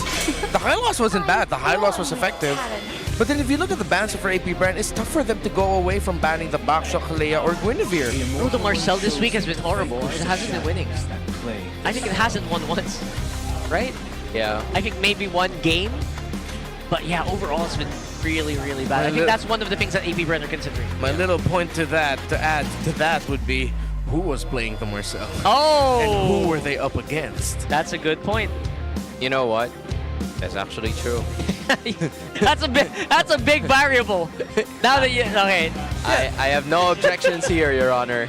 Yeah, the only Marcel game we got was from APBR against Onyx. See? And that was against fair. Kalea, so yeah. That's fair, that's fair. Could be. Although the Freya, it's Team Falcons who took it out. The Kalea, the Guinevere, and the Baksha are also going to be the same thing. So again, the Harley could be available once again for APBR if they want to pick it up first. So what we discussed is basically off the table, right? Because they're all available. The Valentina's on table. Yeah. All right. Phoveus is on the table. Oh my gosh. But I doubt that Falcons will try to run the same composition twice. Very few teams. But they can. They can. Oh, okay. You're right. Phoveus is finally out. Although the Valentina is in question. That's the reason why Aqua has the camera, because he could either go for a Valentina or a James Banks Harley. Is this a Suyo pick though? Oh, right. Sorry, bad out. Never mind. Sorry. You got my hopes up, bro. Yeah, that's to be expected. It's the Harley getting picked up. Now the Valentina for Haji. I'm wondering if Falcon just wants to rush the Harith here. Maybe that's why they ban out the Phoveus, or they pick up the Valentina. Because I think Falcons were probably looking at the previous draft and APBR, probably they were thinking APBR are thinking of picking up the Phoveus and Blue 2-3. So they just banned it out. Their previous ban in game number 1 in that same slot was actually the Eve. Yep. So now the Valentina looks even better as a pickup. Or Jushin. And the Harith. The Jushin has just been snubbed by these two. Right. You know what? That's true. Valentina over everything. Of course. 67. Ooh. Alright. Even saw that out of everything. Of course, Blue's gonna get picked up again. This might be either an Ogwen hero. We saw it in his hand a couple of times, but also with Flap, so it just depends. Or maybe I'm just the only person using EXP Glue at this point. Bro, I think a lot of other people can. Don't worry. Yeah, there's still EXP Glue. Yeah, there's still EXP Glue. Thank but mostly you. Rome, yes. Right? In Mostly MPL Rome Philippines, now. mostly Rome. Damn. Which I don't mind. I feel like the Rome, the glue here is just so impactful to stop too much craziness. There goes that Zushin. Okay. Wow, that's a KLVJ default if I've ever seen one. Yep. Okay, so what they probably had in mind was to no longer give a Throne of Ruin to Haji. They are able to do that. It's just that they also kind of limit what KLVJ can do or can actually make some significance here in this match, depending on the last 3 picks of Team Falcons. Well, it depends on the matchup mainly. Okay. Crazy. They got a Claude against it. They have the Jushin. And for the Falcons win rate is just skyrocketing with this with this Claude, by the way. It's a Valentina and Even Claude. more. Oh man, oh man. Oof. And you know what happened earlier? Obviously, Shizu, he didn't get completely locked out. He had options. He went for the airfill. I wonder if that's going to happen here again. I wonder how willing you are to actually take that. Yo, is that Coach Moody? Oh, that's probably his family. Looked like Coach Moody, didn't it? I know. I was like, I was thinking it. Wait a minute. Is Coach Moody? That's Coach Moody? No, he's working. He's working right now. Wait, going back to Moskov has been taken out since the Claude's already available. So with that, it's tough to go with a Harith. The Leomord has been taken out by AP Bren. Are we willing to leave the Fanny open in these matches? I mean, that's for AP Bren to decide. They still have one more pick. Yeah, one more pick. Oh yeah, the Fanny. Good. Oh, damn. Night. I honestly cannot fathom how people can sleep in these kinds of environments. You know, some of the yeah, you know what? They're probably like really sleepy. Extremely tired. And we're happy that they're here. We're happy that they bought tickets. At least they spend their time here. I can barely sleep with the lights on. You know, at least they're joining their girlfriends or their boyfriends who like to play. And the others probably don't play as much, so it still works. Here goes the carry. They're supporting in spirit. Yeah, they're doubling down on the marksman again. So that's a Moskov and a carry being taken out, which leaves AP Bren with not a lot of heroes. Let's do it. I would really just suggest they consider the glue at this point. I'm sorry, what? A glue. Oh, I'm sorry, not glue. Granger. Just not the earful anymore. There you go. Fanny ban. No Fanny today. All right, not bad. I think at this point, it is Granger. Right? I think so too. It should be. At least. How is the Harif looking here? How with the glue around tough? No, tough. It's tough. Yeah. And Trust. you need that range. You need that survivability. I think Flap just picks up Alice now. Wow. That sounds fun. That sounds like a really fun team fight. Yeah, you have a glue roam, you have an Alice EXP, then your jungle can just be anything at this point. Oh my gosh, like imagine how the life of the Uranus is gonna be at that moment. On the case. Predagon on Kyle, not forcing any assassins. Love that. And last one, I would say Arlot's not bad for Flap. I also would probably, you know. Yeah, Flap, Arlot would be great too. You get the combo with the Fred. It's excellent. It's excellent, man. So let's go ahead and do it. As for AP Bren, that's a problem. What's the gold lane problem here? The $1 million question. Might just be a Marcel Granger. Right, the Marcel is still open. Yeah. After quite some time, because it could be helpful against the Fredrin too. We're slowly seeing the Marcel just go down further and further into the priority list. Because I don't think it'll be worth it to give Juice in the Sky Piercer here. Okay. Wow, perfectly called. I like that. Marcel Granger. This is the safe pick, I'm assuming, right? This is just, it's safe. You don't need to overthink it. Finishes up with an Alice. And Alice. Make Renmar's day an incredibly good one. Do it. And this is one of those picks where you can't do any wrong here. Alice or Arlot will be fine. It's Arlot, yeah. When you mentioned the Arlot, I was like, oh yeah, that's a significantly better pick. It's just pretty good draft on both sides. I would say Shizu maybe got forced into the Granger.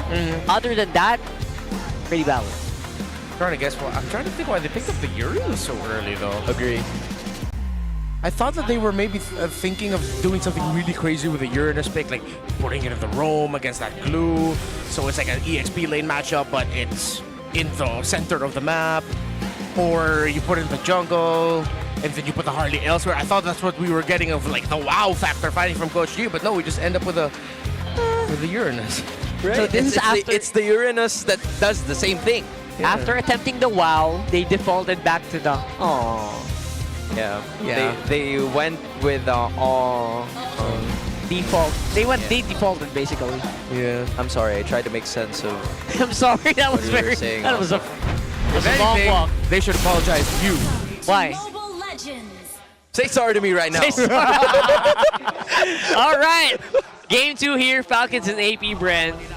Falcons, as usual, just excellent drafting. AP Bren again, just picking up what's safe. Let's see if they can make it work here. Yeah, these are some comfortable heroes, honestly, for AP Bren. They are in dire need of a win because of the points that will be very beneficial for them come the playoff time, and a decider against Aurora could be imminent if they win this game. Okay. Ooh, James Banks goes for the purple beetle into lizard route. Interesting. All right. Will he be able to take it away? He does. So he's going to be hitting level 4 before Kyle, most likely. Okay, so that's one way to slow down the Fredrin. Obviously, there's not much you can do to slow it down except speed yourself up. Bottom side, though, Lap could be in trouble, but decides to just back off for now. So, interesting path from James. What's the logic between that, though? Like, why are you just trying to XP out, or are you trying to get, like, better momentum? Because you know that the Fredrin's going to hit level 4 through the lizard. Didn't get the beetle, the 4 is there, so at least you mark it and you know that that's where he's going to be showing up. Meaning that he will most likely just go back into the mid lane or hover around and get vision here. Arlott had to go back and help him get with the lizard. KLVJ expects that the Fredrin's gonna be there, so it's just a good mark. Yeah, it feels like it's pushing the Fredrin into a certain direction. At least AP Bren knows what that direction is. That might be an advantage. Now, with that being said, less than 10 seconds before the first turtle, this game actually spawns 4 members of AP Bren are right back down. No casualties for both of the teams so far in this game. Shizu and Super Marco simply getting as much cannon minions as they can, and the waves are going to happen. Now Nova level 3, same could be said for Ogwen, and Haji copying that golden hour, and Nova still doesn't have it yet, so this is going to be a problem moving forward. As Kelvin is going to be taking the damage again, but stuns from Nova as he's going to be utilizing with that final slash as well. Now it's going to be Aqua, Crimson Beacon, lifting Ogwen a little bit closer to the bees, but still no casualties. Who will be taking this first hurdle? The answer is going to be figured out in a later bit, because again, first blood going on to KLVJ, and James Banks has taken control of the very first turtle. It's a win for the bees. Great patience by AP Bren. That was a long dance. Flap of the final slash. But AP Bren will continue this aggression here. KLVJ on the Uranus is applying so much pressure. But he continues to annoy. Fortunately for Team Falcons, they were able to get it. I'm just wondering as to who gets it. Because again, it didn't go to Kyle. Did it just end up going to James Banks? Okay. Okay. What a surprise! Weird stuff is happening right now for Falcons. I think they might be in a little bit of disarray here. We are going to try to find out how that broke up. But that was a big bump for AP Bren. Finally in the lead here in the series. That patience. I was wondering why Shizu looked like he was hesitating, but he was just patient. He really wanted to maximize every use of his first kill. He knows that if he did that little trick with the Marcel, whoever's caught in the golden hour, just toss out all your first kills so that once the golden hour's gone, the animation continues and it's a big burst of damage. He just decided to hold on to it because he knows it's a deterrent for the team and a good way for them to be able to take that Fredrin down. Okay, so far so good at least. You know, AP Bren are able to control this mid-river very, very efficiently. They've got a majority of their members right now for Falcons in the middle. Trying to see if they can make a pickoff happen, but we all know that's a pretty difficult thing. Now they're trying to focus on bottom. And maybe they can, you know, pick off Haji in a weird position, but so far, Falcons are keeping it tight. Yeah, this is a really smart approach coming out from AP Bren. They're just waiting for the right time to strike as Super Marco is going to be taking the damage.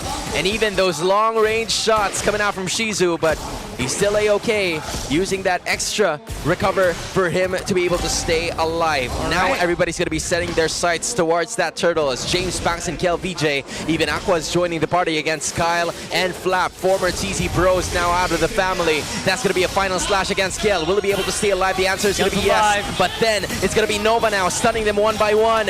Kyle is in the midst of it. Oh, he's going to use that Appraiser's Wrath to get the turtle and steal it away from the bees. Yeah, you're not going to be able to out-threat that at that point. No way, he didn't even use Retro for that. That was just a smack. Oh, James Banks. Gotta feel bad for him. That's 2 big retros he missed so far. Yeah. But maybe This is a window of success or an opportunity for AP Brand. They were able to at least trim down Flap, but dashing away, and an outplay is imminent. Oh boy! Bringing VJ down. It's the machine taking the kill. For a second there, I was wondering, it's like, oh, how come Falcons isn't affected? But then, yeah, it's the golden hour of the Valentina, not of the OG Marcel. I got confused for a moment. Valentina really plays tricks on your minds, right? Earlier, actually game 1, I thought some of those were, were killed. Oh yeah, was Haji actually. That's why I get so confused, bro. So confusing, man. That's and one of the perks as well. If you were confused, what more is their opponent? Oh. But he's still able to stay alive. Super Marco might have to surrender this top lane turret as Ogwin is going to be facing Nova in that push. The gold laner is going to be walking back safely. AP Brand still holding on to 1.2k gold lead. Shizo, it's time to get some stacks, bro. Get those stacks! Again, but then it's difficult with the Arlot, Fredrin, Glue. You're really... Seems like the only way that you can get stacks is through a very, very long team fight. Hodge, Marco. Yeah, which then it becomes a question of, will Aqua's mana be enough? Oh, it's Ogwin again.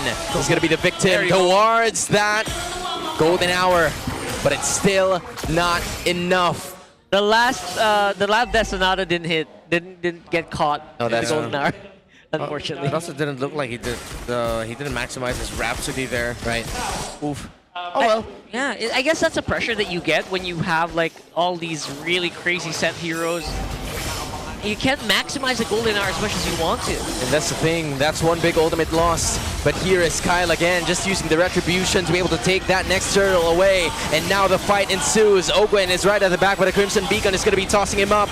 Goes up to that Zushin as well. Kyle's going to be joining the party, and instead, it's going to be a 1-for-1 now. Kyle, Hachi, and Flapper going to be backing away. Same could be said for AP Bren, while Super Marco is safely securing the bottom lane turret. Yeah, great management of the macro from Falcons as always, but AP Bren will be able to trade it out a little bit as well. Getting a bit of a minion wave flow up top that Flap will have to deal with. And this allows AP Bren a bit more breathing room in the center to position around the bushes. Yeah, that center right now, we're going to have at least, even us, we're going to need a lot of breathing room here. Non-stop action so far. AP Bren making sure that they hold on to that advantage that was slowly built up against Super Marco by Shizo on the bottom, on top side of the map. But they are actually slowly losing that. There are a lot of these fights where Super Marco wasn't even part of it. Oh. Hello? Still a-okay for Nova as of the moment. They're still not putting the usage on towards Ogwin, and I think it's inevitable for him to die, but the same could be said for Nova.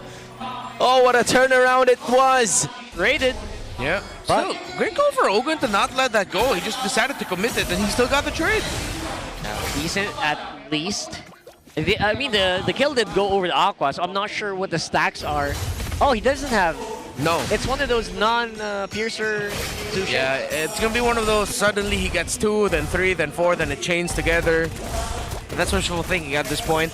Super Marco and Falcon still doing a great job at handling the maps, with James Spanks doing what he can to even out the efforts of Falcons with their macro pushes. Core items already locked in for Shizo, so he's up to the Malefic Roar. It's the gold laner's time to shine. Oh, they're catching up, by the way. I mean, Super Marco has caught up, essentially, in the gold, despite all the ganks that were being done to his side there. Now, we're going to a bit of a lull here as we're approaching 9 minutes in the game. Oh. This next floor is going to be massive. Wait. Ooh, James.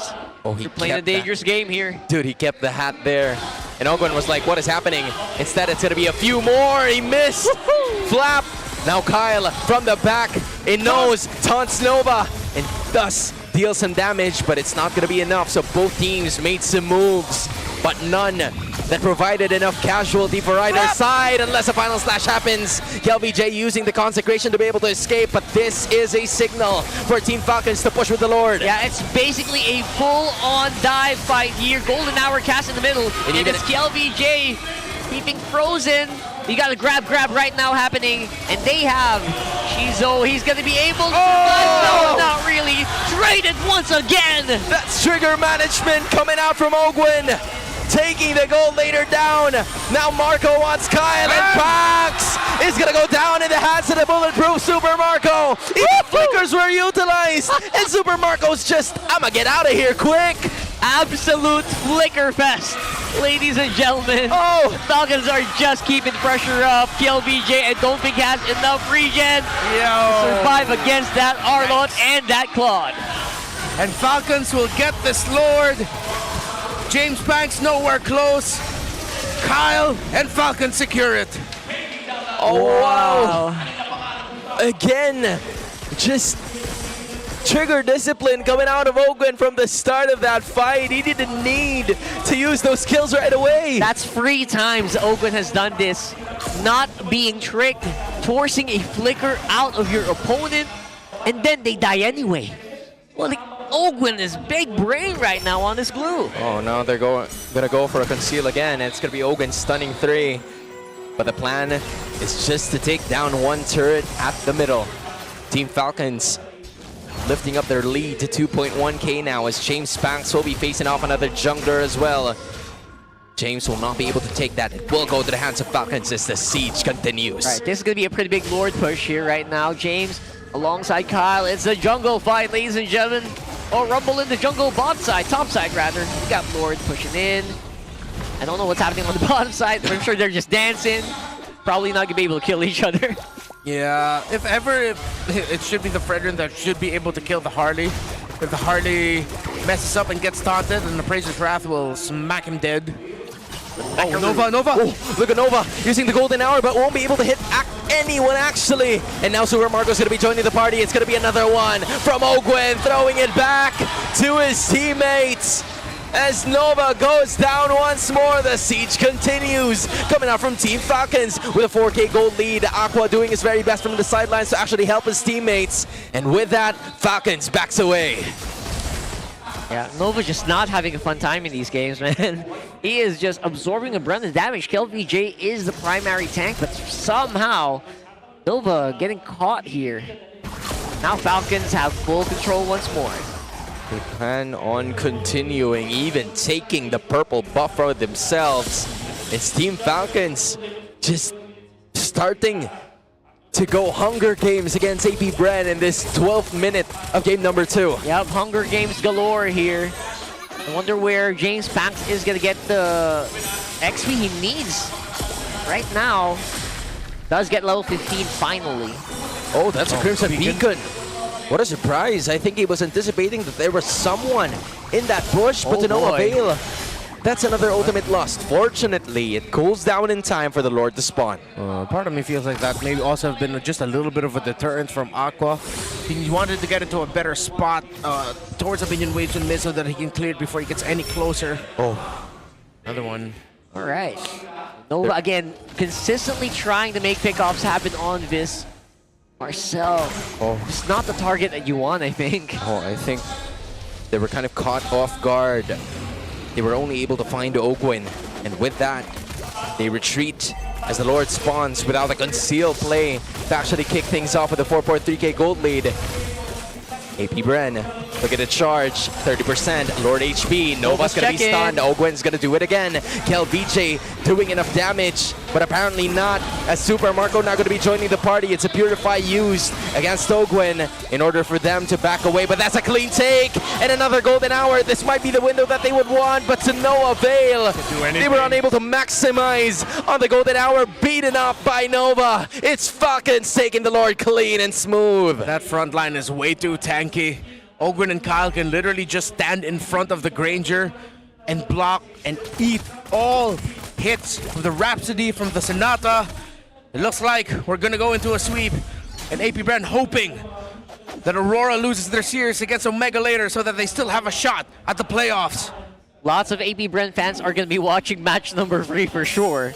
And we are going to see a big parade with a conceal as well. Oh, look at Super Marco. Can he actually stay alive? And the answer is yes, because he's used the Winter Crown to be able to keep in play. Now he just has to use the lifesteal and join the fight like nothing happened. It's a full 5-man roster. And then all of a sudden, the top lane inhibitors also went down. Super Marco back with a full HP. Now they look their sights. They set their sights on the bottom.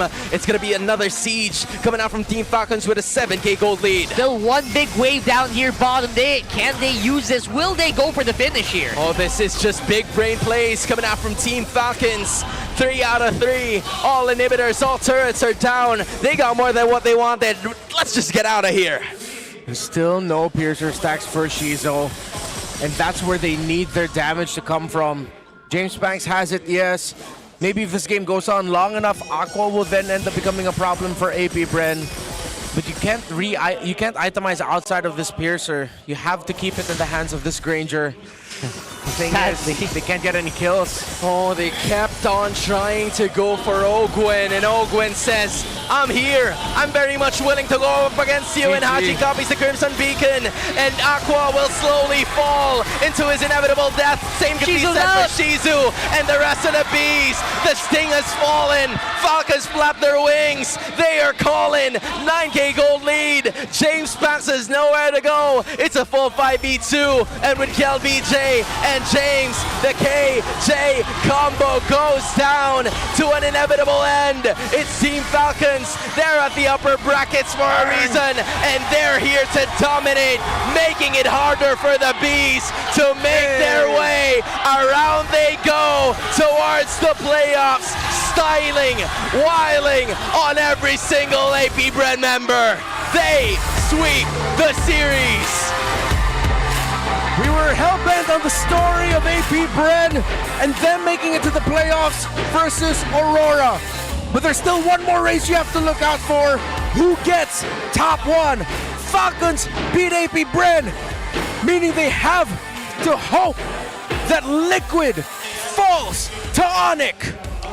And again, you cannot remove from your mind, it's still a streak for the Falcons. They're still gunning for that almost perfect season.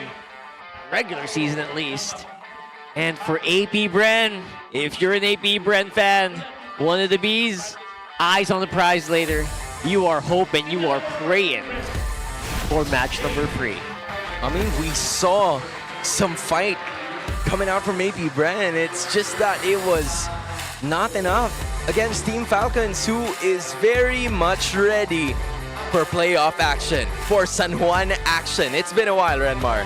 Dude, Ogwen on this glue, I mean, it's inspiring. It's inspiring, but also at the same time, it's the cards that AP Bren were dealt with. Bro, I need to take some notes. Yeah, I think ahead of time, Falcons knew that no matter what AP Bren end up picking, it's probably gonna be something that will not have enough damage. And it didn't. Yeah. She's not gonna get the kills, man. Excellent drafting. I think we pointed that out earlier for Falcons, and they really flew with this one. More dominant than game number 1, absolutely. And of course, we are going to hear from the winners themselves. We got Team Falcons on the interview.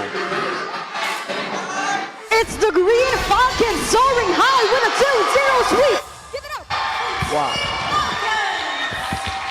Congratulations, another win for you. Congratulations, Falcons. Diba? Na 2-0 nyo ang AP. You 2-0'd AP Bren. This is the last game of the regular season for you. How important is this win this time around? Sobrang halaga niya sa amin kasi it's so important for us because we still have a chance to top seed. And for everyone watching, they can still get the top seed.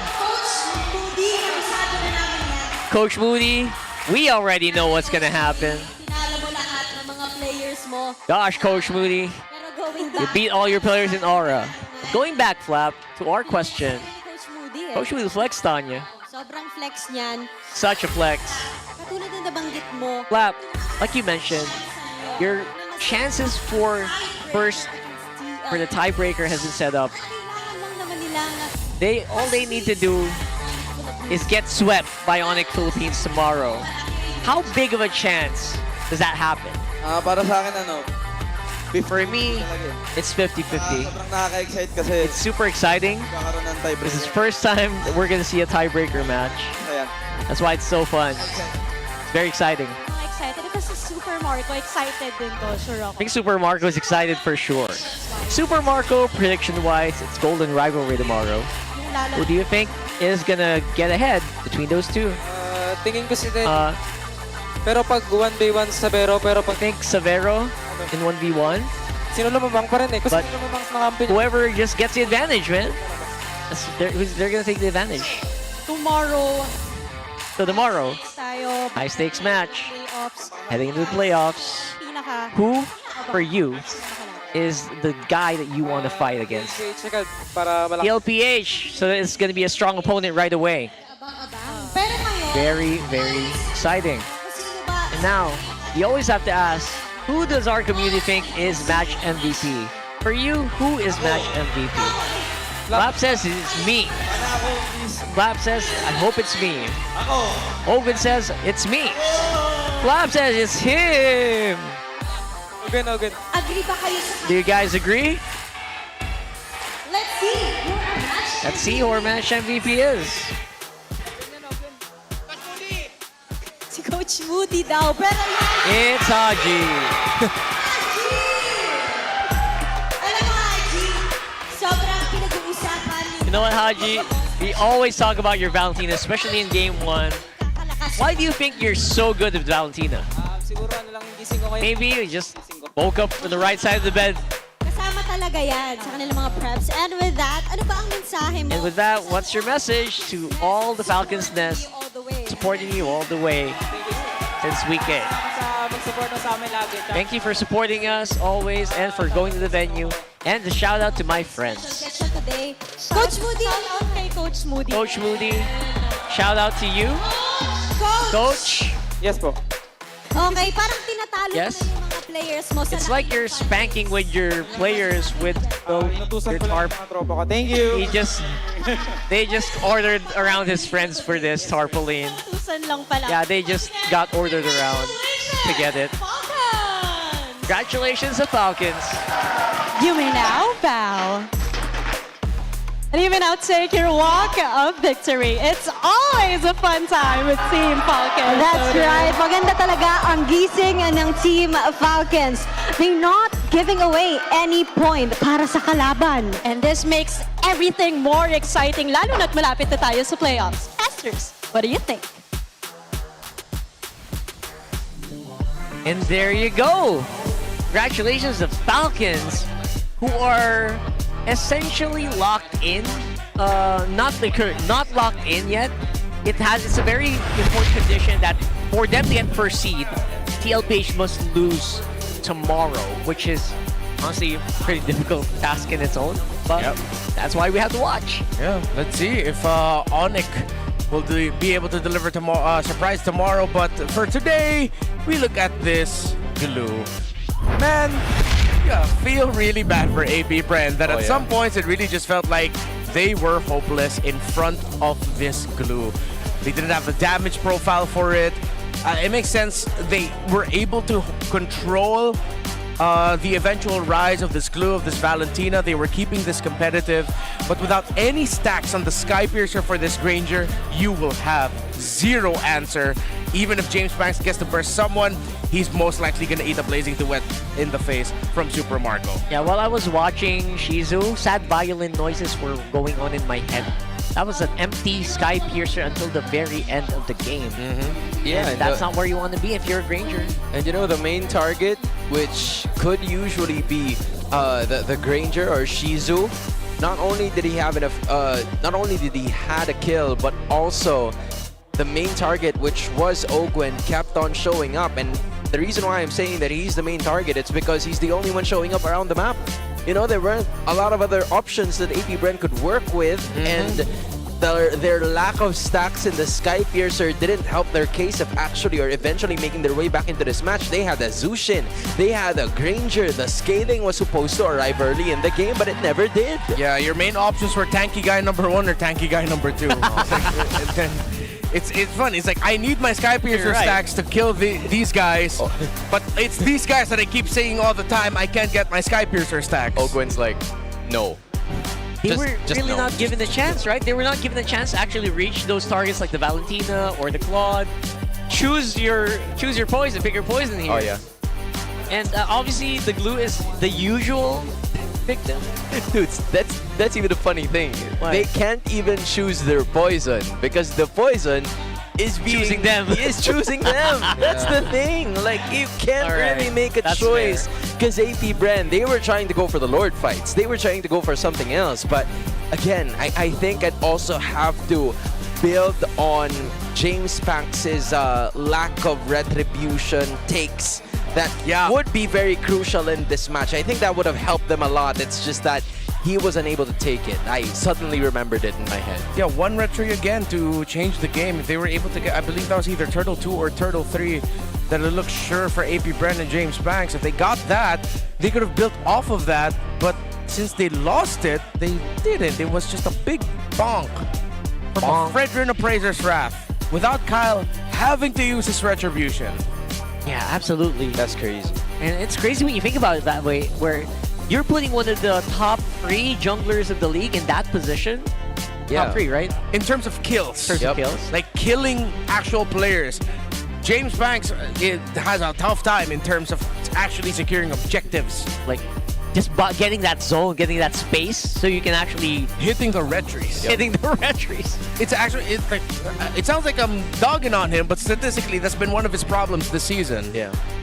Like we saw a bunch of highlights with him outplaying other members or outplaying other teams in terms of team fights, but not in objective takes. And that is the result of that. It's like a snowball, but in the complete opposite. What do you even call that? An avalanche. An avalanche. That's an avalanche. Technically, an avalanche is a just snowball. a bunch of big snowballs. Right, it's a snowball. Or just snow. It's a snowball going up. We're in Southeast Asia. I don't know why we're talking about snow. We have snow. We have some in Vietnam, but it's all the way up in Vietnam. There's also some in Japan. Southeast Asia. Oh, Southeast Asia. Yeah, Japan is. That is proper East Asia. Right. I was about to say Kazakhstan because we went there, but it's not Southeast Asia. That's South Asia. But that's a flex. That's a flex. Hey, I'll take it. So, yeah. Let's run over to a quick mic check while we discuss what's in Asia. How cold? Slow ka. Mike, ubot na. Wag na. Pag baka magat ha. Hold to. Bayo. Keep lang pa. Sab ko. Ready kayo sa akin. Ready kayo sa akin. Ito, euro nga. Ligalit nyo ha. Wag mo dapat ha. Wait nga lang. Wag mo madali yung short mo, pre. Okay. Para may aura ka. Okay. Thank you. Aura farming. Sunod tayo, boy. Patara tayo, boy. Mid dot, pero sa mga. Mid mo na. Antay na. Sabay sila. Pre, maganda winter dito sa kanila. Kung sila ako. Himbot, pero mo ba sa akin, Mike, ha? Walang purified si Yura dito, ha? Okay na, naharapan ko na. Okay na. Basag winter ako, nagulti ako, boy. Boy, tori ka lang. Ton ka susin, pre. Di ako lang dito. Nagulti na. Palo tayo. Tapos, out. Kaya, Marcel? Ready ba? Yeah. Kaya na, disiplina. Nice, boys. Kurang nga ta. Sitat, bibigyan siya. Wala. Nadadge ko. Sunya machine. Pushing niya ka, boys. Tulong nga, Dad. Nag-ulti na Marcelo, tara. Ito, replican po. Tara, boys. Tingin na lang, boys, ha. Patay na. Boys, ha. Tara, double na to, boy. Tara, boy. May wagon dito. Yura. Yura. Gusto yung mag-TP? Pwede. Okay, minsan lang naman eh. Ay, isa na lang to, ha. Okay, minsan lang naman. Minsan lang to. Double na rin eh. Tara. I like that they asked permission before doing it. Yeah. I like how very vocal Haji is. At one point, he was giving advice to Flap how to play the Arlot. He was like just telling him, hey man, just don't use your final slash so that they're going to be more scared of you and more scared of us. Dude, and what's crazy was that 5 seconds after he said that I think Winter Crown is going to be really important, Super Margo used it. It's just so cool. That's right. So, wow, what a game. Let's go ahead and digest that. But for everything else, let's throw it over to the host side court report. It's Team Falcons taking flight in a dominant fashion, soaring past AP Brand with a commanding 2-0 sweep. This is your very own Odin reporting on the side, and we're gonna take you to a tour in the MLBB world. And our first destination is MPL MENA. The Season 9 Grand Finals is coming up soon between Team Falcons and GK Esports. From the upper bracket, it's Team Falcons sweeping both GK Esports and Gamax Esports to reach the finals. Meanwhile, all the way from the lower bracket is GK Esports, where they defeated Axe Okami and Gamax Esports. Their grand finals will take place on May 22 at Dr. Hassan Mustafa Arena. And our next stop is MSL Thailand Season 1. They just announced their playoffs venue, and that will be on BCC Hall, Central Ladbrau. This will take place from May 22 to 24. And going back to the Philippines, it's MPL Philippines Season 7 na nakumpleto na ang teams na maglalaban para sa playoffs. Naghihintay na sa semifinals ang Aurora Hunters na haharapin ang mananalo sa pagitan ng Rai Rock and TNC Voltes. Samantala, naghihintay naman ang Marshall Mayhem sa mananalo sa pagitan ng Twisted Minds RWE at Onyx Uprising. Gaganapin ang playoffs ng MDL Philippines Season 7 sa Tagaytay Combat Sports Center from May 23 to 24. Mula pa rin sa Pilipinas, it's Athena Cup Season 2. Minerva Empress at Team Liquid Aqua ang nag-advance ng lower bracket after the play-ins. Naghihintay naman ang Navi PH at Team Liquid Aqua or Navi PH at Team Falcons Vega rather sa upper bracket. Athena Cup Season 2 will also take place in Tagaytay Combat Sports Center at mangyayari yan on May 21 to 22. And going back to where we started, it's MPL Philippines Season 17 Week 8. At natapos na kahapon ang tapatan ng gold laners na the pressure na si Savero at si Netsky na self-proclaimed best gold laner in the Philippines. Ang hihintayin naman nating laban ay sina Savero at Teddy na magtatapat bukas para sa Golden Rivalry. Official release na din ng ating anthem ng MPL Philippines, Palag na To by Janine Berdin. Oras na para pakinggan nyo yan habang naglalaro kayo ng rank games. At syempre bukas, mangyayari din ang tapatan para sa last spot ng playoffs between Aurora Gaming and APBR. And before anything else happens, mamaya ay aabangan natin ang matchup between Aurora Gaming and Smart Omega. That's all we have for our side report. And now, MPL Arena, we ask for a moment of silence. On behalf of the whole MPL Philippines community, we mourn the passing of Kelra's father earlier today. Our thoughts and prayers are with him and his family.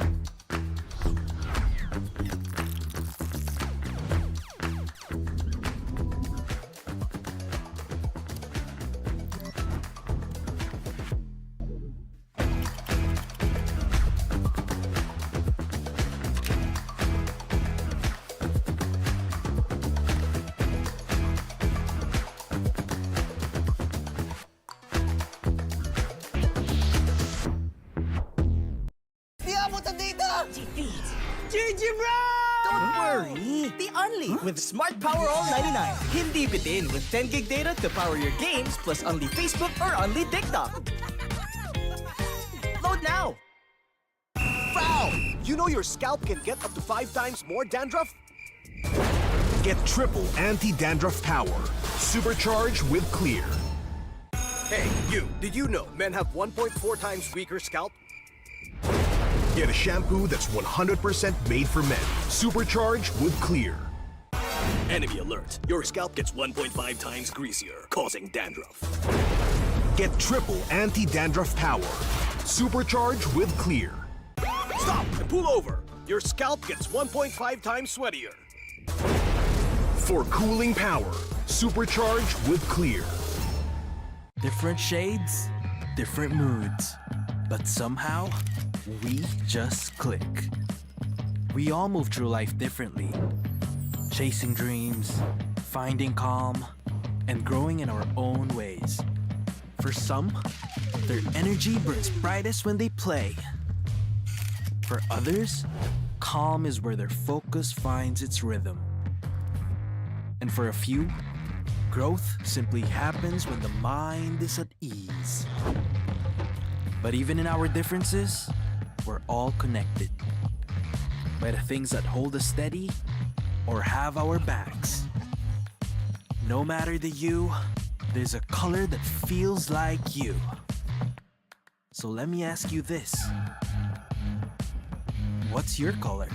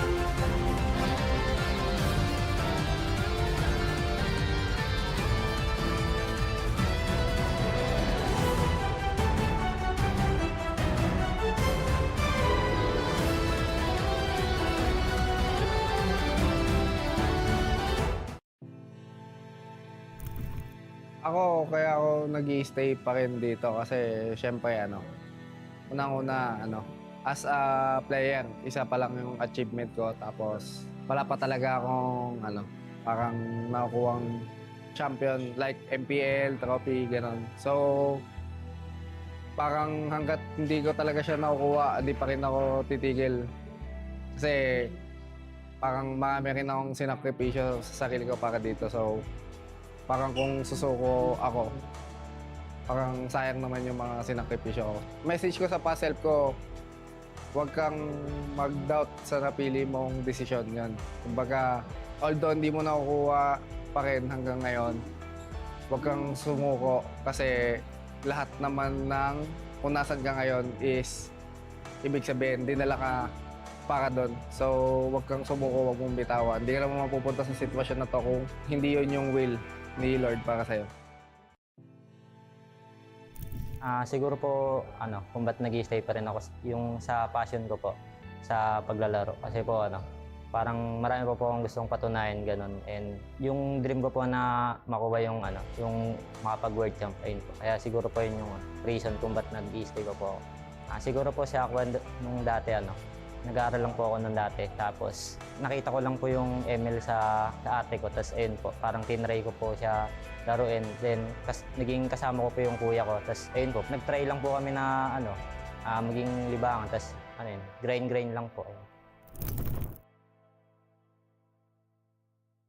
Hello MPL superfans, this is your host Denise at makakasama natin ngayon one of Aurora Gaming's fan from day one. Tama ba ako doon? Yes. From day one, a guest here. Can you tell us about yourself? What is your name? My name is Brandon Dwayne Balatbat and this is my second time in the MPL stage. Yes. But I've been watching in live from my home. So, when did you start na maging fan? Since the very start of the release of the Team Aurora in the Philippines. Can you share us how was your experience today? You saw them firsthand. It was fun, but it was sad to see that they lost to TNC. But I hope they will be better next time and keep practicing to be better. And we have already established you're a fan of Aurora, pero sinong player doon? I love all the players in Aurora, but there's one person that stands out and that is Light. Really, Light? Bakit si Light? Light inspires me to become a great roamer because my main role is roam and my main hero is also Grok, and I really admire Light. And do you know that he's with us today? Joining us is Light. All right, Light, let me give you the microphone. Brandon here is a fan. He is also a roamer. Ano nga masasabi mo kay Brandon? Unang-una, gusto ko thank you syempre. I'm just doing my best and playing. Tas na-inspire ko siya and yun, inaanga niya ako. So I really appreciate it.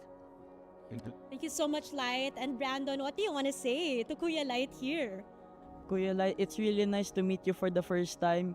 Since you joined Aurora, I really admire your ability to play Grok and the fact that you carried the team to win the world champion. I really admire you playing Grok.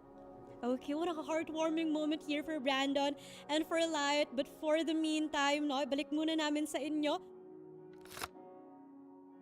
Hey ML Superfans, it's fun to watch the games live, but you know what's better? Watching the games right here at Victoria Sports Tower. And you know, I'm here with some ML Superfans. And before anything else, guys, introduce nyo muna yung sarili nyo sa ating audience. And saan kayo nanggaling? Hi, I'm Jules I'm Alea. I am Alexander. And from Muntinlupa.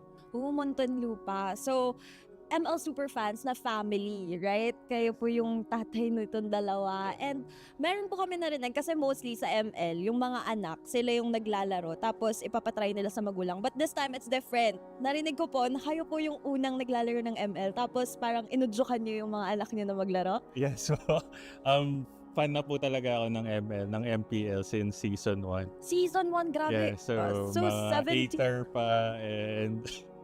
And ngayon, kamusta naman po yung experience niyo watching the games live here at the MPL Arena? Ang saya, ang sarap. Mas nailalabas ko yung pag-cheer ko, gano'n. Sa bahay kasi medyo nasisita ng asawa pag maingay. Bawal maingay. Pero matanong ko lang po, sino po bang anong team yung sinusuportahan niyo at sinong player? Ang paborito talaga namin ngayon is Falcon and si Flap Keys. Si Flap. And kung meron po kayong message kay Flap, ano po yung sasabihin niyo sa kanya? Kunin natin yung championship ngayong taon. For sure, natalo na natin yung TL. Talunin lang natin sila ulit. And yun nga, grabe yung momentum ngayon ng Team Falcons. And I'm sure magtutuloy-tuloy lang yon, right? Flap, kanina ang message nila sa iyo, sana daw mag-champion kayo. So, ikaw naman, Flap, may message ka ba sa mga super fans mo na talagang pinuntahan ka from Muntinlupa? Thank you po sa pagpunta. At yung message ko po is, isa kayo sa mga dahilan kung bakit nagpapatuloy po ako at sana patuloy niyo po kaming suportahan. Mahal na mahal ko kayo. And you know, it's super fun na makakakita tayo ng mga ML Superfans and of course, their beloved player. And we'll see, guys, if matutuloy ba ang championship nga ba. This season is for Team Falcon. So, we'll see that right off.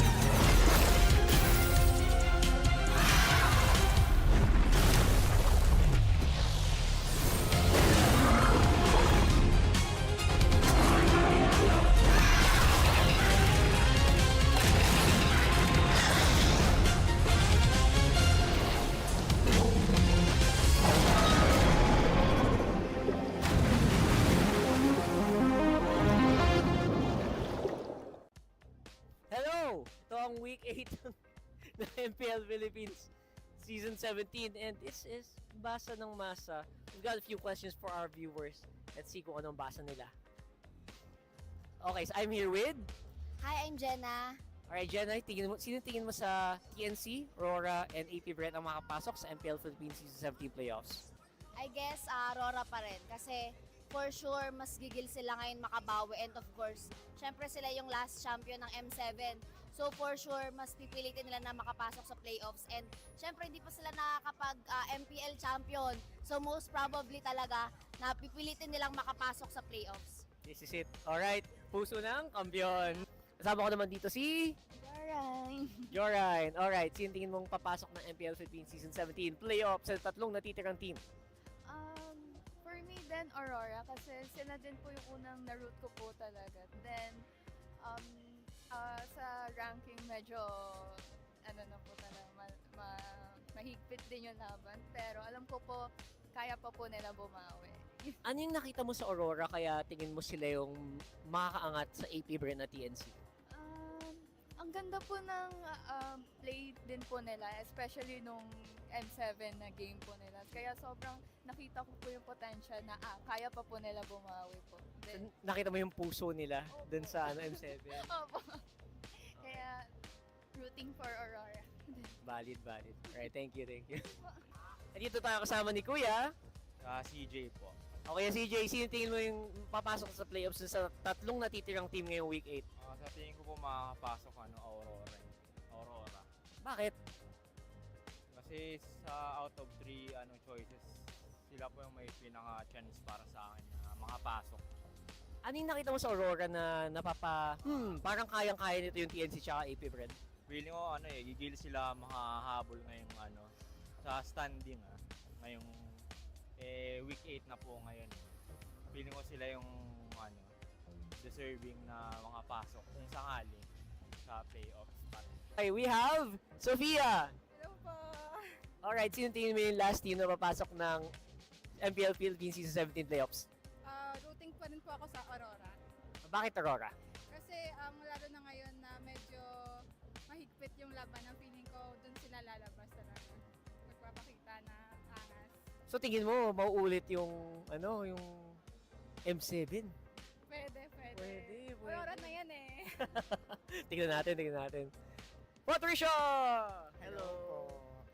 Alright, so simpleng tanong, sino ang tingin mong team na magka-clutch ng panghuling slot for the MPL Philippines Season 17 playoffs? Siyempre, naman ako, for lagi kong sinusuportahan na team yung TNC Phoenix Army.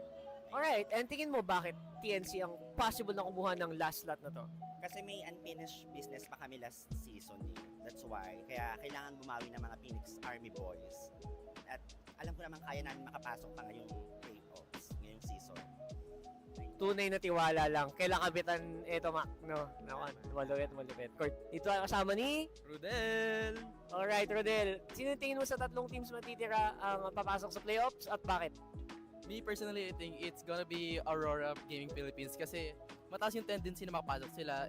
And I've been noticing na lately, nagsistruggle sila. And plus, may celebrity Aurora Hunters which is si Demon Kite. Yung celebrity yan, si Daniel Padilla ata yun. Oo, si Daniel Padilla. May celebrity tayo. Okay, so interestingly, puro Aurora ang nasabi dito. And again, we also have like TNC believers in the chat. Where are the APBR fans, man? I'm looking for you kasi hindi pa naman tapos ang laban, especially here in week 8. Siyempre lahat yan dito lang sa Basa ng Masa. See you on the next episode.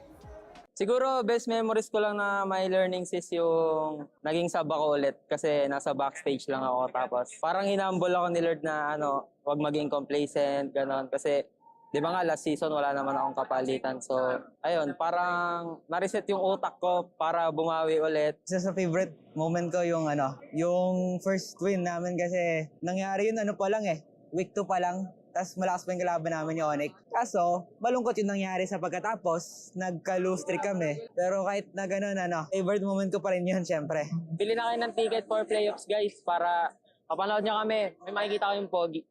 Shoutout kay mama, magpagaling ka na. Kahit di ka makapunta, okay lang. Basta gumaling ka na. I love you. Pati kay Maggie, I love you.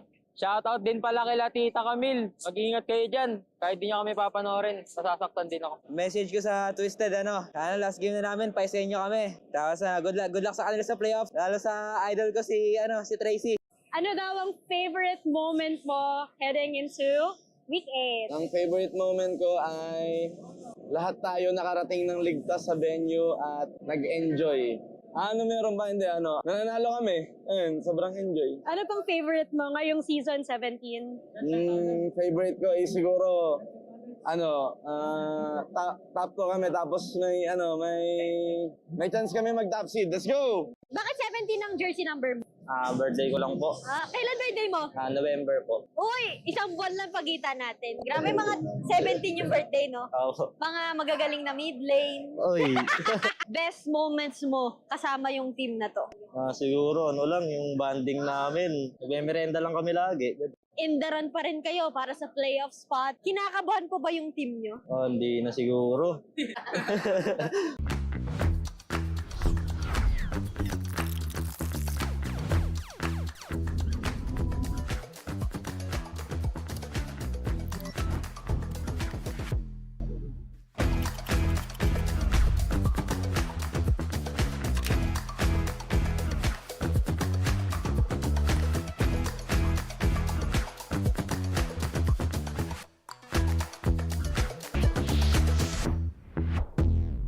Di abutan dito!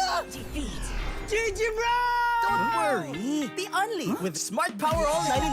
Hindi bitin with 10 gig data to power your games plus Unli Facebook or Unli TikTok. Load now! Foul! You know your scalp can get up to 5 times more dandruff? Get triple anti-dandruff power. Supercharged with Clear. Hey, you, did you know men have 1.4 times weaker scalp? Get a shampoo that's 100% made for men. Supercharged with Clear. Enemy alert. Your scalp gets 1.5 times greasier, causing dandruff. Get triple anti-dandruff power. Supercharged with Clear. Stop and pull over. Your scalp gets 1.5 times sweatier. For cooling power, supercharged with Clear. Different shades, different moods. But somehow, we just click. We all move through life differently. Chasing dreams, finding calm, and growing in our own ways. For some, their energy burns brightest when they play. For others, calm is where their focus finds its rhythm. And for a few, growth simply happens when the mind is at ease. But even in our differences, we're all connected by the things that hold us steady or have our backs. No matter the you, there's a color that feels like you. So let me ask you this. What's your color?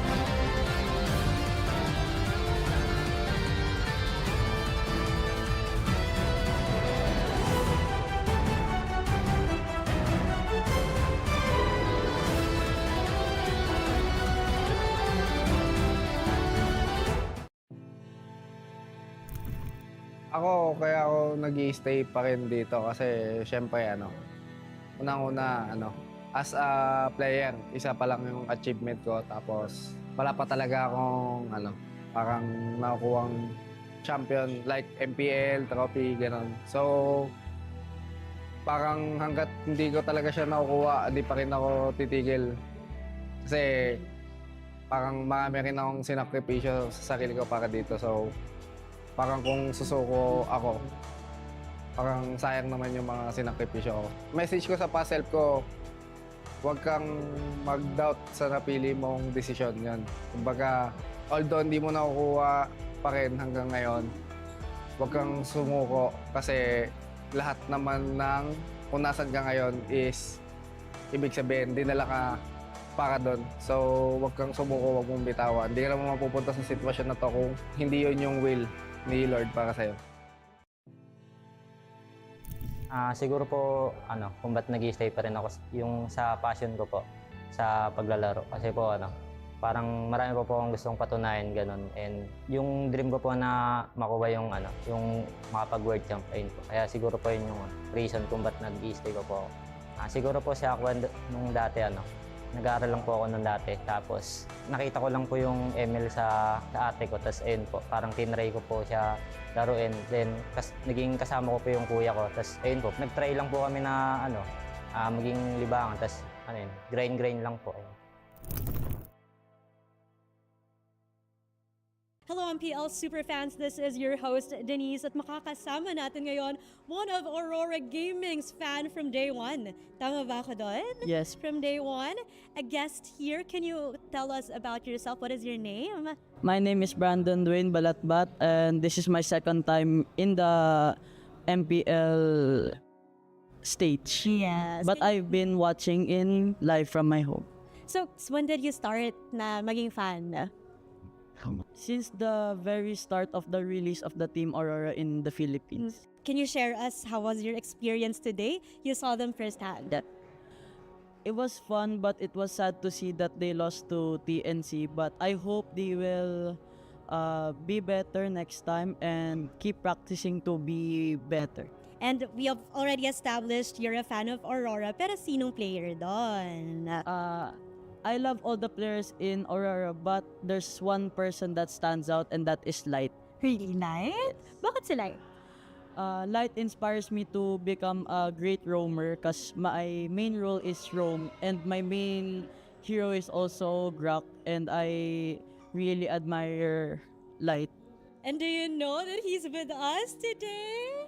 Joining us is Light. All right, Light, let me give you the microphone. Brandon here is a fan. He is also a roamer. Ano nga masasabi mo kay Brandon?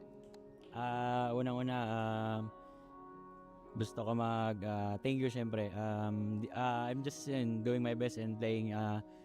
Tas na-inspire ko siya and yun, inaanga niya ako. So I really appreciate it. Thank you so much, Light. And Brandon, what do you want to say to Kuya Light here? Kuya Light, it's really nice to meet you for the first time. Since you joined Aurora, I really admire your ability to play Grok and the fact that you carried the team to win the world champion. I really admire you playing Grok. Okay, what a heartwarming moment here for Brandon and for Light. But for the meantime, balik muna namin sa inyo. Hey ML Superfans, it's fun to watch the games live, but you know what's better? Watching the games right here at Victoria Sports Tower. And I'm here with some ML Superfans. And before anything else, guys, introduce nyo muna yung sarili nyo sa ating audience. And saan kayo nanggaling? Hi, I'm Jules. I'm Alea. I am Alexander. And From Muntinlupa. Muntinlupa. So, ML Superfans na family, right? Kayo po yung tatay nitong dalawa. And meron po kami narinig kasi mostly sa ML, yung mga anak, sila yung naglalaro tapos ipapatry nila sa magulang. But this time, it's different. Narinig ko po na kayo po yung unang naglalaro ng ML tapos parang inudyukan niyo yung mga anak niyo na maglaro. Yeah, so fan na po talaga ako ng ML, ng MPL since season 1. Season 1, grabe. Yeah, so mga 17. hater pa and... And ngayon, kamusta naman?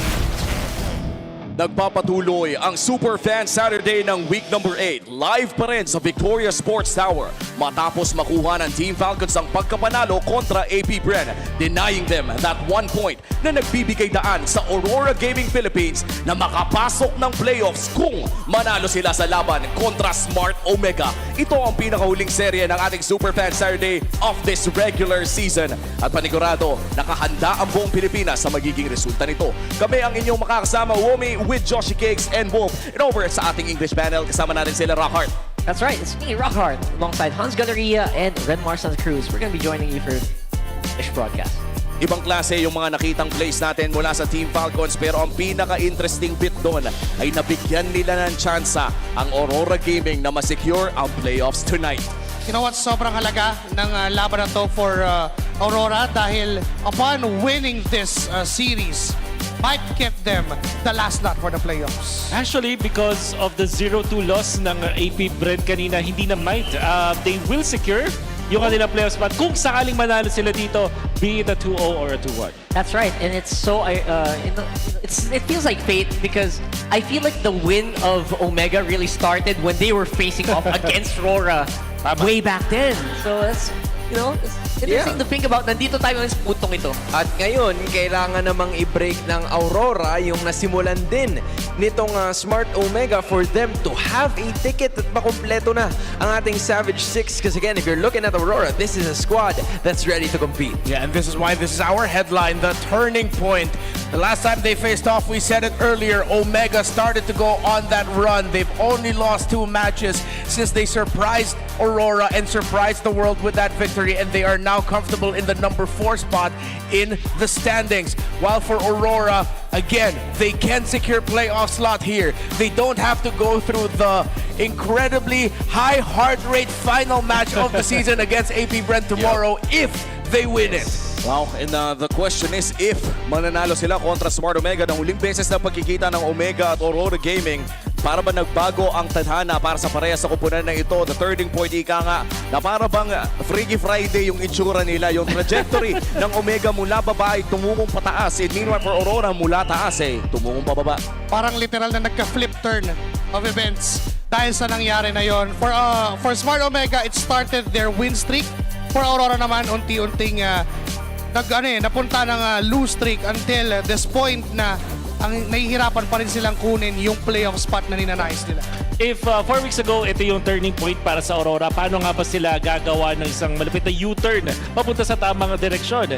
They just have to win versus Omega or APBR actually. To be fair naman sa Aurora, ang dami din nagtatanong kung ano nga ba yung chances nila to get into playoffs. It's pretty simple, guys. Basta manalo sila ngayon or bukas. Ganun na lang kasimple.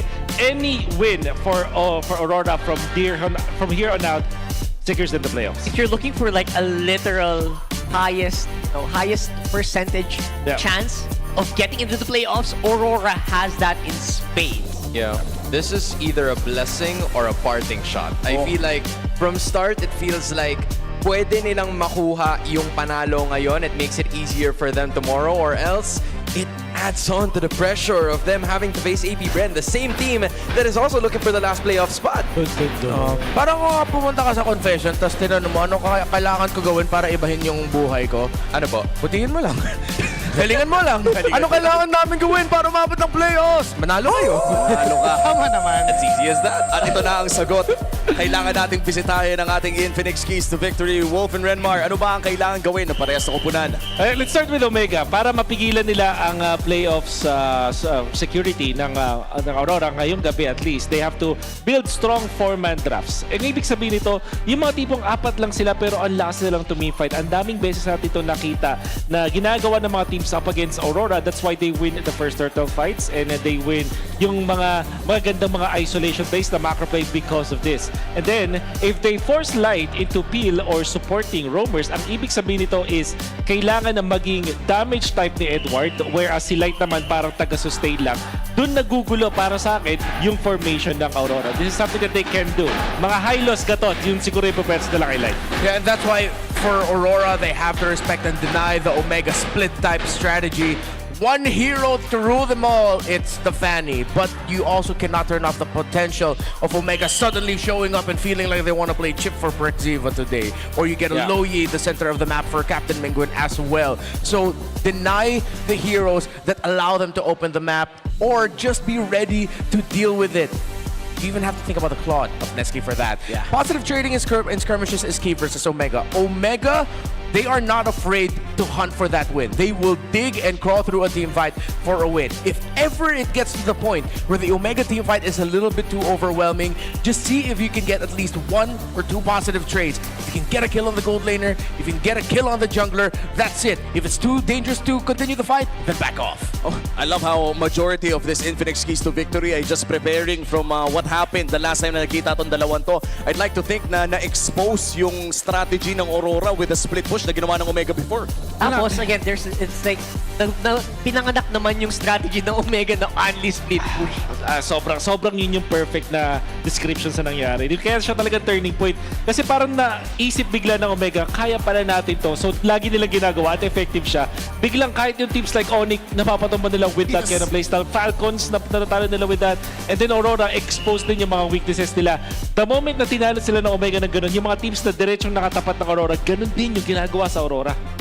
It's something na talagang masasabi natin na brilliant mula sa side ng Smart Omega. And now against Aurora, I think the question remains, kaya ba nilang ulitin o kailangan ba may bagong ipakita ang Smart Omega? And mind you, playoff secured na ang Omega dito. And for Aurora, mismong yung team pa na nag-expose sa kanilang kailangan nilang talunin para makapasok ng playoffs. Yeah, I feel like for any sort of team na meron tayo ngayon, this is a squad, Aurora, na maganda yung pinakita against Onyx. I think they're gonna be banking up on that kind of play style na kahit hindi nila nakuha yung serye, pakiramdam natin unti-unting bumalik yung Aurora. Meanwhile, for Smart Omega, it's a team na pataas lang yung trajectory. So it kind of is a struggle for Aurora to either chase that or even match that in this series.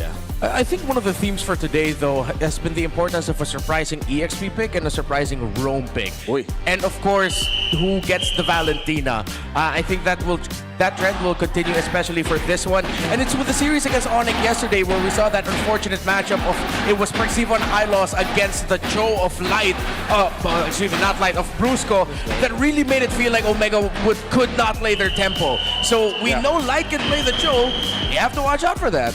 And sa tingin ko at this point for Omega and Aurora, dito na natin makikita yung preview or prelude, kumbaga, papasok ng playoffs natin. Makakapasok nga ba ang Aurora Gaming sa ating playoffs ngayong gabi? And kahit pa sabihin natin hindi pa na rin ang Aurora, may chance pa rin sila bukas dahil sa nangyari kanina. But you will also have to take note yung performance kayo ng Aurora kung gaano kaganda yung kanilang mental capacity laban sa Omega. Kasi hindi sila pwedeng magpa-intimidate dito sa Omega. They have to be very sturdy in this scenario because if not, madali sila maka-counter. At parang simula pa lang nung laban, parang pwede na sila matalo agad kung sakali magpapa-intimidate sila. Well, with some of the Aurora fans, actually, grabe yung helping hand ngayon ng Northern Lights na kompletos recados pa rin papasok dito sa laban nila against Omega. This is perhaps one of the most important matches na meron ng Aurora to date. Although may chance pa nga naman bukas, but they really have to end the drought. Kasi entering tomorrow, if matalo sila ngayon, ang hirap mag-reset ng momentum, di ba? Yun yung isa sa mga bagay na outside of the game na kailangan and it needs to be addressed every single time na may match ang isang team.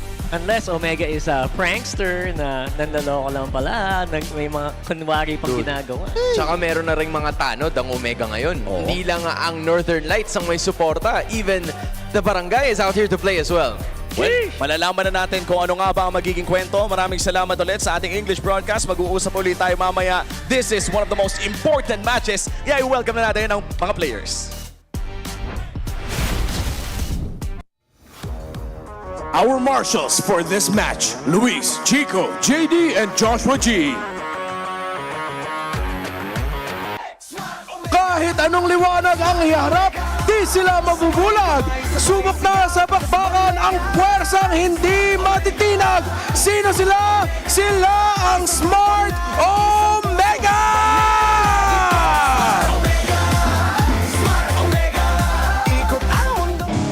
Backs against the wall, let the fight back begin. Find the lights within. Awaken the champions to seize the win. Give way for Aurora Gaming Philippines.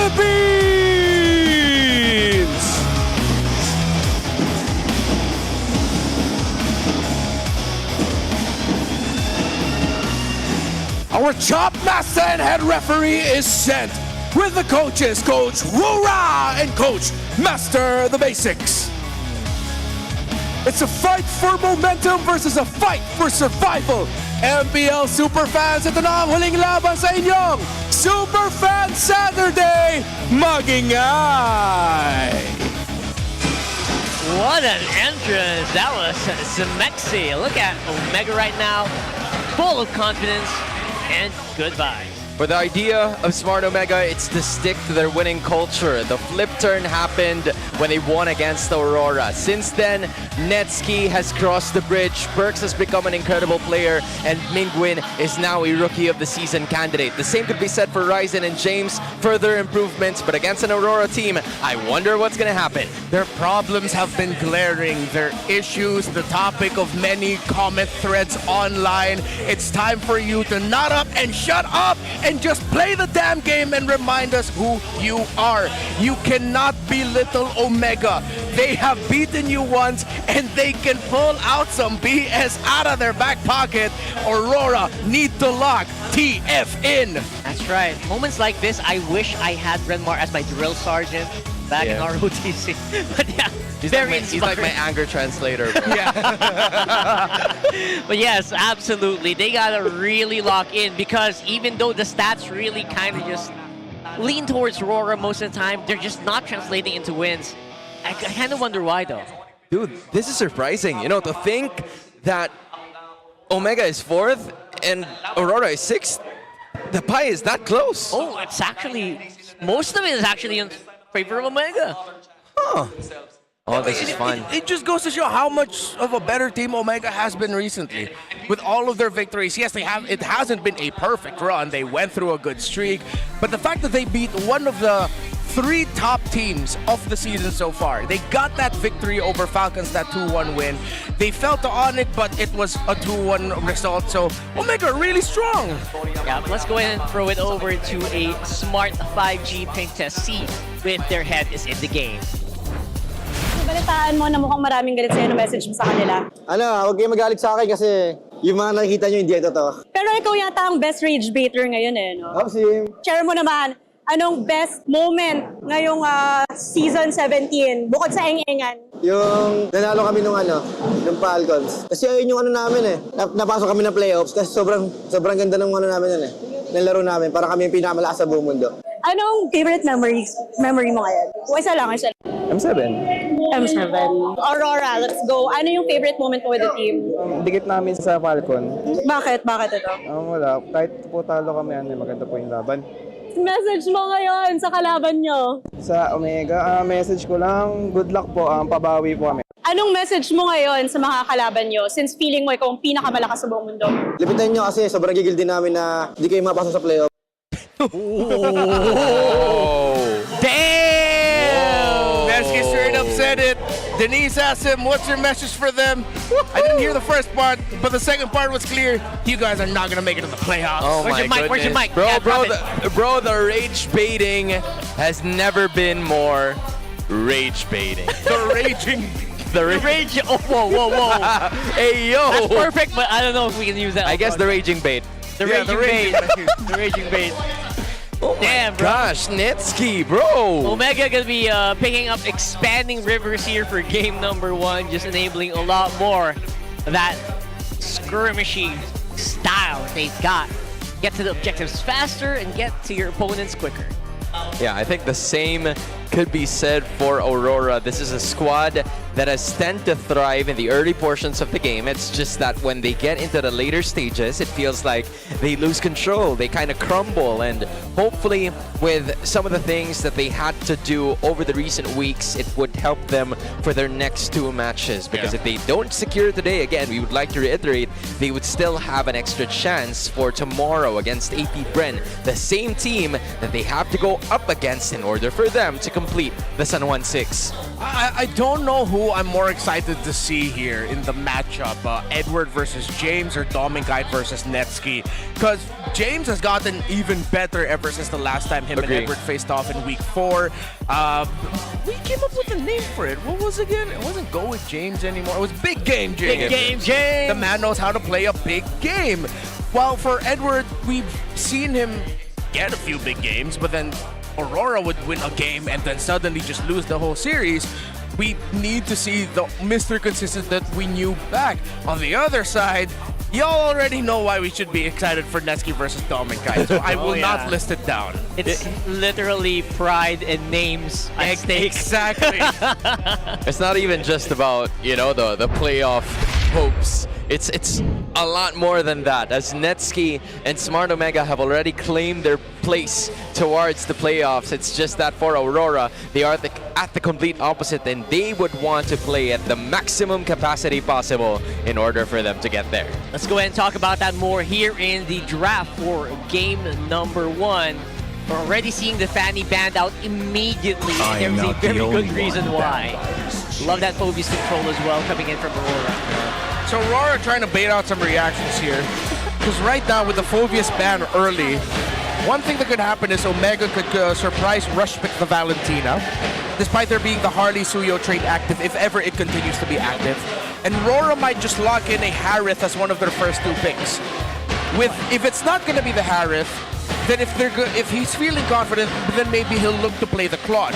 Problem is, you have to think about a Bruno that can suddenly come out from Omega as one of the first 3 picks. I don't think they'll even be shy about rushing the Bruno right away as one of the first 3, and then just taking out some really great options for that. So Aurora have to be very careful with this last ban, whether they'll keep the Suyo Harley trade active, whether it's going to be a Valentina Harris trade, Suyo Hardy trade inactive. Omega will have to decide whether they get the Suyo or give it to Demon Kite. I wouldn't be surprised if they just give it. That would be great, right? That would be absolutely excellent. And you're right, I feel like the Harith on the hands of most players have been snubbed, but in the hands of Dominkite, though, that's a different story. The Bruno can maybe come in later as if ever they don't choose it on the first rotation. But now the Suyo might be a prime choice here for Smart Omega. It could be another Ryzen hero. It doesn't, you know, necessarily apply towards this push that they would want to go for, but it's still a strong hero to start with. Yeah, they also have to think about a Juice in, but it's gonna be a Claude rush pick. Wow. So they do go ahead and pick that up. It's them saying that they're okay with most likely Domin getting the Harith, and the thing is they don't even need to rush the Harith right now. So there's a weight to this of whether or not you're going to look at either the Juicin, the Valentina. Yep. You have to consider those picks first. But then the Sora, which has been quite snubbed in some drafts, still could be active and needs to be taken into consideration. It's kind of amazing, right? That they're bypassing most heroes that you would want. The Zushin, the Valentina, just for the Claude. That's just how big of a priority it is for Omega to get Netsky in a good position. This is a great set of picks coming down from Aurora. Now Omega's turn to actually answer with the Marcel and the Claude, which is a pretty good combination if you ask me.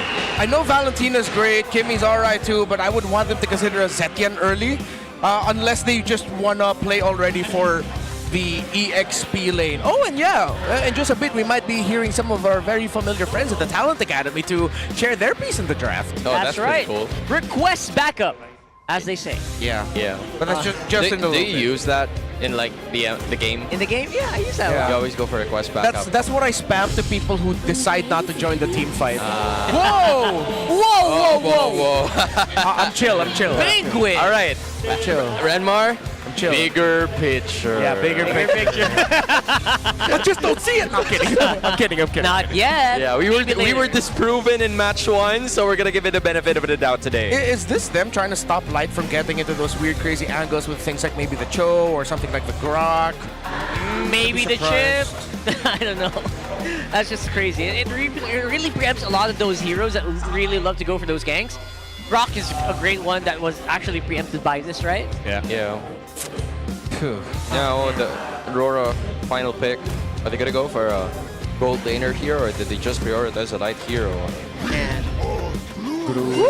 Okay, that's a light hero to me. Yeah, we discussed this in the pre-game panel earlier that surprising roam pickups are something that we have to watch out for. All right, let's go ahead and see if we can request backup now from our Talent Academy talents right there with our host. Right now, we are gonna know some insights from our students of Talent Academy. Sony, sino ba sa tingin mo ang lamang sa first draft natin in just a few words? Well, for me, I think lamang yung Aurora kasi nakuha ni Yue yung Sushin. Demon Knight yung special niyang suyo, tapos Light. Very bago para dun sa glue, pero excited ako makita yon. How about for you, Sokpi? Sino sa tingin mo lamang? Sa akin, I'll go for Aurora din with that Sujin. Pero good pick yung Selena for Vision. Pero ano talaga iba talaga yung dala kapag may Sujin eh. How do you think Smart Omega can even out the drafting or makakapalag sila in the second phase? Well, for me kasi ano naman I think very special din yung Selena pick nila. It's just for me, I think siguro since hunger na for win, yung Aurora, I think yung experimental time di siguro presence ngayon. Yun. What's your take on that? Sa akin naman, oo, ganun din. Siguro maging consistent lang sila. Knowing na pagdating kay Aurora, medyo, kumbaga, more on sila sa mga risky plays. Yun lang, maging consistent lang sila hanggang dulo. With that Claude, actually, pagdating na lane game. Thank you so much, students of Talent Academy. And now, back to you, casters. All right, so very interesting. Renmar flared up a little bit after. I was kidding. I mean, it's a fair point. The glue so far has been really good in the roam role. Right now, you don't see the answers on the side of Omega. The Claw's there. So they just made a point, also our Talent Academy students, that they are putting a lot of weight looking at the Juicin, not even just looking at the Suyo. It's a US favorite pick, which does beg the question of how this mid lane trade is going to be handled by the Marcel and the Selena, by Perkziva and Mingwin. So the Alice gets taken away by Aurora, which I thought they would want to consider, but then there are still some damage options available. Yeah. You don't have to worry about the Valentino, so you can get really big setup style with the Sora. Omega decide to ban out the Terizla, because if there is one really unkillable lane, then it makes the map feel smaller for Omega. They want to have heroes in the board that they can just hit with an Abyssal Arrow, combo, bring them really low, force them back, and then push the lane that they left. That's right. If that's the style they're playing, I feel like Terizla is perfect for this lineup for Aurora. Glue's almost 100% going on to Light at this point. And even spicier actually. Yeah, with all of the dive that Omega has, and Arlot is a great response to it with the final slash. James, does he have to pick up the Sora with Phovius gone? I think he's Sora, but then with the Jushin and the Suyo, some instant burst damage would be good. They don't have the usual sponges that they have. They don't even have their jungle pickup. I don't think they can afford to play for 4 Protect 1 with the Claude. They need just another option. They get the Yuzhong, but they will be going for Protect 1. They play through the Claude, but they get big impact with the Petrify. Dominic gets a Clint. Woo-wee! Undefeated so far this season, but going up against the Petrify and the Golden Hour could be tough. Might be tough here, to be honest. And of course, if you guys think that's going to be tough for them, go ahead and predict. Scan the QR code and predict the match winner correctly for a chance to win 1,000 MLBB Diamonds. So far, predictions are leaning a lot closer than I thought they'd be. 9% for RORAs. Let's dive into this draft here. Game number 1 feels like RORA did kind of, get on top here. Yeah, the numbers could probably say that, which is definitely going to help them moving forward, because they want some answers towards the Yuzhong, the Fredrin, and the Selena that could be really troublesome in terms of the early game. So at least they have early game damage towards that. But I'm just wondering, as soon as Omega reaches level 4, how will Dominkite be able to evade every single skill? Yeah. I think that's the main issue here. But before heading into that, I'm also looking at the laning phase. This could be a difficult time for Netsky. He needs to make the most out of his BMI, because one of the tough things about trying to trade with a Clint in the gold lane is that even if you have the BMI ready, just one hit from his first skill plus that basic attack takes you down a good amount. Which is why it does benefit Netsky that the current metagame asks for Claude to pack a fighter emblem with Spell Vamp. And that's right, they'll be able to get back into the fight even easier. Maybe you don't even need to go back to the base, right? Just go ahead and regen off of the little jungle creep right next to you. And look at what Mingwin is also doing. In order for Ryzen to roam around the map a little bit faster, he's been leashing him countless times. So that creates a little bit more opportunities for Omega to stay in pace with Aurora, as Demon Knight is already in level 3. Same could be said for Ryzen, who's holding utility. So first rotation is top side, trying to stop James. They want to play for the EXP Crab, get an advantage for one of the roam mids. It looks like, based off of their gold, still very close. Netsky might have gotten the last hit on the Crab? Or they just gave that to Demon Kite.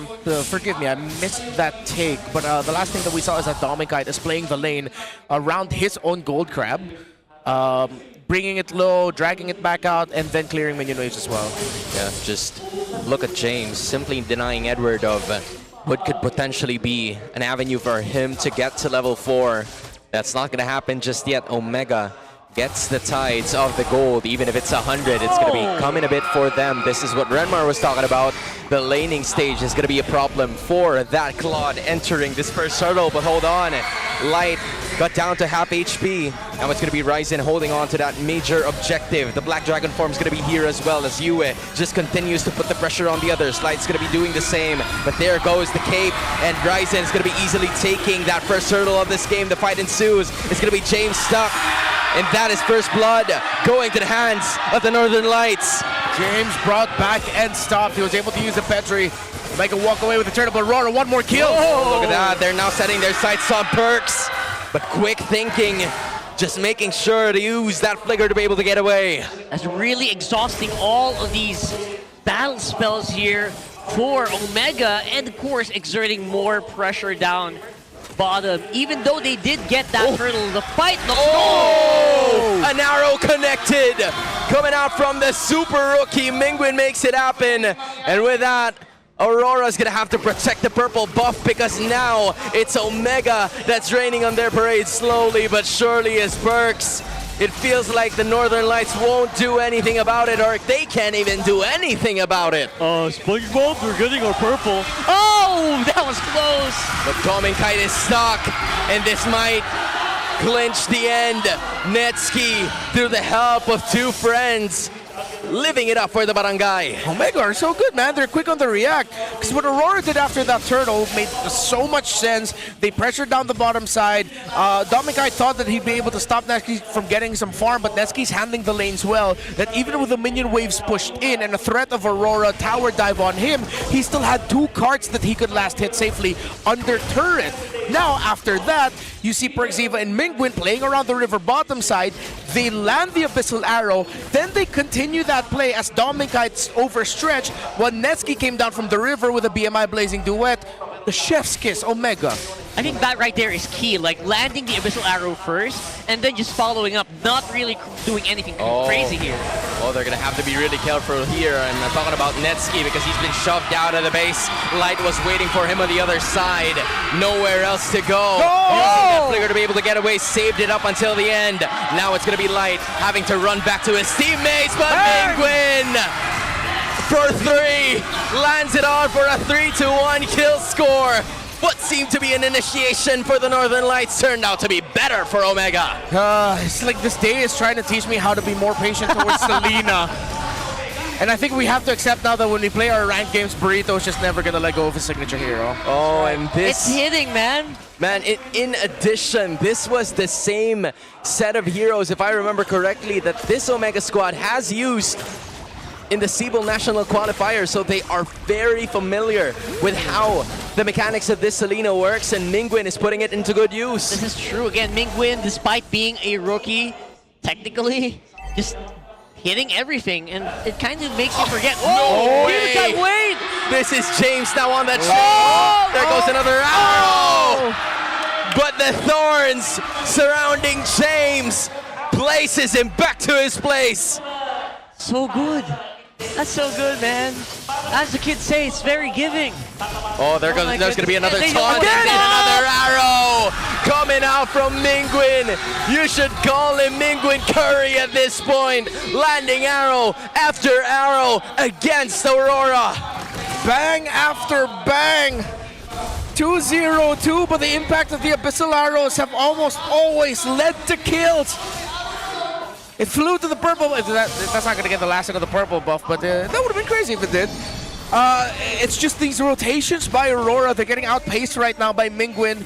I like how from time to time Perxiva and Mingwin are actually playing away from each other, applying more pressure all across the river. So that's why Aurora's having a hard time getting a good and sure footing here. There's a lot of slippery members from the side of Omega. Even if you catch the Fredrin, there's most likely either the Selena or the Marcel nearby, excuse me. So they're slowly running out of map and running out of options. Dude, it's been 6 minutes in, and the Selena is still assisting Ryzen in terms of getting the major objectives. That is, you know, Mingwin putting in so much work from the start, but look at the positioning of Light though. That's right, 80% kill participation so far for Mr. Mingwin himself.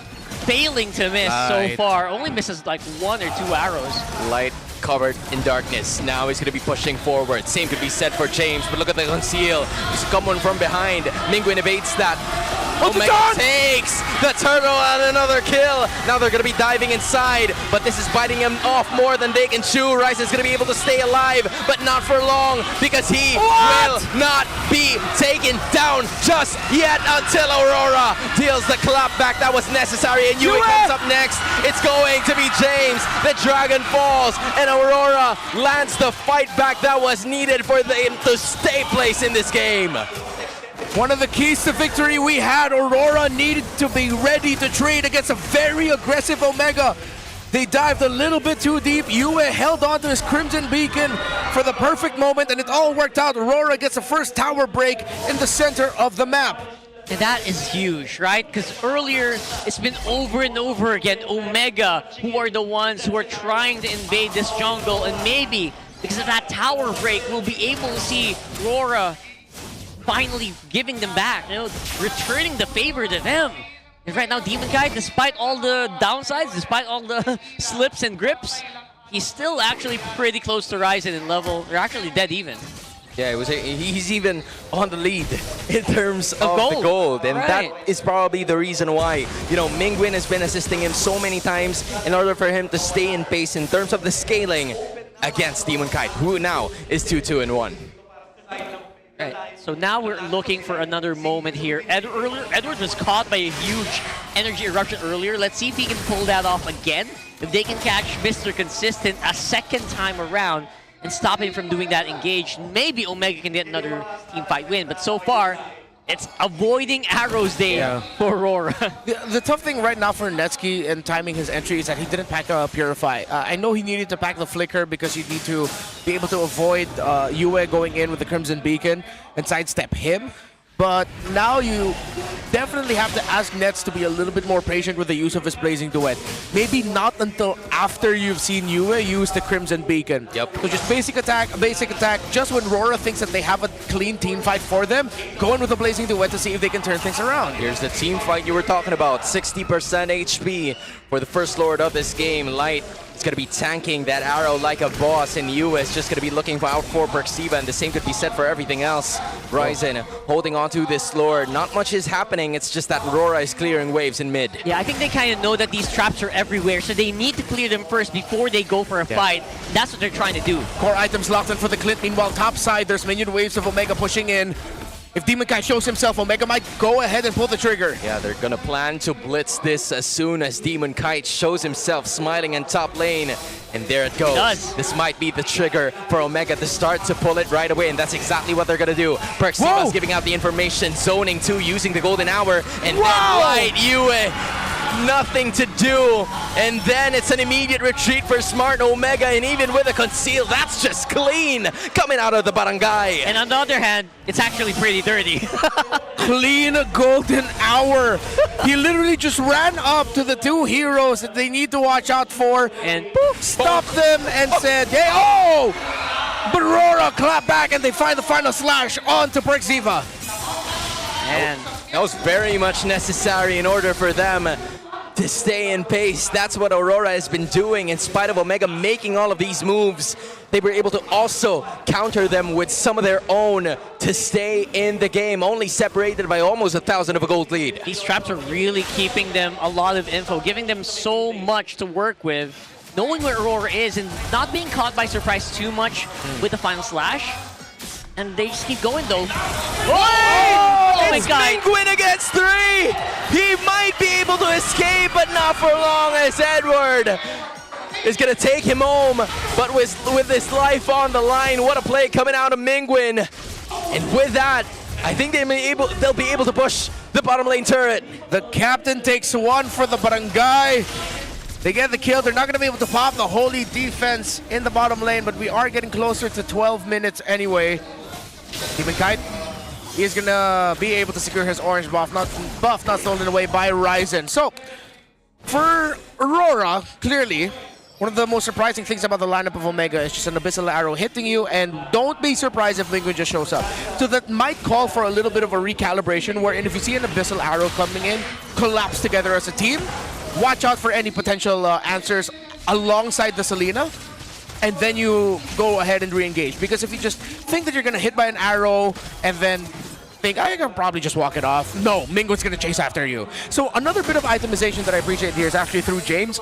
After building the Fury Hammer, he decided to go ahead and get the Queen Swings. He still got a little bit of the adaptive attack, but then now he can fight a longer team fight, which is important when you're going up against a very heavy burst in the marksman, while having some good long sustained team fight heroes such as the Arlot, the Suyo, the Juicin, and hell, even the Glue. The entire lineup is great for long team fights. That's right. We haven't actually seen like a really strong engage yet, but you're right. In a long team fight, it feels like they just have so much mobility, so much spell vamp, that they can just do this all day, as Cap says. James also has the Queen Swings now. Ryzen's itemization pretty great as well. Went with Radiant, didn't full build the anti-Karas. It's now in the hands of James. They get the Chastise Pauldron first. And I wonder if Ryzen will just go ahead and try to rush the Guardian Helmet after this. He can still swerve right ahead into the anti-Karas, but I wouldn't be surprised if he just leaves it that. Because you already have one. Look at top. Look at top. They're looking at Dominkite, immediately flickering away. Netsky using that Blazing Duet. Big burn. That's a big resource from Aurora. Yeah, that has been taken away. You remove the Blazing Duet, that just means you have like a few seconds to kind of just rotate around the map, and that's exactly what they're doing. They know Netsky is not that much of a threat. Now they're going to try to blitz this Lord though. Yup, they're going to go for it. 80% HP towards the Lord. Netsky is already joining the party, and then the arrow is going to be hitting on towards Demon Kite, but it's going to be tanking it. Here comes the Dragon as well. Knockups coming up from the Lord. Arrows hitting. Ryzen still getting, and Demon Kite is going to be the first one going down. The Kite Brothers have fallen into the hands of the Barangay. Final Slash is going to be utilized. And then all of a sudden it's Edward all alone against the Barangay as well, trying to fend off for his dear life, but to no avail. Omega lands on 3 for none. Netsky breaks up another turret for their side, and with Yue and Light, the only Northern Light standing, how will they be able to defend? Uh-oh, we got time. 10 seconds, 13 seconds on Dominkite. Can they clear this? No more energy shields. Spark is going to be there. Light is going to go down, and save for Yue. The Barangay styling at the spotlight of the Northern Lights. Game 1 is secured. This isn't the same team that Aurora faced off earlier in the season in week 4. They're better, they're better, and they're on the way to sweeping the series. They're match point Omega. And they've got a lot on their side. They got the buffs. They've got the best. They've got Talent 1. And they've got skills. And the biggest one, in all seriousness though, is their confidence. Right? This is a more confident Omega we have seen compared to the previous week. Arrow after arrow from Mingwin. Oh, yeah. Even in the last sequence, if I'm not mistaken, that was 2 big arrows that he landed, layered with all of the crowd control. And Netsky, patient with his Blazing Duet entry to go for the punish. They take down the Suyo, they take down the Clint afterwards, and we saw, just as we were talking about it beforehand, the value of the Queen Swings onto James to be able to drag out a long team fight to make sure that Omega has advantage. Selena 2-0 today? That's just 2-0. Let's go, all right. Dude, he literally worked overtime. Mr. Gallantes. What has just happened? It seems like they were always working on finding information with regards to the team, and just the taunt for Ryzen was a cherry on top for that, finishing this off with a wipeout. What a game from Smart Omega in game number 1. And you know what? That finisher actually showed us why Omega values that Claude so much. Oh! Sheesh, alright. Of course, the Witch Doctor had to appear. Of course. Netsky didn't have to take it for that, but Penguin, just... If you're wondering why, just go back and rewatch the game. Burrito, watch this, okay? Burrito! Is he in your GC? You didn't tell us Penguin was in your GC, huh? Oh my gosh, God, that was so Penguin, good. bro. If you squint your eyes... What? Don't you think that... That's Burrito. No! If you squint your eyes... It's the earring, it's... just right? Maybe It's not me, right? Alright, I can kind of see it. Bro, it's you!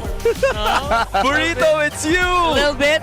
Of course, for the international audience there, we're just poking fun here at our friend from the Filipino broadcast in Burrito. Yes. Please go search him. Tag your friends with Burrito, he will give you diamonds. Yeah, asking for skins. He has some great connects over in India as well. Yeah, he even got like Naruto skins, even though it's no longer available in game. Yeah, right? but so you can still ask for this was a big moment here for this story, because if ever that could have been a turning point for RORA, but since they decided to take that risk of sending Light all the way back, they just didn't have the right front line, which again for me was quite surprising that they decided that.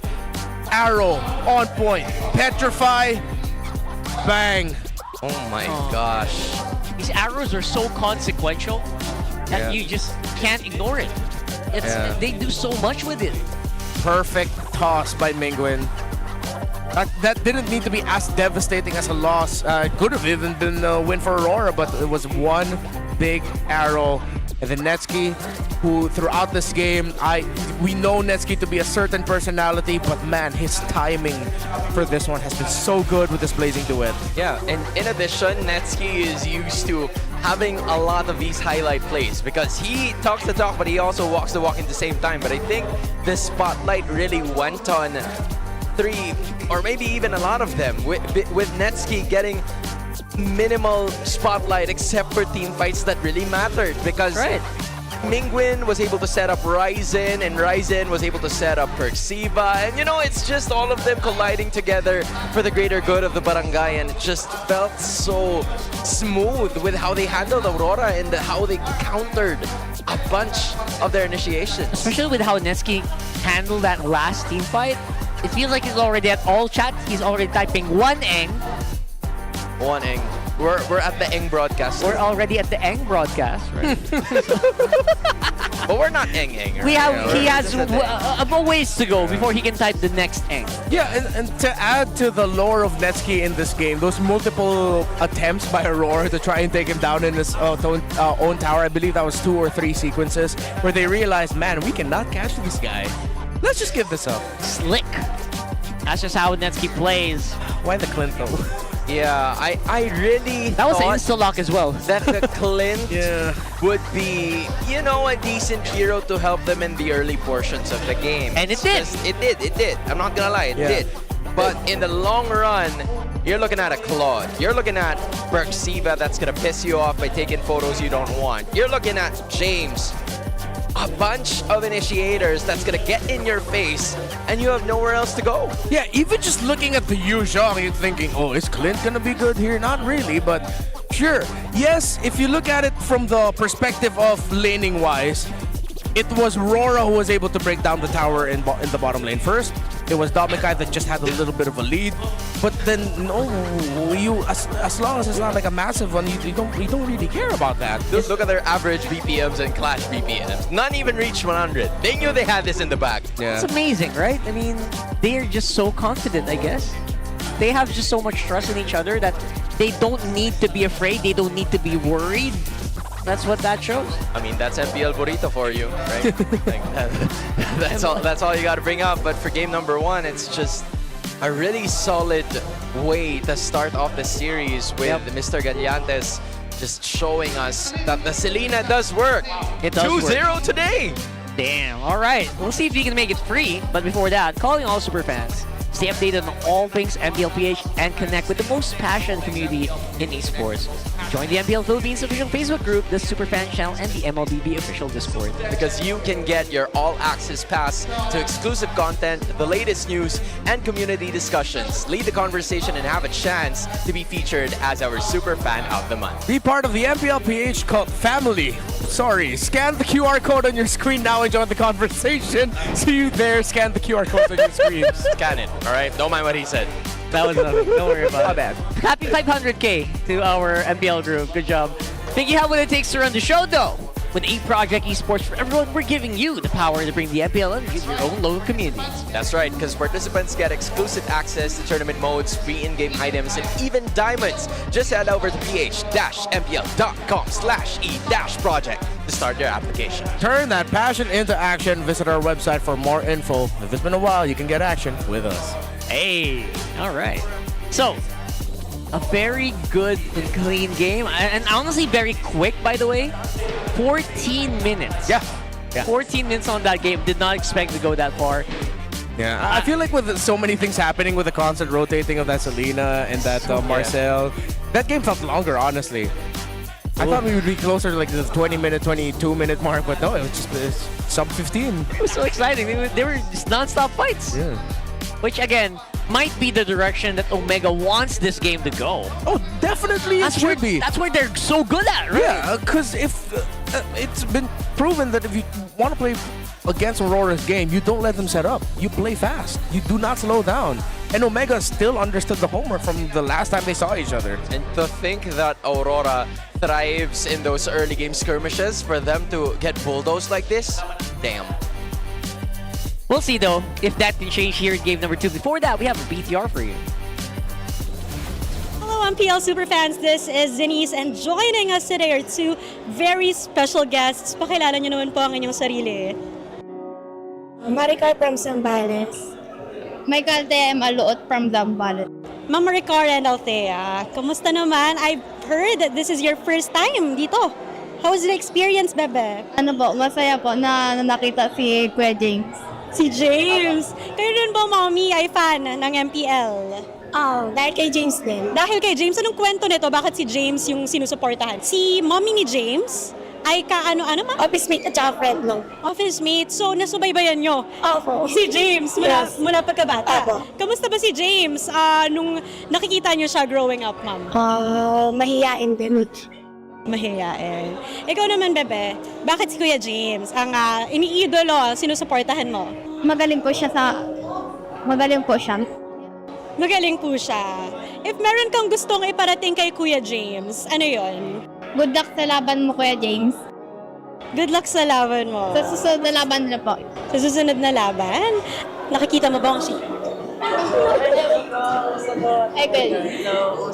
James, si Althea, and Mama Maricar, big fan of yours. At good luck daw. Anong masasabi mo sa kanila?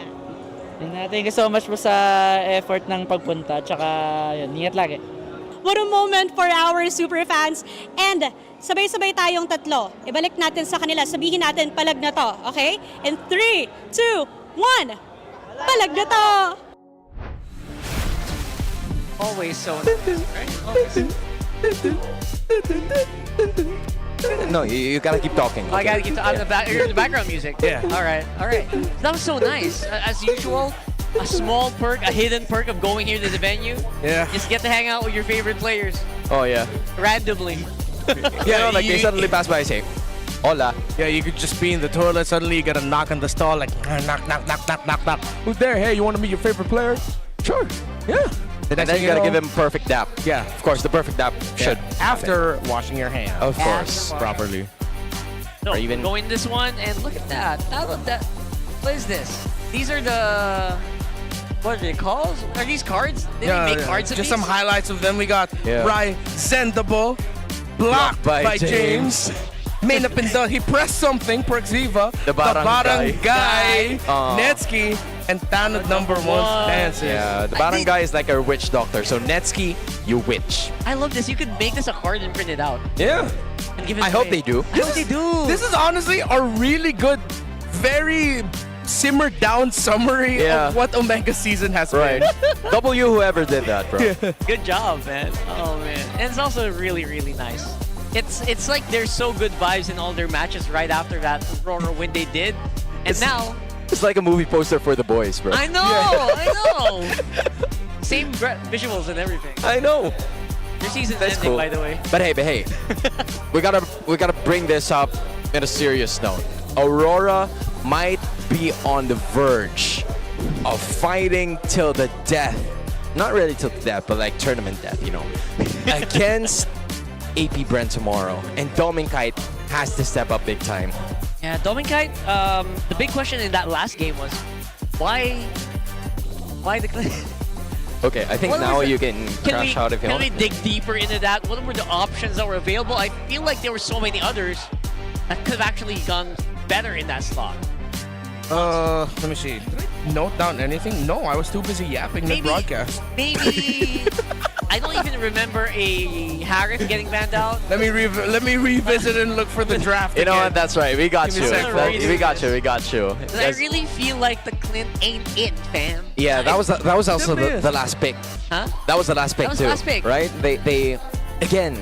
I'm sticking with the thought that it's gonna help them in the early game, which again, it did. It's just like that 5 for like 5 minutes. minutes. Yeah, but when it got into 6-7 minutes, you know, it kind of made it so difficult for them to maneuver against the Black Dragon form, against the taunts, against the arrows, against what else? Everything. Man, Brother Carry was open. No way. It was. Oh man. No way. That feels like a very glaring hole. Very glaring chink in the armor there. Oh, and look at this. Broken Walls is going to be the choice. 1-5 Aurora, 3-3 Omega. They love that. Oh my gosh. Netsky loves that, so that's why that Fanny's gonna get banned out.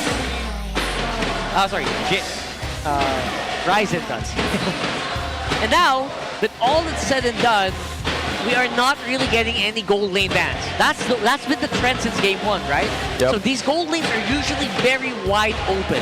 Now I won't mind if Omega kind of bans it out here because I wouldn't want to give that plot over to Dominkite as well. Yeah. Or Demonkite rather. Dominic, yeah.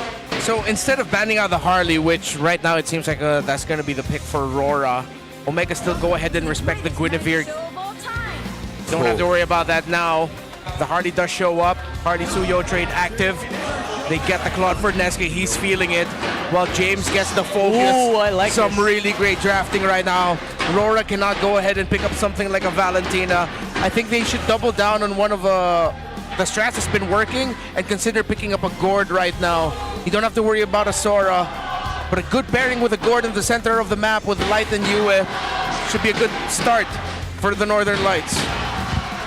Oh my goodness, look at this.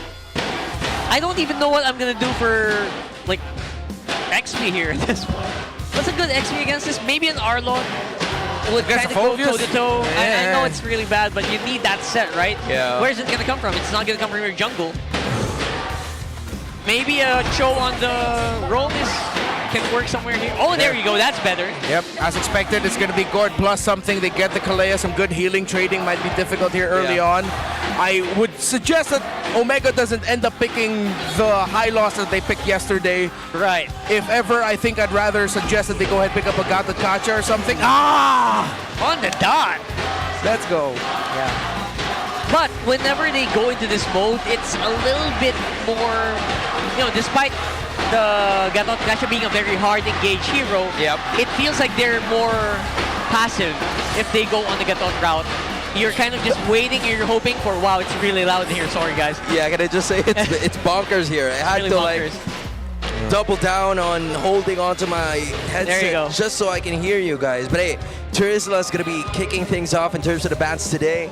And in addition, I'm just wondering what Aurora is gonna have here because they're still missing a hero for Dominkite. They don't want to make the same mistake as picking up a Clint in Blue 5. They still have a choice of actually turning the tides in their favor. If they really just want to focus down on a slightly difficult trade in the EXP lane and something that could potentially pressure a backline, I think it's warranted to consider Hilda picking up an EXP Hilda. Or that Yura. does give the Phoveus difficulty, and then you could go ahead and hunt. I'm looking at something more difficult to proactive? deal with, more proactive. Huh. All right. But other than that, yeah, because if you have a Kalea, you kind of need to go for a tanky XP, right? If you're Aurora. Yeah. So you don't really have that much of a choice. Even if they're both pick off base, the AOE set comes in through the gourd anyway. Right. So looking for a possible trade here for that mid. They blocked out so many mid lane heroes, by the way. Yeah. That's at least 3 of them. So now, if you are Mingwin, what could be the choice here? The Selena, might, of course. I mean, the Selena might be a little bit more difficult now because the Kalea's there. The pick I'm not a big fan of here. If it's not the Farsa, maybe a Kagura. You need something with a built-in Purify. That's why you take out the Lilia, because something like the Black Shoes negates a lot of what RORA has. But if you have a built-in Purify in your kit, it should be fine.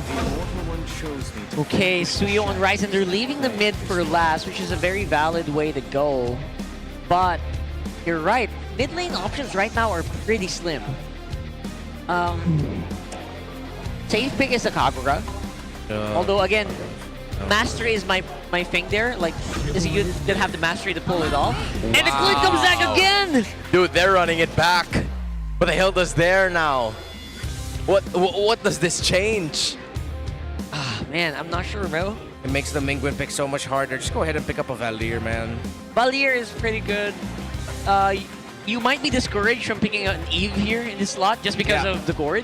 Yeah, so the gourd, the Hilda, Kalea, the Hardy, too many that's things. gonna blow up. think You're gonna about. blow up. Yeah, even picking up the Farsa, you might waste your wings by wings. True. It's either the Kagura or the Valier, I'm thinking, if they want to go kind of crazy with it. Super Survivor mid lane. Paramis. Maybe? It's been a while, you know. It's a day of stuff coming out from now to nowhere. Yeah.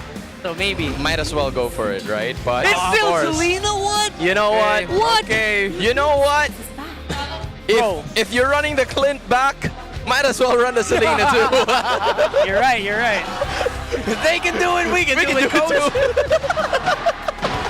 All right. Oh my God. I don't know about that. I'm not super convinced. Because everything you said during the draft is valid. Yeah. Right? This lineup will eat up heroes like the Selena if it slips. One wrong move, man, you could really fall apart. To be fair, we had the same idea in the last draft. All right. But he made it work. For context, the reason why we stopped talking is because my phone fell. His phone fell. I'm sorry. All right, so we're going into it. Okay. Right, so hopefully, if we want a game free, we're going to be proven wrong here. Yep. Other than that, you know what? It feels like this could be very bad for Omega. With that mid, their mid trio kind of more vulnerable. But if you finesse it properly, you could get a good advantage. Let's go with the game number 2 here, and let's find out where it's going to break. So far, I'm just trying to run the permutation in my head. Master Assassin, by the way, for Edward. That's why we were talking about pressure. And actually, Joshy Cakes, I think, is one of the people here that helped me realize this, because I asked him to pick the Phoveus, and then when the Hilda came up, dude just straight up lost lane. Oh, wow. That's why I was very fervent in suggesting the Hilda for Edward, and glad that Aurora decided to take it. But still, outside of the Farsa, the Selena, the 4 picks that Omega has are also really good. Oh, he missed out on it. Wow. Oh, they're still gonna be able to burst him down. Damn! Got the light sucked out of him. Can't doubt it anymore. Can't doubt it anymore. It's too real. It's too real. This Mengu Selena is too real, bro. And it's actually doing exactly what the Selena is supposed to do and more. Like, it's doing... You're not supposed to get first bloods like that. I usually only see that in RJ, bro. Yeah. And it's insane the amount of experience, the amount of pressure it can exert, even though there is, there is a Hilda on the map. Yeah, let's see how the power of wildness will actually fare during the team fights later. That quick little stun dished out by the Hilda. It's more than enough to break all of the tempos of anyone that Omega decides to dive with. I think Netsky will have to make a conscious effort to the moment he goes in, or maybe even slightly before he presses the BMI to enter. He needs to already have Press Purify and have that CC immunity. Oh, Norman Guide. This time it's Team Kite's Demon Kite, turn rather. to actually burn Mingwin down. He uses the flicker, actually. Flickered in? Oh, yeah. He flickered in. To just delay Demon Kite from actually initiating, and Perxiva is going to buy enough time. Is going to stay alive as well. Now James is going to be taking some damage against Edward, but some things are necessary for the greater good. Mingwin is a freaking genius. He flickered in, he brought Demon Kite low, it delayed Kite enough in getting close to the turtle, and even worse, it made it way too risky for him to go for a heavier contest. So that was almost a semi-TKO because, you know, Demon Kite couldn't actually fight inside that turtle pit. Yeah. Crazy. Again, all of that after he just got bumped on, and it, you know, that's wild. Mingwin's mechanics here. Oh, now they're gonna go for one instead, and Perxiva is gonna fall. That's the first kill on the board to the Northern Lights. One kill, but what did they build out of that? That felt like a bit of a self-serving pickoff for them, just so that they could say, all right, at least we got something on the map, guys. But in the big picture, it also means that it's a little bit more dangerous right now. Ryzen up top and RORA have room to proxy waves and pressure Netsky. That's going to be a lot of decent pressure, which is exactly what RORA kind of has to do. They cannot fall back on the pressure game. That's one thing that a Harley is just so good at. James is trouble though. James uses the flicker, still alive, but he's gonna come back knowing that there's gonna be extra reinforcements. Demon Kite smells this, Edward feels the same. And that's going to be the end of it. No casualties for both sides. Let's see if any of these EXP winners are willing to give up a wave or two just to make sure that their team will have a 5-man presence in the turtle. It seems like the answer for that is it's going to be James. Edward's going to be left in lane to clear it. James is going to join Omega. They're still energy shielding, so they don't have to worry about it getting pushed or the turret getting damaged. It's going to be a full 5-man team fight. You know what's going to happen here. Edward's already running up on mid. They're trying to get into their positions, trying to clear out all of these, you know, traps, making sure that, you know, at least it's going to be even Stevens. Yeah, James has no flicker, so there's no flicker Darkwave surprise entry for Omega. Only choice here is to fight. Perxiva finds the light, and they're going to be the ones to burst him down, and then all of a sudden, it's going to be a revitalized Perxiva from the back. He's going to dish out some damage and tank a bit more, and Perx is going to stay alive, taking some HP from the turtle. That's -1 for the Northern Lights, and Omega's holding on to this. Demon Guide is still alive. It's going to be a retribution battle. The question is answered immediately with Ryzen taking it for the barangay. Edward looked like he was making a beeline straight for Ryzen, just wanting to stun him, but then he gets stopped by the Abyssal Arrow. Another great team fight played by Omega. A fantastic initiation from Aurora. Gonna have to give them that. But then they couldn't get Perxiva down fast enough. He was able to knock up the gourd. Entry with the AOG. And then Netsky caps it off with another well-timed blazing duet. That's right. Actually, he forced Yue into a defensive flicker instead. You know, instead of now, you should be threatened by it. It's gone. That's so big. Perxiva, again, despite being usually very passive, now he's able to actually AOG in and just force so many things. And now, Omega, you know, they know that they can take these fights. Yeah, again, they're making the right moves. AOG popped off by Perxiva, not going to be able to hit anyone, but that is just to neutralize the threat that was going against Netsky. Now Demon Kite looking at the back, just looking to continue the waves in Aurora's favor, as Ryzen just simply clearing a bunch more of these jungle objectives before the next major objective appears. Next major objective is going to be on the bottom side of the map, less than a minute in. Maybe picks can happen by then, but at this point, I actually also like where James is at. James feels like he will have a pretty decent time alongside the rest of the squad, just making sure that you can kind of just keep Demon Kite in check, keep you in check, even Light right now. Great minion wave management by these two teams at 6 minutes in, heading into 7. No turret has fallen. A good amount of damage on especially the one top side. But still, no one has given up any outer turret. 13 seconds until the last turtle. Mega look to play the map with just a little bit more. But Aurora are handling it well. Both teams are just doing their end of the bargain, clearing as much room as they can before the next major objective appears, which is now Edward looking to be in position. He is surrounded by 3 of the barangay. Will he be able to escape? The answer is no. He's actually going to dish some damage to Rise in a flicker.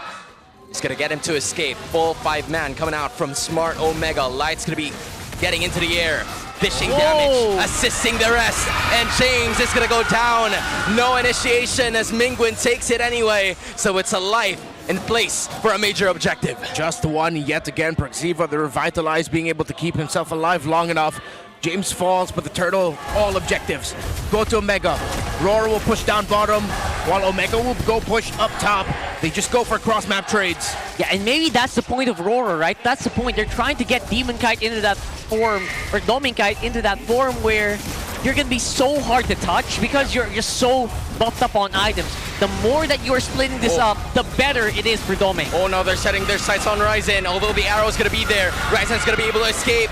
It's still James dishing out some damage against 3 of the members of Aurora's. Yu is going to be joining the party now, throwing the ball, dishing the gush. Whoa. And then a stun coming out from James. An immediate block. And this is going to be round 2. Dominkite's going to be joining the party as well. The ball's going to be thrown again. And Omega is going to take Light downhill once more. That was 3v4. While all that was happening, Netsuki split up, Ryzen was split up. They still got a better trade there. Yeah, but they timed it really well with minion waves because it's not like Netsuki was able to push the tower, the inner turret up top, but still that could have been so much cleaner for Aurora. You got to give it to Omega. Of course, Mingun again on the Selena. They are answering all of Aurora's forced sequences incredibly well. Yeah, and we're literally seeing Perks in front of our eyes just doing some magic.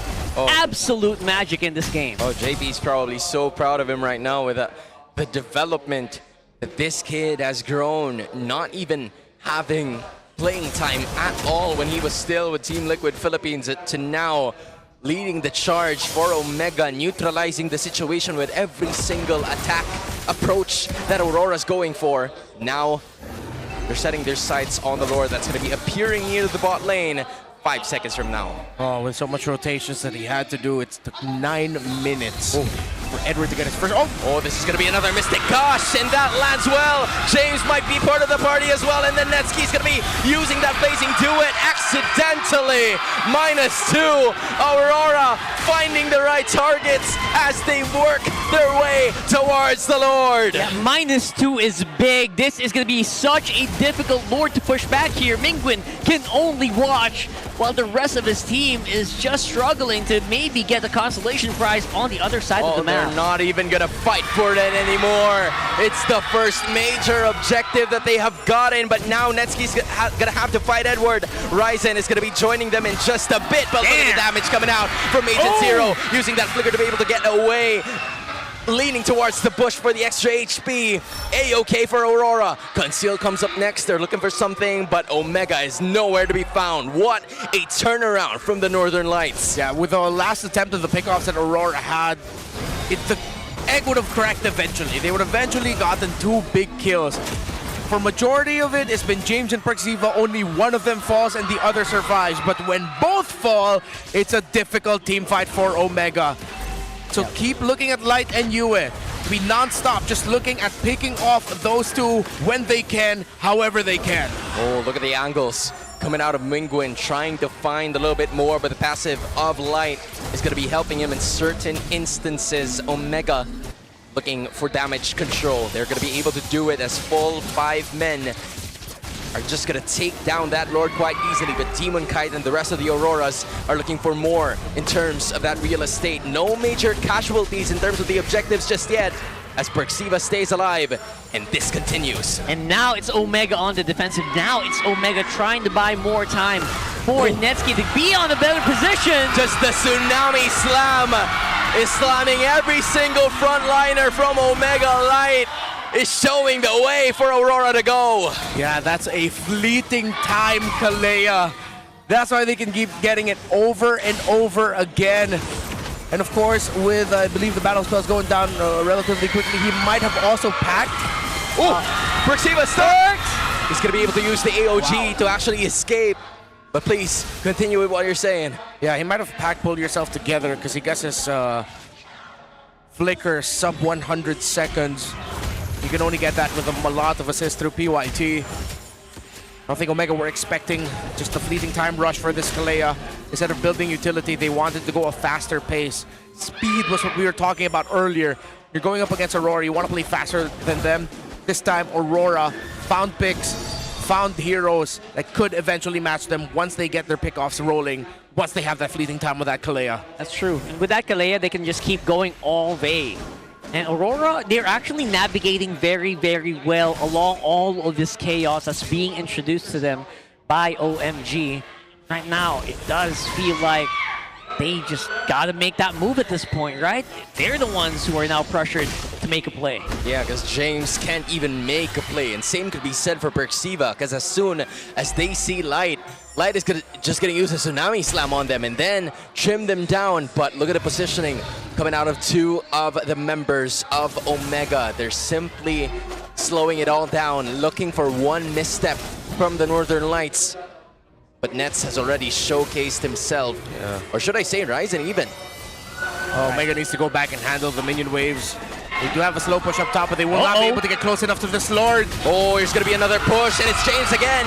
Might be the victim for that for Perxiva, but enough time for the XP laner of Omega to stay alive. That's big. Although that's an ultimate wasted, and now it's a full 5-man coming out from the Omega team. Yeah, they can just rush this right now despite them using a lot of resources. Omega used more. Oh, there's not a lot of... They can go in! Look at the stun from the Northern Lights, and Netsky fighting all alone against the rest of the members of Aurora. That's two going down. It's Light for the price of Netsky, and this continues in favors of the Northern Lights. Perfect stun by Yue. That's 3 members stunned up by that Gord. I didn't even see it coming. All of them were just standing there trying to contest that Lord. Oh, this is how Aurora fights back. They want to get the playoff ticket now, and that is an inhibitor taken down bottom.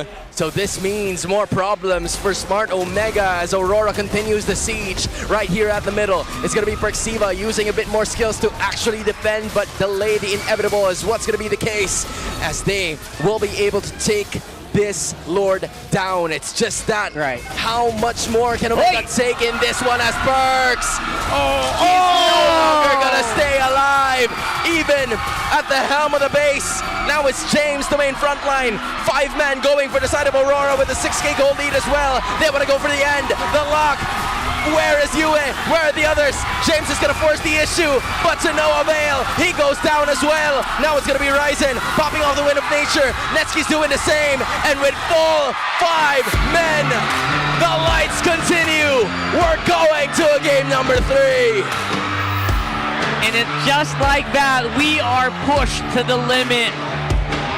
Every observation we had on the draft completely coming true. And Aurora finally shows why they keep picking this up. This glint drove them to victory. The Gord and the Kalea together. Blue 2-3. The adjustment of light to get the fleeting time for faster access to cooldowns, for consistent pickoffs. Perxiva and James just reached the point of them not being able to handle all of that. And they play such an important role for the team. They are the front line. They are the wall. Without them, Omega's team fight is close to non-existent. And that was just way too much for them to handle. Perks, he was doing the correct things. He was doing exactly what you would expect, you know, Agathos Gotcha to do in those situations. The firepower was just overwhelming to a certain point that they just broke. Bro, Light is just ready for whoever is going to be coming in front. Even our live streamers just realized that, oh, the Selena did not work. Now, I'm about to ask you guys a question as to how Dominkite was activated in this game, because I felt like there was more damage that he was able to dish in game number 2 compared to game number 1, and the complete opposite coming in from Mingwin, in spite of him not really losing his life in the first 13 to 14 minutes of this game. It's just Aurora being completely methodical with their attacks. Yeah, I mean, Light really set the tempo here for the team. That Kalea was on point, and you could see the connection that sometimes where it was doubted of for Aurora for majority of the season. Light and Yue definitely felt connected there. Even if Light was just a little bit too far ahead with this initiation, with the Kaleo ultimate, Yue will drop everything that he's doing or he's already close by, drops a projectile, gets the gush out, and then they get that pick off. So the other great adjustment here from Aurora for this draft is why we were calling for that Hilda. You get to beat that Phoveus in lane. It wasn't the easiest game for Edward, but then once it gets to the point where they're consistently getting pickoffs, you see how much difficulty the presence of the Hilda provides. Because now Netsuki's, again, when the Hilda's around, if you're the Claude, you're waiting for the good entry with the Blazing Duet, lest you just get Power of Wildness in. Or whoever gets spotted out just gets chain crowd control that they can't get away anymore. Either James or Prexiva because of the presence of the Power of Wildness. And then you add to that the Gourd, the Reach, the damage profile. And what a so stun. much space for this Clint to do everything right. That was insane. You had to slow-mo that to really appreciate it. The chain stuns, how well Aurora worked together in this one. Plus, by the way, Harley and Gord, the goated duo, man. These two just go so well together. Deadly Magic on one guy, no matter how tanky he is, he's going down. Yeah, this is the reason why Gord has been boosted up in terms of hero priority. Yue using it to the fullest of potential, and even Light just serving it to him from up in the air. It's 10-4 in terms of kills, and even though it felt like Omega had a bit more control in terms of the early game, Renmar's right.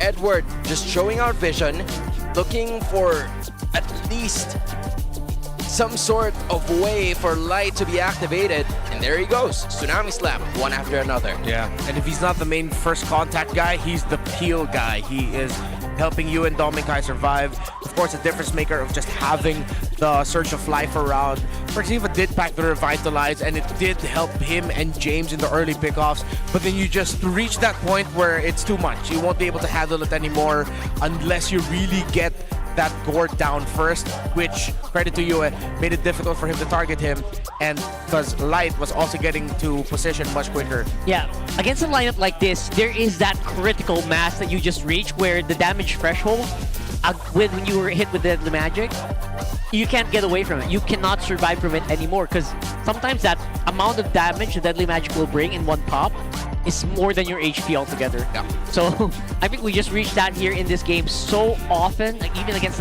one of the highest HP heroes in the game. And that's a sight to behold. And that's why, again, the Harley, if you're gonna let the Harley open, I feel like, come on, let's ban out that Gord for once, right? Yeah, that I agree with. It's a really major difference compared to the Suyu that Demon Guide had, and not even about it. I feel like one thing that really created so much space was Yue picking up the Gord. It's just an easy 1-2 combo when you pair it up with a Kalea. It felt like I was watching a Kalea carry, you know, but it's just the Gord this time. And I'm starting to sense why this hero is so present in the first phase of the draft, because he could do things like this. Yeah, it was an amazing sight to see, honestly. Despite, you know, some very strong assassin heroes on the side of Omega, you got a Suyo, right? You've got the threat of a random abyssal arrow hitting you. But if you pilot it well, like you did, you can do your job and even more. Man, we're going to a game 3. 2 out of the 3 series today have went all full games. Yeah. And this is, again, a very poetic way as to how Aurora would be able to get their playoff spot. It's Omega, where the tides have shifted. I wonder if they can get it right now. Yeah. Remember, if Aurora wins the series, that's goodbye to the playoffs for APBR and hello for the playoffs for Aurora. If Omega win the series, that means the very last series of the regular season tomorrow, APBR versus Aurora, will be the decider match for the 6th seed. That's crazy. That is saying something. So we gotta take a breather here. Let's throw it over to our host for the meantime. See what they got coming up their sleeves. All right, MPL Superfans, I know things are getting heated up, pero pahinga muna tayo sa ating match-up. This is Denise, I'm with Odin, and we are with a very special guest. Sir, pakilala mo naman ang sarili. Hi, good evening. My name is Kevin Sanchez from Zamboanga. Napakalayo ng pinanggalingan mo, Sir Kevin. So, kumusta ba ang iyong biyahe papunta dito? Mabilis lang. Almost 1.5 hours na naman yung biyahe. Pero I've been here for almost 2 months na. Medyo matagal ka na rin dito. And is that for work or just watching MPL? For work, then sideline tong pag-visit or pag-attend ng MPL din. Sideline. Oo, sideline. Oo. Hello po sa work. Bigita pala. Pero kita naman natin dito sa jacket ni Sir. Sino ba ang sinusuportahan mo? Baka iba pala eh, no? Pero Omega. Omega, napakaganda ng iyong sweater ngayon. At sa Omega, sino ba ang iyong bias na player? Gusto ko yun si Penguin. Bilib talaga ako sa kanya. Kapitan Mingwin in his rookie season. At pinik niya yung Selena. Ano bang tingin mo doon? Grabe, hindi kasi madaling gawin yung technical skills ng Selena. So, believe talaga ako paano siya nag-replacement ng skills niya, paano rin siya pupwesto in terms of team fight. So, magandang mechanics yung nagagawa niya. Diba? Analysis tayo. Game 1 pa lang yun. Nakikinig ako dito. Pinakitaan tayo ni Sir Kevin. At kasi analyst din talaga siya sa work. Yes! Oo, di ba? You got it. Tama. Kaya naman pala magandang mag-explain si Sir Kevin. Pero I wanna ask, kamusta yung experience mo together with the Superfans, Sir? Grabe yung nag-enjoy ako kasi iba yung feeling talaga pag nandito ka sa venue. Talaga ramdam mo yung fans na sumusuporta. Maingay talaga sila. Maingay daw kayo. Oh, okay. Okay, Sir Kevin, ano ba ang mensahe mo sa buong barangay ng Smart Omega? Para sa buong barangay, kapit lang, mananalo pa yan, 2-1. Exactly, yan ang energy talaga basta mga kabarangay. But for the meantime, balik muna natin sa ating casters. All the way from Zamboanga. That's like way down south here from the Philippines. Way downtown. Way downtown. I was like, for context, like 1,000 kilometers. Yeah, Almost. it's like I don't know. It's a 2-hour or maybe 1 hour and 30-minute plane ride. There you go. Right. I So- think correct us if we're wrong. Okay. It's very far. So from all of our super fans, we're always so happy to just travel over here.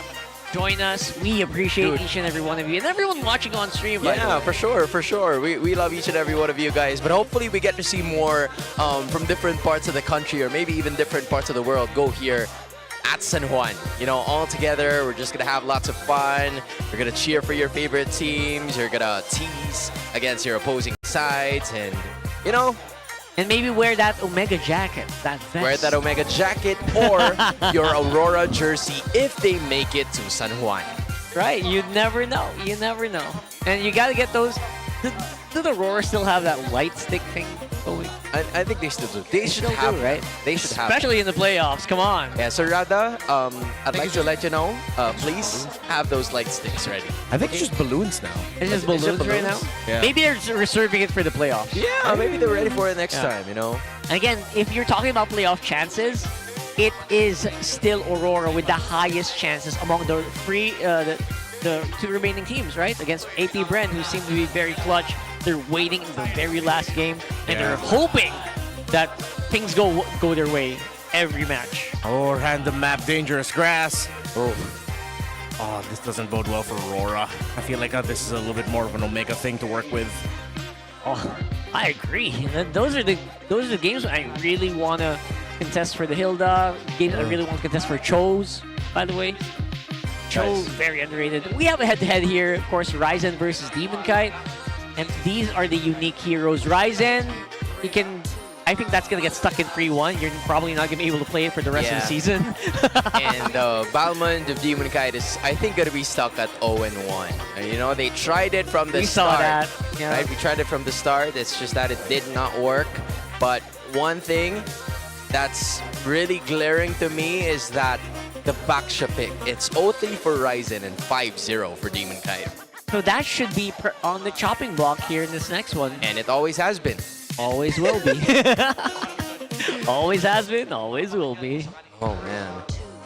Aurora, I don't know if they're feeling the nerves or maybe even excitement because they're just one game away from not only eliminating APBR, but also making it easier for them tomorrow because they do not have anything to worry about once they win this game. But if that's not going to be the case, Then Smart Omega says, guys, what more poetic way for you to finish the regular season than going out and all-out brawl and stay P-Brand? That's right. And if Omega does that, it's 0-2.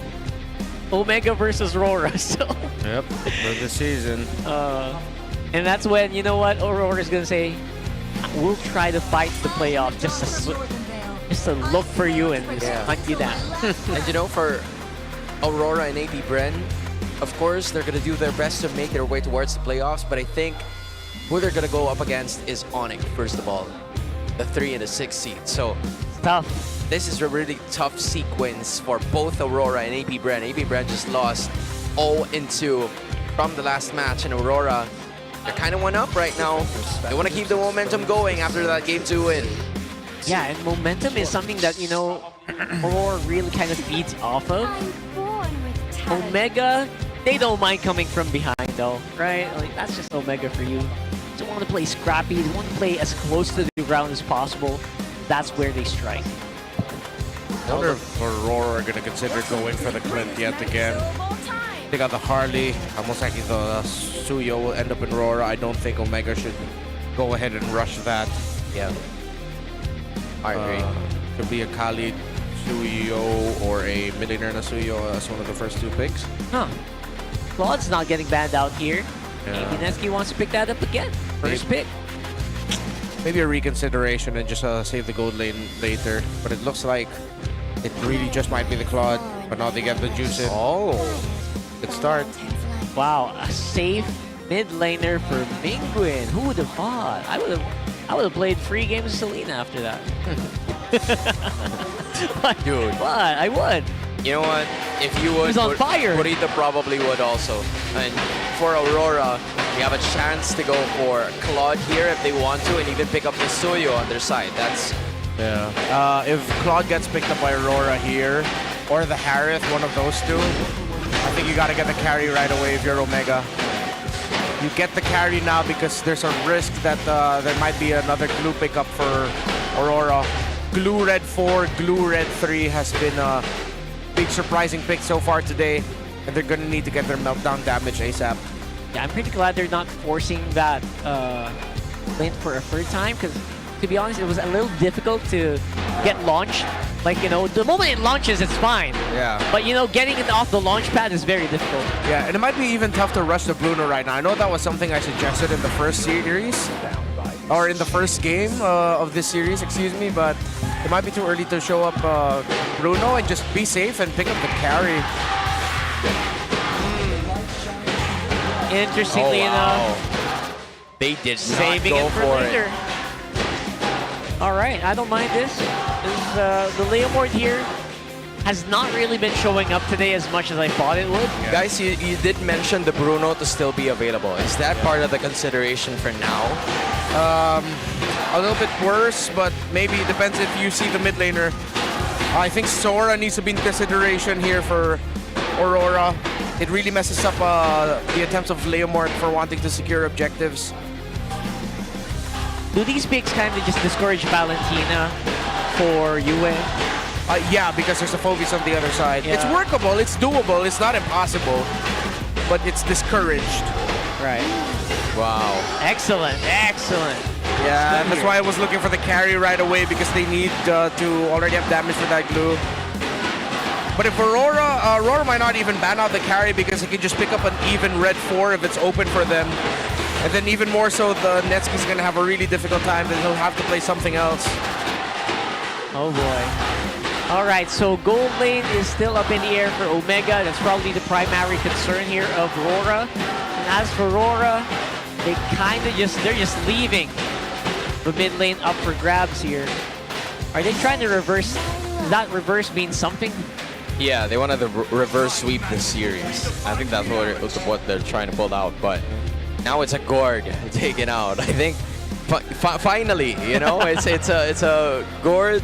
I can't believe a Gord is now a problem, and it's now a bannable hero in this current meta.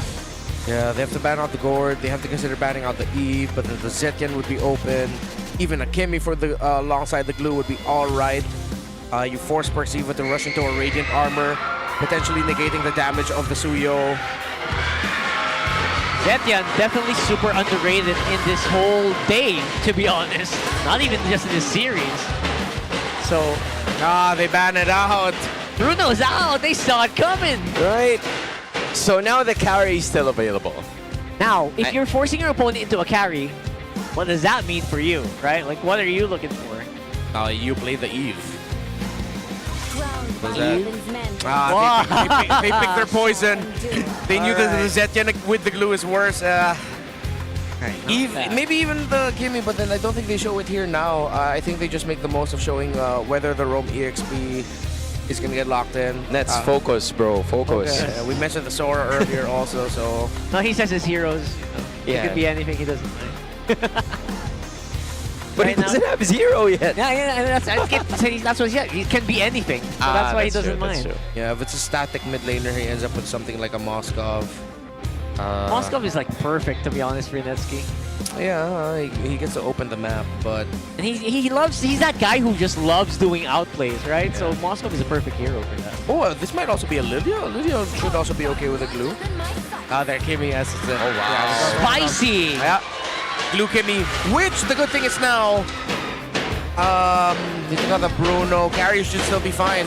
Kaka, just go Kalea carry, or maybe even a Beatrix. Oh, no way. Wow. Yo. Wait, is this now what teams are starting to see as a response to Claude in lane? Maybe it's a scrim thing. Yeah. You don't know. Yeah. We're not part of the scrim. They don't have a lot of magic damage. They have double carry set up. Oh, this could be one of those games where RORA wins it fast. They should. They should be able to. Especially the aerial we saw from today. Just so slow to ramp up. Yeah, you can just back a high loss here, a Gatot here. You can call it... then you can just call it... If this is a glue roam for EXP... Oh my god! Wait.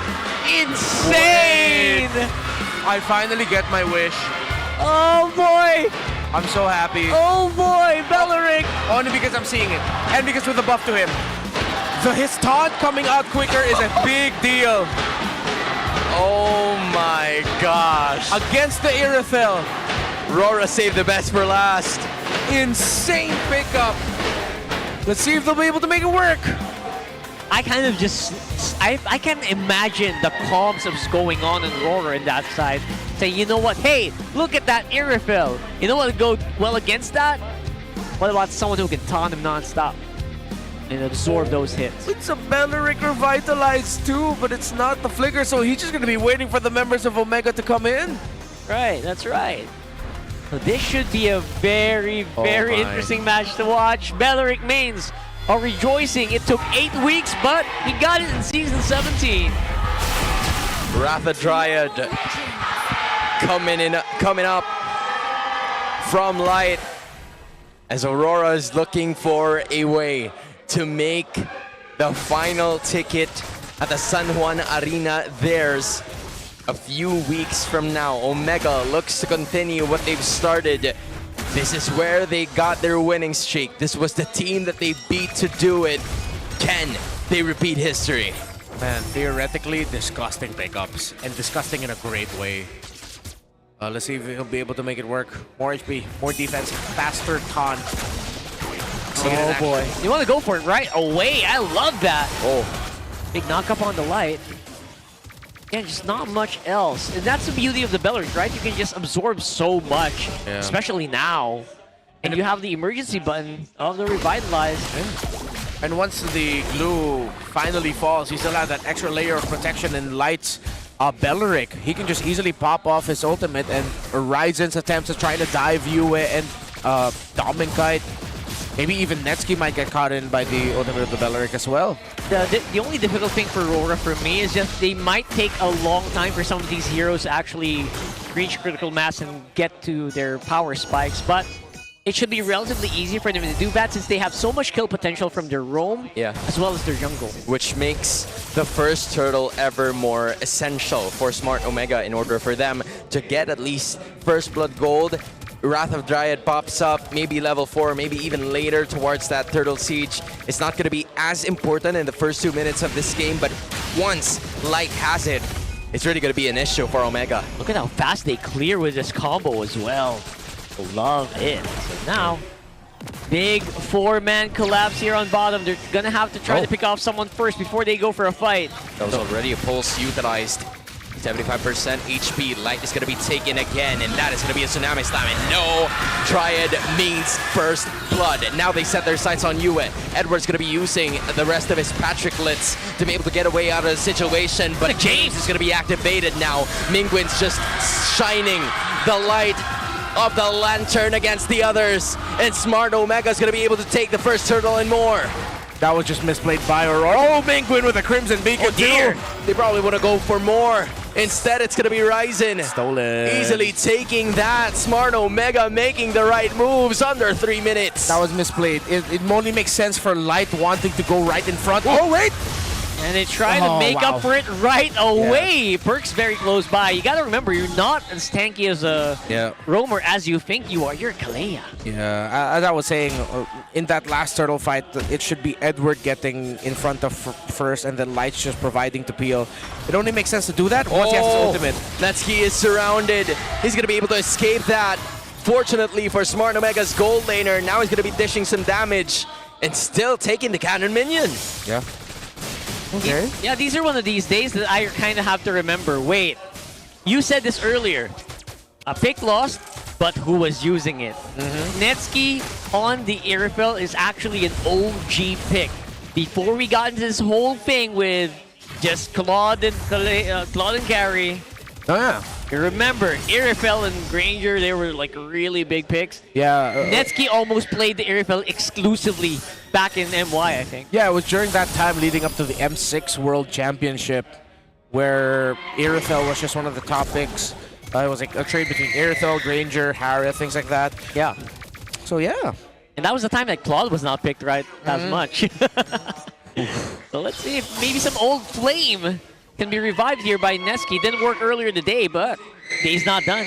Yeah, it's still a new flame now in this current patch, so I would say it could still work for them, but now it's going to be another Tsunami Slam, and they're looking to burst Edward down, but Edward is still alive. The Triad's going to be missing. Light doesn't catch anyone with the roots. What do you think about that, Remor? I'm sure he's missing the flicker. But I get why he wanted to bring the Revitalize, but you missed the flicker in that scenario. Look at James now, kind of stuck in the middle of Aurora members. Perksiva is just right at the back, and it's going to be James being bursted down. Mingwin has to retreat immediately, but he's being bursted down as well by Dominkite, who BMI's out of that situation. Now it's going to be Netsky looking at the back. Perksiva's going to be doing the same, and Mingwin cut 25% of his HP, is still alive and kicking. There goes the Steed, but Dominkite gets the turtle, and the rest of the members is actually going to be attacking. It's Omega transitioning, going for the kills again. Dominkite with no BMI is going to be falling as well. Mingwin, the rookie captain, making it happen for the rest of the barangay, as Dominkite is going to be falling too. What a turnaround from Smart Omega. Omega, bro! They are accelerating this game at such a fast pace. That was an insane trade back and forth. It was an audition. I don't care. It was fun to watch. They spent so much getting the turtle, getting James beforehand, bringing Perksiva low. But Surge of Life coming in the clutch. Ryzen, though, eats a blazing duet. Ryzen bit a little bit more than he could chew. Now with everybody surrounding, Dominkite's gonna get the bullets into his body for another kill for the gold laner. He forced out the blazing duet, but still overstepped is what Ryzen did. Meanwhile, in the bottom lane, it's Perks and Netsky who gets to push down bottom. Now they're looking to transition towards this purple objective, as James cannot do anything to protect that. But fortunately for them, Netsky was able to get a turret down bottom. Aurora making some necessary moves, and Omega's doing the same. Yeah, that's a big error there for Ryzen. Still, though, they have the lead. 2 turrets over Aurora, so 1. The last time he was played, yeah, Season 14, Week 8 RSG, Chaknu. Remember that? That's when we had that little couch set up. Oh, yeah, right. Back in Green Sun. When a standee fell on me. I missed that couch. I don't. I kind of don't as I well. was parked there for an entire season, man. Same. Did not miss that couch at all. And literally a standee fell on me. Someone pushed a stand. Yeah. Okay, now I feel Remember bad. that? Now I feel bad. I don't miss it anymore. You know, yeah. You know what I miss there? What? Fast elevator, man. I like it. I like the fast elevator. Yeah, because it was like what? Because it was just only 3 floors. Yeah, it's only 3 floors. You can even take the stairs. You can get priority too. Yeah. That's pretty cool. Oh, anti-harass already secured for Light. Still no Sky Piercer for Mega, still on the way. And they're looking to prioritize here. Light is not yet popping off the ultimate just yet. Phantom Steed is going to be appearing. Chase is at the back. And it's actually going to be one hero from Omega falling. But they're still fighting. Rise is going to be catched in the middle of it all. James falls down as well. Now it's Aurora fighting back. Perxiva's being chased by Demon Kite. But to no avail. He still was able to escape. Sasuke was able to get another turtle in the favor of Aurora Gaming. Wrath of Dryad perfect from Light. It was all about timing in that last one. Light really held on until the very last second when the retribution was needed. Yep. And he pulled it off in the perfect instant. Game finally slows down just a little bit. It swings towards Aurora's look at this. favor. They catch him. Dude, this is kind of a that's dangerous so bad. scenario because Dominguez has so much damage already. He's free. You're going to be able to escape the traction pulse, but now the Crimson Beacon enters. James, nowhere to be found just yet, but in the middle of all of that happening, there's Demon Kite slowly trimming the base down for Omega. If Edward didn't hold onto his grab and decided to play it, Omega would have won that fight. But since they knew the Belleric was there, the glue was there, and still had the ultimate, it was way too risky to take, opening it up. It's now Rora's turn to go for 4-1 splits across the map, playing the macro, as Omega, with their lineup, cannot afford to send one to clear lane. They either have to go for 3-2 splits, or just go together as 5. That's true. 4-1 is just not an option here, just because you will get overwhelmed if you get picked off. One bad Dark Wave, one bad Tsunami Slam, and that's gone. Netsuki is still a pretty decent threat. 2 over 3 right now on the Irifel. Yeah, if you're going to be playing the one, it's just for minion wave flow. It's you clear one, you get out, but Demon Kite sees Ryzen. 1v1? 1v1? Oh. No, that's not going to happen. Especially not 5 seconds before the Lord.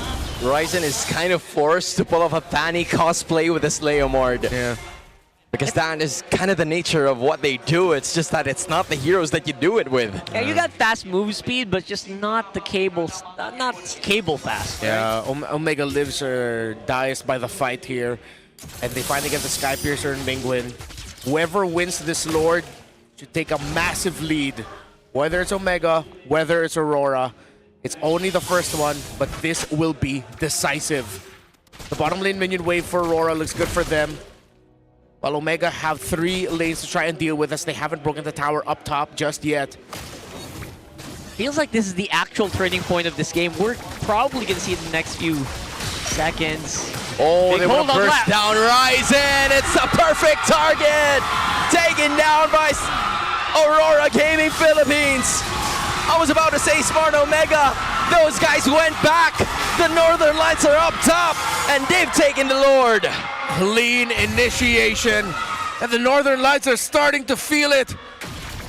A few moments away from potentially securing playoffs, but they have to secure the map first, which they will. Minions are going to be coming out towards their side, in their favor.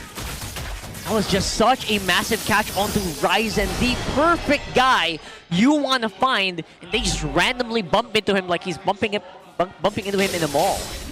I don't know how that happens so easily here. Not to mention, Light is on that Belleric. It's not that big of a surprise. You see it coming a mile away. But you can't really do anything about it. That's the thing. Now it's Smart Omega looking to defend. Aurora with a 3.9k gold lead. They might add to it even more with turrets going down one by one. Smart Omega still has a bit more in terms of those energy shields for them to fend off the invaders.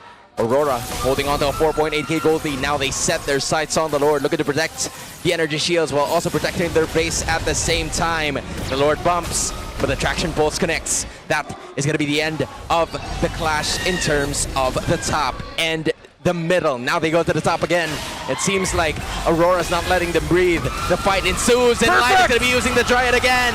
Now they fight under the turret, and it's going to be Light going down, but a lot more from Omega goes down with them as well. Look at Netsuki trying to fend them all off. It's 3 going down for the side of Aurora. It's still going. Netsky doesn't have a big defensive item yet. If he only had something like a Wind of Nature, he might have been able to commit a chase onto Demon Kite.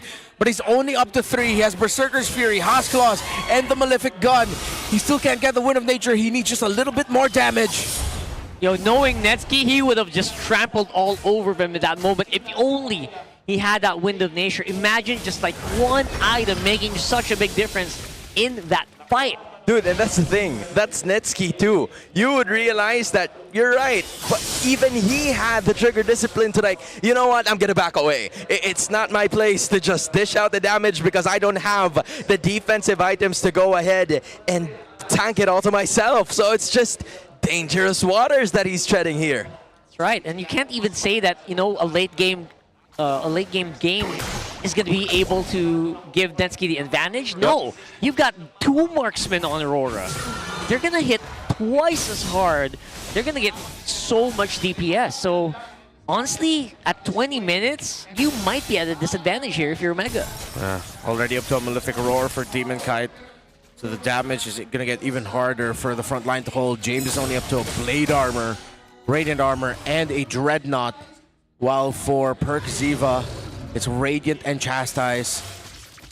It's going to be a long hill and long road for Omega to climb. Oh, they're wrapping around. Look at this, they want to go at it, but it's an immediate burst down from James. Now they're transitioning on actually bursting down Yue, but it's not going to be enough damage as Perxiva falls as well. What seemed to be a start for Smart Omega. The conceal was a major blunder, and Aurora is not even going to chase them back. They're just looking for the Lord, and they're immediately bursting it down in the name of the Northern Lights. That is going to be such a big thing you're going to review later on. That insert, that pincer maneuver did not work out as intended despite being them on the position they wanted it to be. Belleric. Belleric is just the answer. It was Omega, it was a Chakno-led Omega that picked Belleric the last time, 3 seasons ago. And now just when we thought Aurora wouldn't make it to the playoffs, this is the closest they have looked. Yep. You cannot say it's theirs just yet, but with a 7,000 gold lead, with 6 towers over 3, it's as close as you can get. Will Omega pull off another big surprise and a major heartbreak once again to Aurora, or will Aurora finally secure the playoff slot?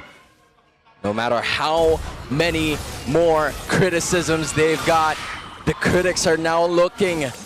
They're ready to type on whatever Aurora's result is going to be like. But for the Northern Lights, it's all support. They want to showcase their voices at the San Juan Arena. Is it going to happen in this clash alone? Traction!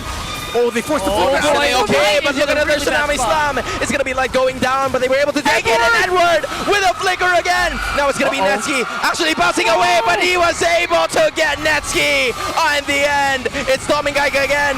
Demon Kite as well. And with Mingwin left to protect, it seems like it is now happening. It is possible. Aurora, the Northern Lights will be able to do it. Aurora completes the Sun 1-6. It was a long road from glory to Jakarta to disappointment at home to finally sweet ecstasy that they have a shot to go for the championship that they missed last year in the home of where it all began for the Philippines. Welcome to the playoffs, Aurora. 8 weeks being doubted week after week. They finally lock in their slot and they get the chance to prove once more what a world champion's heart can do. Edward saved that for Aurora. Oh, yeah. If he did not get that mount on that Irithel, Netsky would have been able to heal up, rejoin. You saw that Mingwin was making it hard for Aurora to end it. It could have been a worse ending. But in the end, it was Mr. Consistent who showed up with the glue. Aurora bringing out a Belleric and making it work too. There was just a lot more things that Smart Omega had to worry about, even with Netsky dishing out the damage. Mingwin having some good scaling from the start. Aurora were backed into a corner, 5 minutes in, and yet they were able to make the right moves, push the right pieces, press the right buttons for them to get here, for them to complete the playoff cast. Has all the right moves in all the right places. Aurora just completely dismantling the front line and just not giving Netsky a chance to actually do what he came out to do in this Irifel. I guess we're seeing them in San Juan. San Juan is where we settle it. Oh man, this is looking pretty good. This is what they've been waiting for. A moment to recalibrate, to think of what's going on, and because of this, they were able to secure playoffs in dominating fashion in game number 3. Now we're gonna see and hear more from Aurora Gaming Philippines up on the stage with their victory.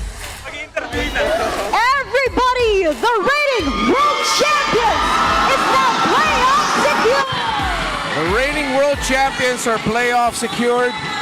Gaming And congratulations to Aurora. to the playoffs. Getting the last ticket to the playoffs. Lahat ng mga fans. You made your fans sit at the edge of the seat. Yue, how does that win feel for you? How does it feel that you finally got the last playoff slot? Siyempre po, masaya. Of course, I'm very happy because we've really been waiting for this moment and we worked for this moment to make it to the playoffs. Aurora Gaming off. We know what Aurora went through, Yue. What made you motivated to get the last win? Natalo namin, napag-aralan namin. All of our losses, all of our mistakes, we fixed it, we learned from it, we fixed what we needed to fix and what we needed to improve. Dinala nyo kami sa Game 3, pero gusto namin balikan yung nangyari sa Game 2 dito sa play na to. Ikwento mo naman sa amin. Can you tell us about what happened in this play? We're going to be looking at the screen now, and they're going to be showing us a play that Aurora pulled off. Oh. Whoa, whoa. Oh.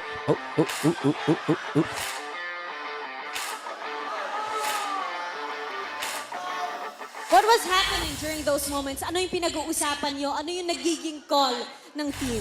What was the call of the team during those moments? Ginamit mo yung board. Ano lang po, na-stun lang. Okay. So that's really just what happened. He just stunned them. That's it. Made it look so easy, made it sound so basic, but they made it work and they got to win and make a comeback. Master the basics. Coach Master the basics, hello. Mataas yung heartbeat ni Coach dito. His heartbeat has been really high since earlier. Oo. But Coach, kidding aside, Coach, kidding aside, ang huling makakapasok. you're now the last team to make it to the playoffs. It's been a really rough ride. But setting aside all the doubts and the challenges, how were you able Stay motivated. to stay motivated and shake up all the doubts? I think number one yung mindset talaga ng player. I think number one is the mindset of the players, because even though we are on a lose streak, the hard work is still there, the dedication is still there, and I think the goal is still one. Mindset namin And all of us, our mindset will know once we make it to the playoffs. The goal next, we'll just continue what we're doing. I hope you guys can see the improvement of the players and the team, and we're just going to continue that until playoffs. Nila ang last lot. Pero ngayon, gusto ko din tanungin si Light. Now I want to ask Light, because they were just talking about earlier in the casting desk, Match, pipiliin mo ba yung if this is the last match, are you going to pick up the Belleric? What made you decide to choose Belleric? Yung partner ko po siya gusto mag-Belleric daw. Jokingly, he said his partner loves to play Belleric. Tapos napansin po na But they realized after the patch, because of all the fighters, because of all the dive, they really tried to check in scrims if they can make the Belleric work, and it was able to work. Pwede naman palang gamitin ang Belleric at nakakatuwa na gumana yun for them. You know what, hindi talaga nawawala yung trust. Kanina, grabe pa rin talaga yung kulitan ng Aurora. Good thing that they didn't lose the trust, and they are still battering a lot with each other.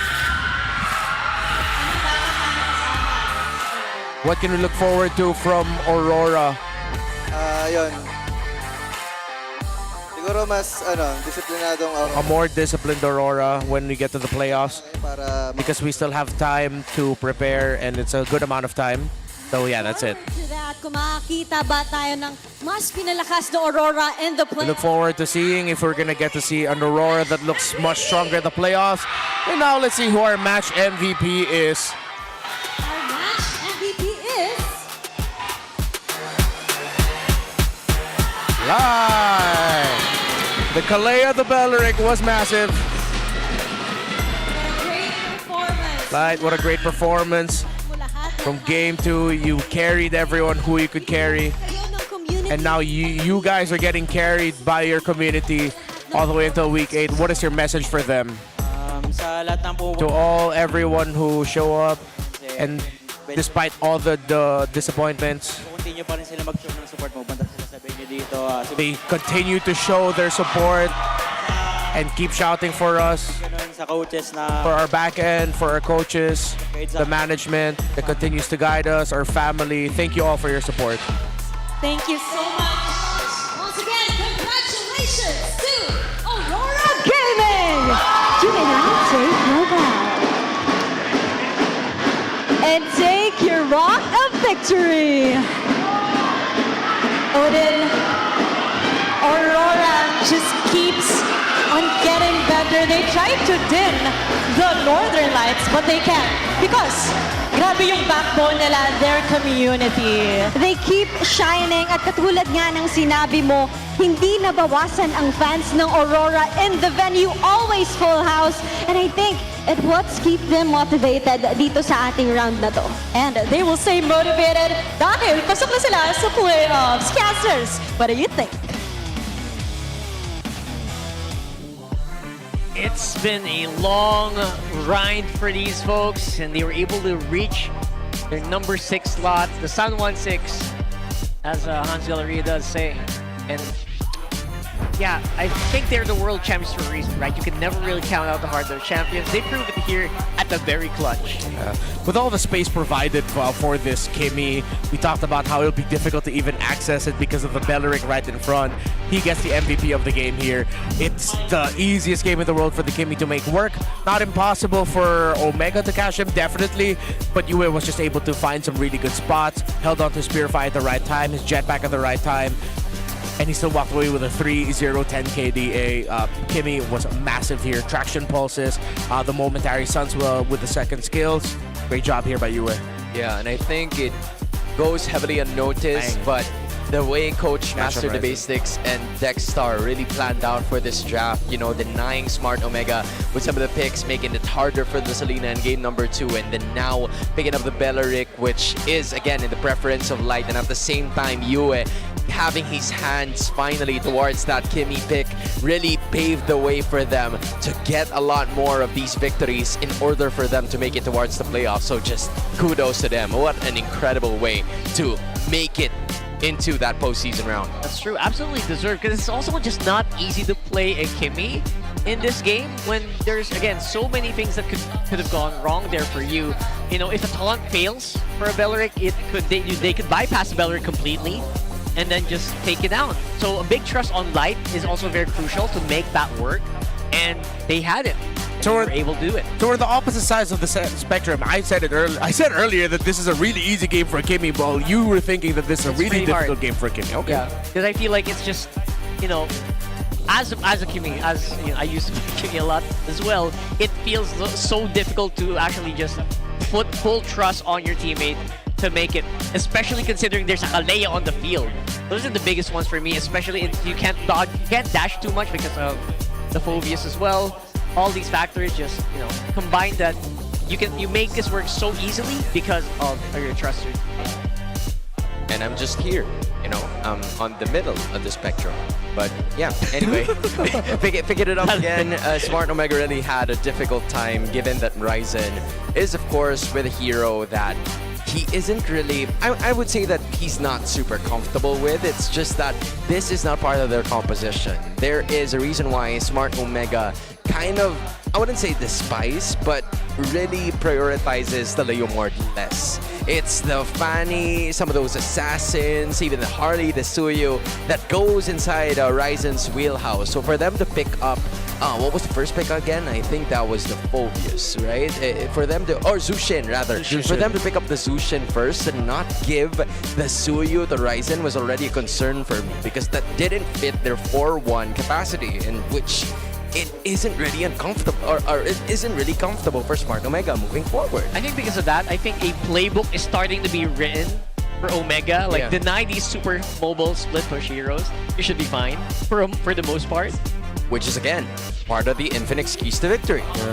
Because you could even put it as if, all right, what if it wasn't the Belleric that they were up against? Even if they were up against a Padang, that would have already given them a good amount of difficulty. Not as difficult. It would have been much more doable for sure, but a lot of that tempo-breaking stuns and the combos from the Padang would have stopped them. But really, I still just really feel like Omega were just a huge victim of a surprise pick out of nowhere that they did not see coming. It was just the perfect pick at the scenario. The Belleric was so good.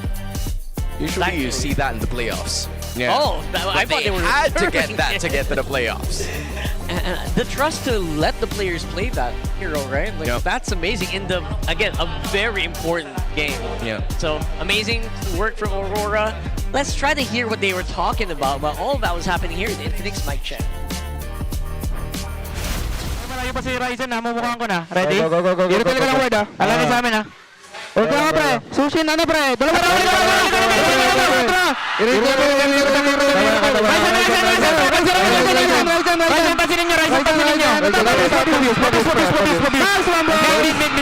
Okay, basta pabigay kayo pre, legit. Ito, harapan nyo nga boy. Dito ako sa... Alalay lang ha, baka buhatin na kayo. Okay, basta wag over. Alam nyo naman yan. Okay. Next wave pa nyo, magsasacrifice. Tara magsasacrifice ako pre, pasok din kayo aming. Kaya pag naultihan ko, dalawa sa harap. Ready, ulti ko, dalawa. Ito, Mingwin, mamatay. Minus ko sila. Minus guard. Okay lang, ward. Tatlo na matay, ward. Okay. 13. Ingat sa balik. Nasa ano pro, nasa likod sa 3. Abante tayo. Abante. Ito, saan ko? Saan, pre? Buwat na. Ready boy, may purify na ako. Tara, nandito pala si Perks eh. Ito, pabis pa. Pabigay na. Ay, nabuhat ako.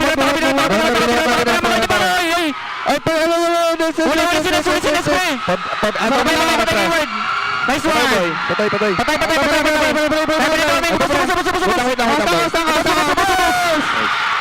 Nakapasok yung groups, pre. Palo. Nice boy. Very clean, very smooth. All business. Dude, can I just say, this is a scary demeanor coming out of Aurora. They're not happy, like they're completely happy to make it to the playoffs. That's right. They're very happy, but on the other side, if you're a B, unfortunately, APBR is eliminated for their playoff contention. They will still play tomorrow, but they can't be part of the 6 anymore. They're just going to be looking to end their regular season in a much higher note. While there is still one potential point of contention we have to look at, and that's the battle for top 1. If Team Liquid Philippines loses to Onyx tomorrow, we're going to have a tiebreaker. Here we go. So, that top 1 and top 2, their upper bracket secured, but we don't know who's top seed yet, and everyone else is going to be playoff secured for 3, 4, 5, and 6. APBR and TNC are now eliminated after Week 8, day number 2. Dude, that's crazy. There's still something to look forward to until the end of the day. It's TLPH against Falcons, but again, major props to the other 4 for making it here. Aurora unlocking the last playoff spot. Couldn't come at a better time, and we're happy to see their peak form today. If you look at the top side, it's both 12 match points. If Liquid win the series against Onyx tomorrow, they're for sure top 1. If they both end at 12 and at equal footing for their game win-loss, then yeah, tiebreakers. Are y'all gonna be here tomorrow? I am. We will be. All right, good luck. You don't want to be here? No, I wish you all the best. Of course, our Week 8 Day 2 Infinix Fancy Klaban standings are showing the Roras actually on top. As usual, very, very strong attendance from the Roras. every time there's an Infinix Fancy Club. Dude, they never run out of players. Like, there's always a full 5-man roster that's just ready to, you know, square up against other fan bases. But that's it for the Infinix Fancy Club, man. Looks like we might be getting an Aurora Sonics finals there. Sheesh. All right. That's very solid, by the way. Very far gaps. Yeah. And again, these are casted by our Talent Academy aspirants. So watch out. If you're in the venue, check them out. Any last thoughts for that one? What a day. Bellring. Bellring. Selena. Blue. Clint. Oh, Clint. Yeah. Yeah, that's it. I ran Fun out. times. Renmar Santa Cruz, Hans Gallery, and Rockhart. We're done for today. Let's throw it over to our host to close out the show. What a roller coaster of a super fan Saturday, and what an ending to Aurora! Pasok na sa playoffs after beating OMG 2-1. Wow! Talaga namang matindi ang mga kaganapan dito sa MPL Arena. Pero super fans, kumapit lang kayo dahil bukas, we are in for another treat. Dahil second round na ng ating golden rivalry, and that is between Team Liquid Philippines and Onyx Philippines. Ako din, the stakes are getting high. Ang tanong lang lahat, mauulit kaya ng TLPH yung ginawa nila nung unang leg or re-rest back sina Savero, ang Onyx, at makukontinue nila ang win streak to 5 matches. Kaabang-abang ang mga mangyayari bukas, and to cap off our regular season, ilalabas na rin bukas ang pinakabagong anthem ng MPL Philippines, Palag na To by Janine Verdil. Abangan natin ang lahat ng yan bukas. This is your host, Denise. And this is your very own Odin. Magkita-kita tayo muli bukas dito lamang sa tahanan ng pinakamalalakas. Ito ang MPL Philippines Season 17. Palag na To!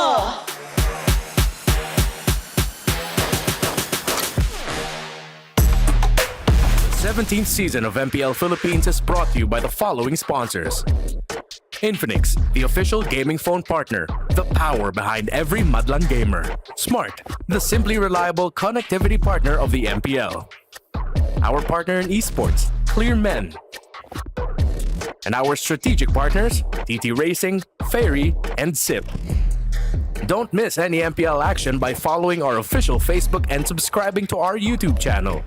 Follow MPLPH on TikTok for more content. Experience the lakas ng Pinas of MPLPH Season 17 live at Victoria Sports Tower. Grab your tickets now via the official MPLPH website. MPL Philippines is monitored and supervised by the Games and Amusement Board.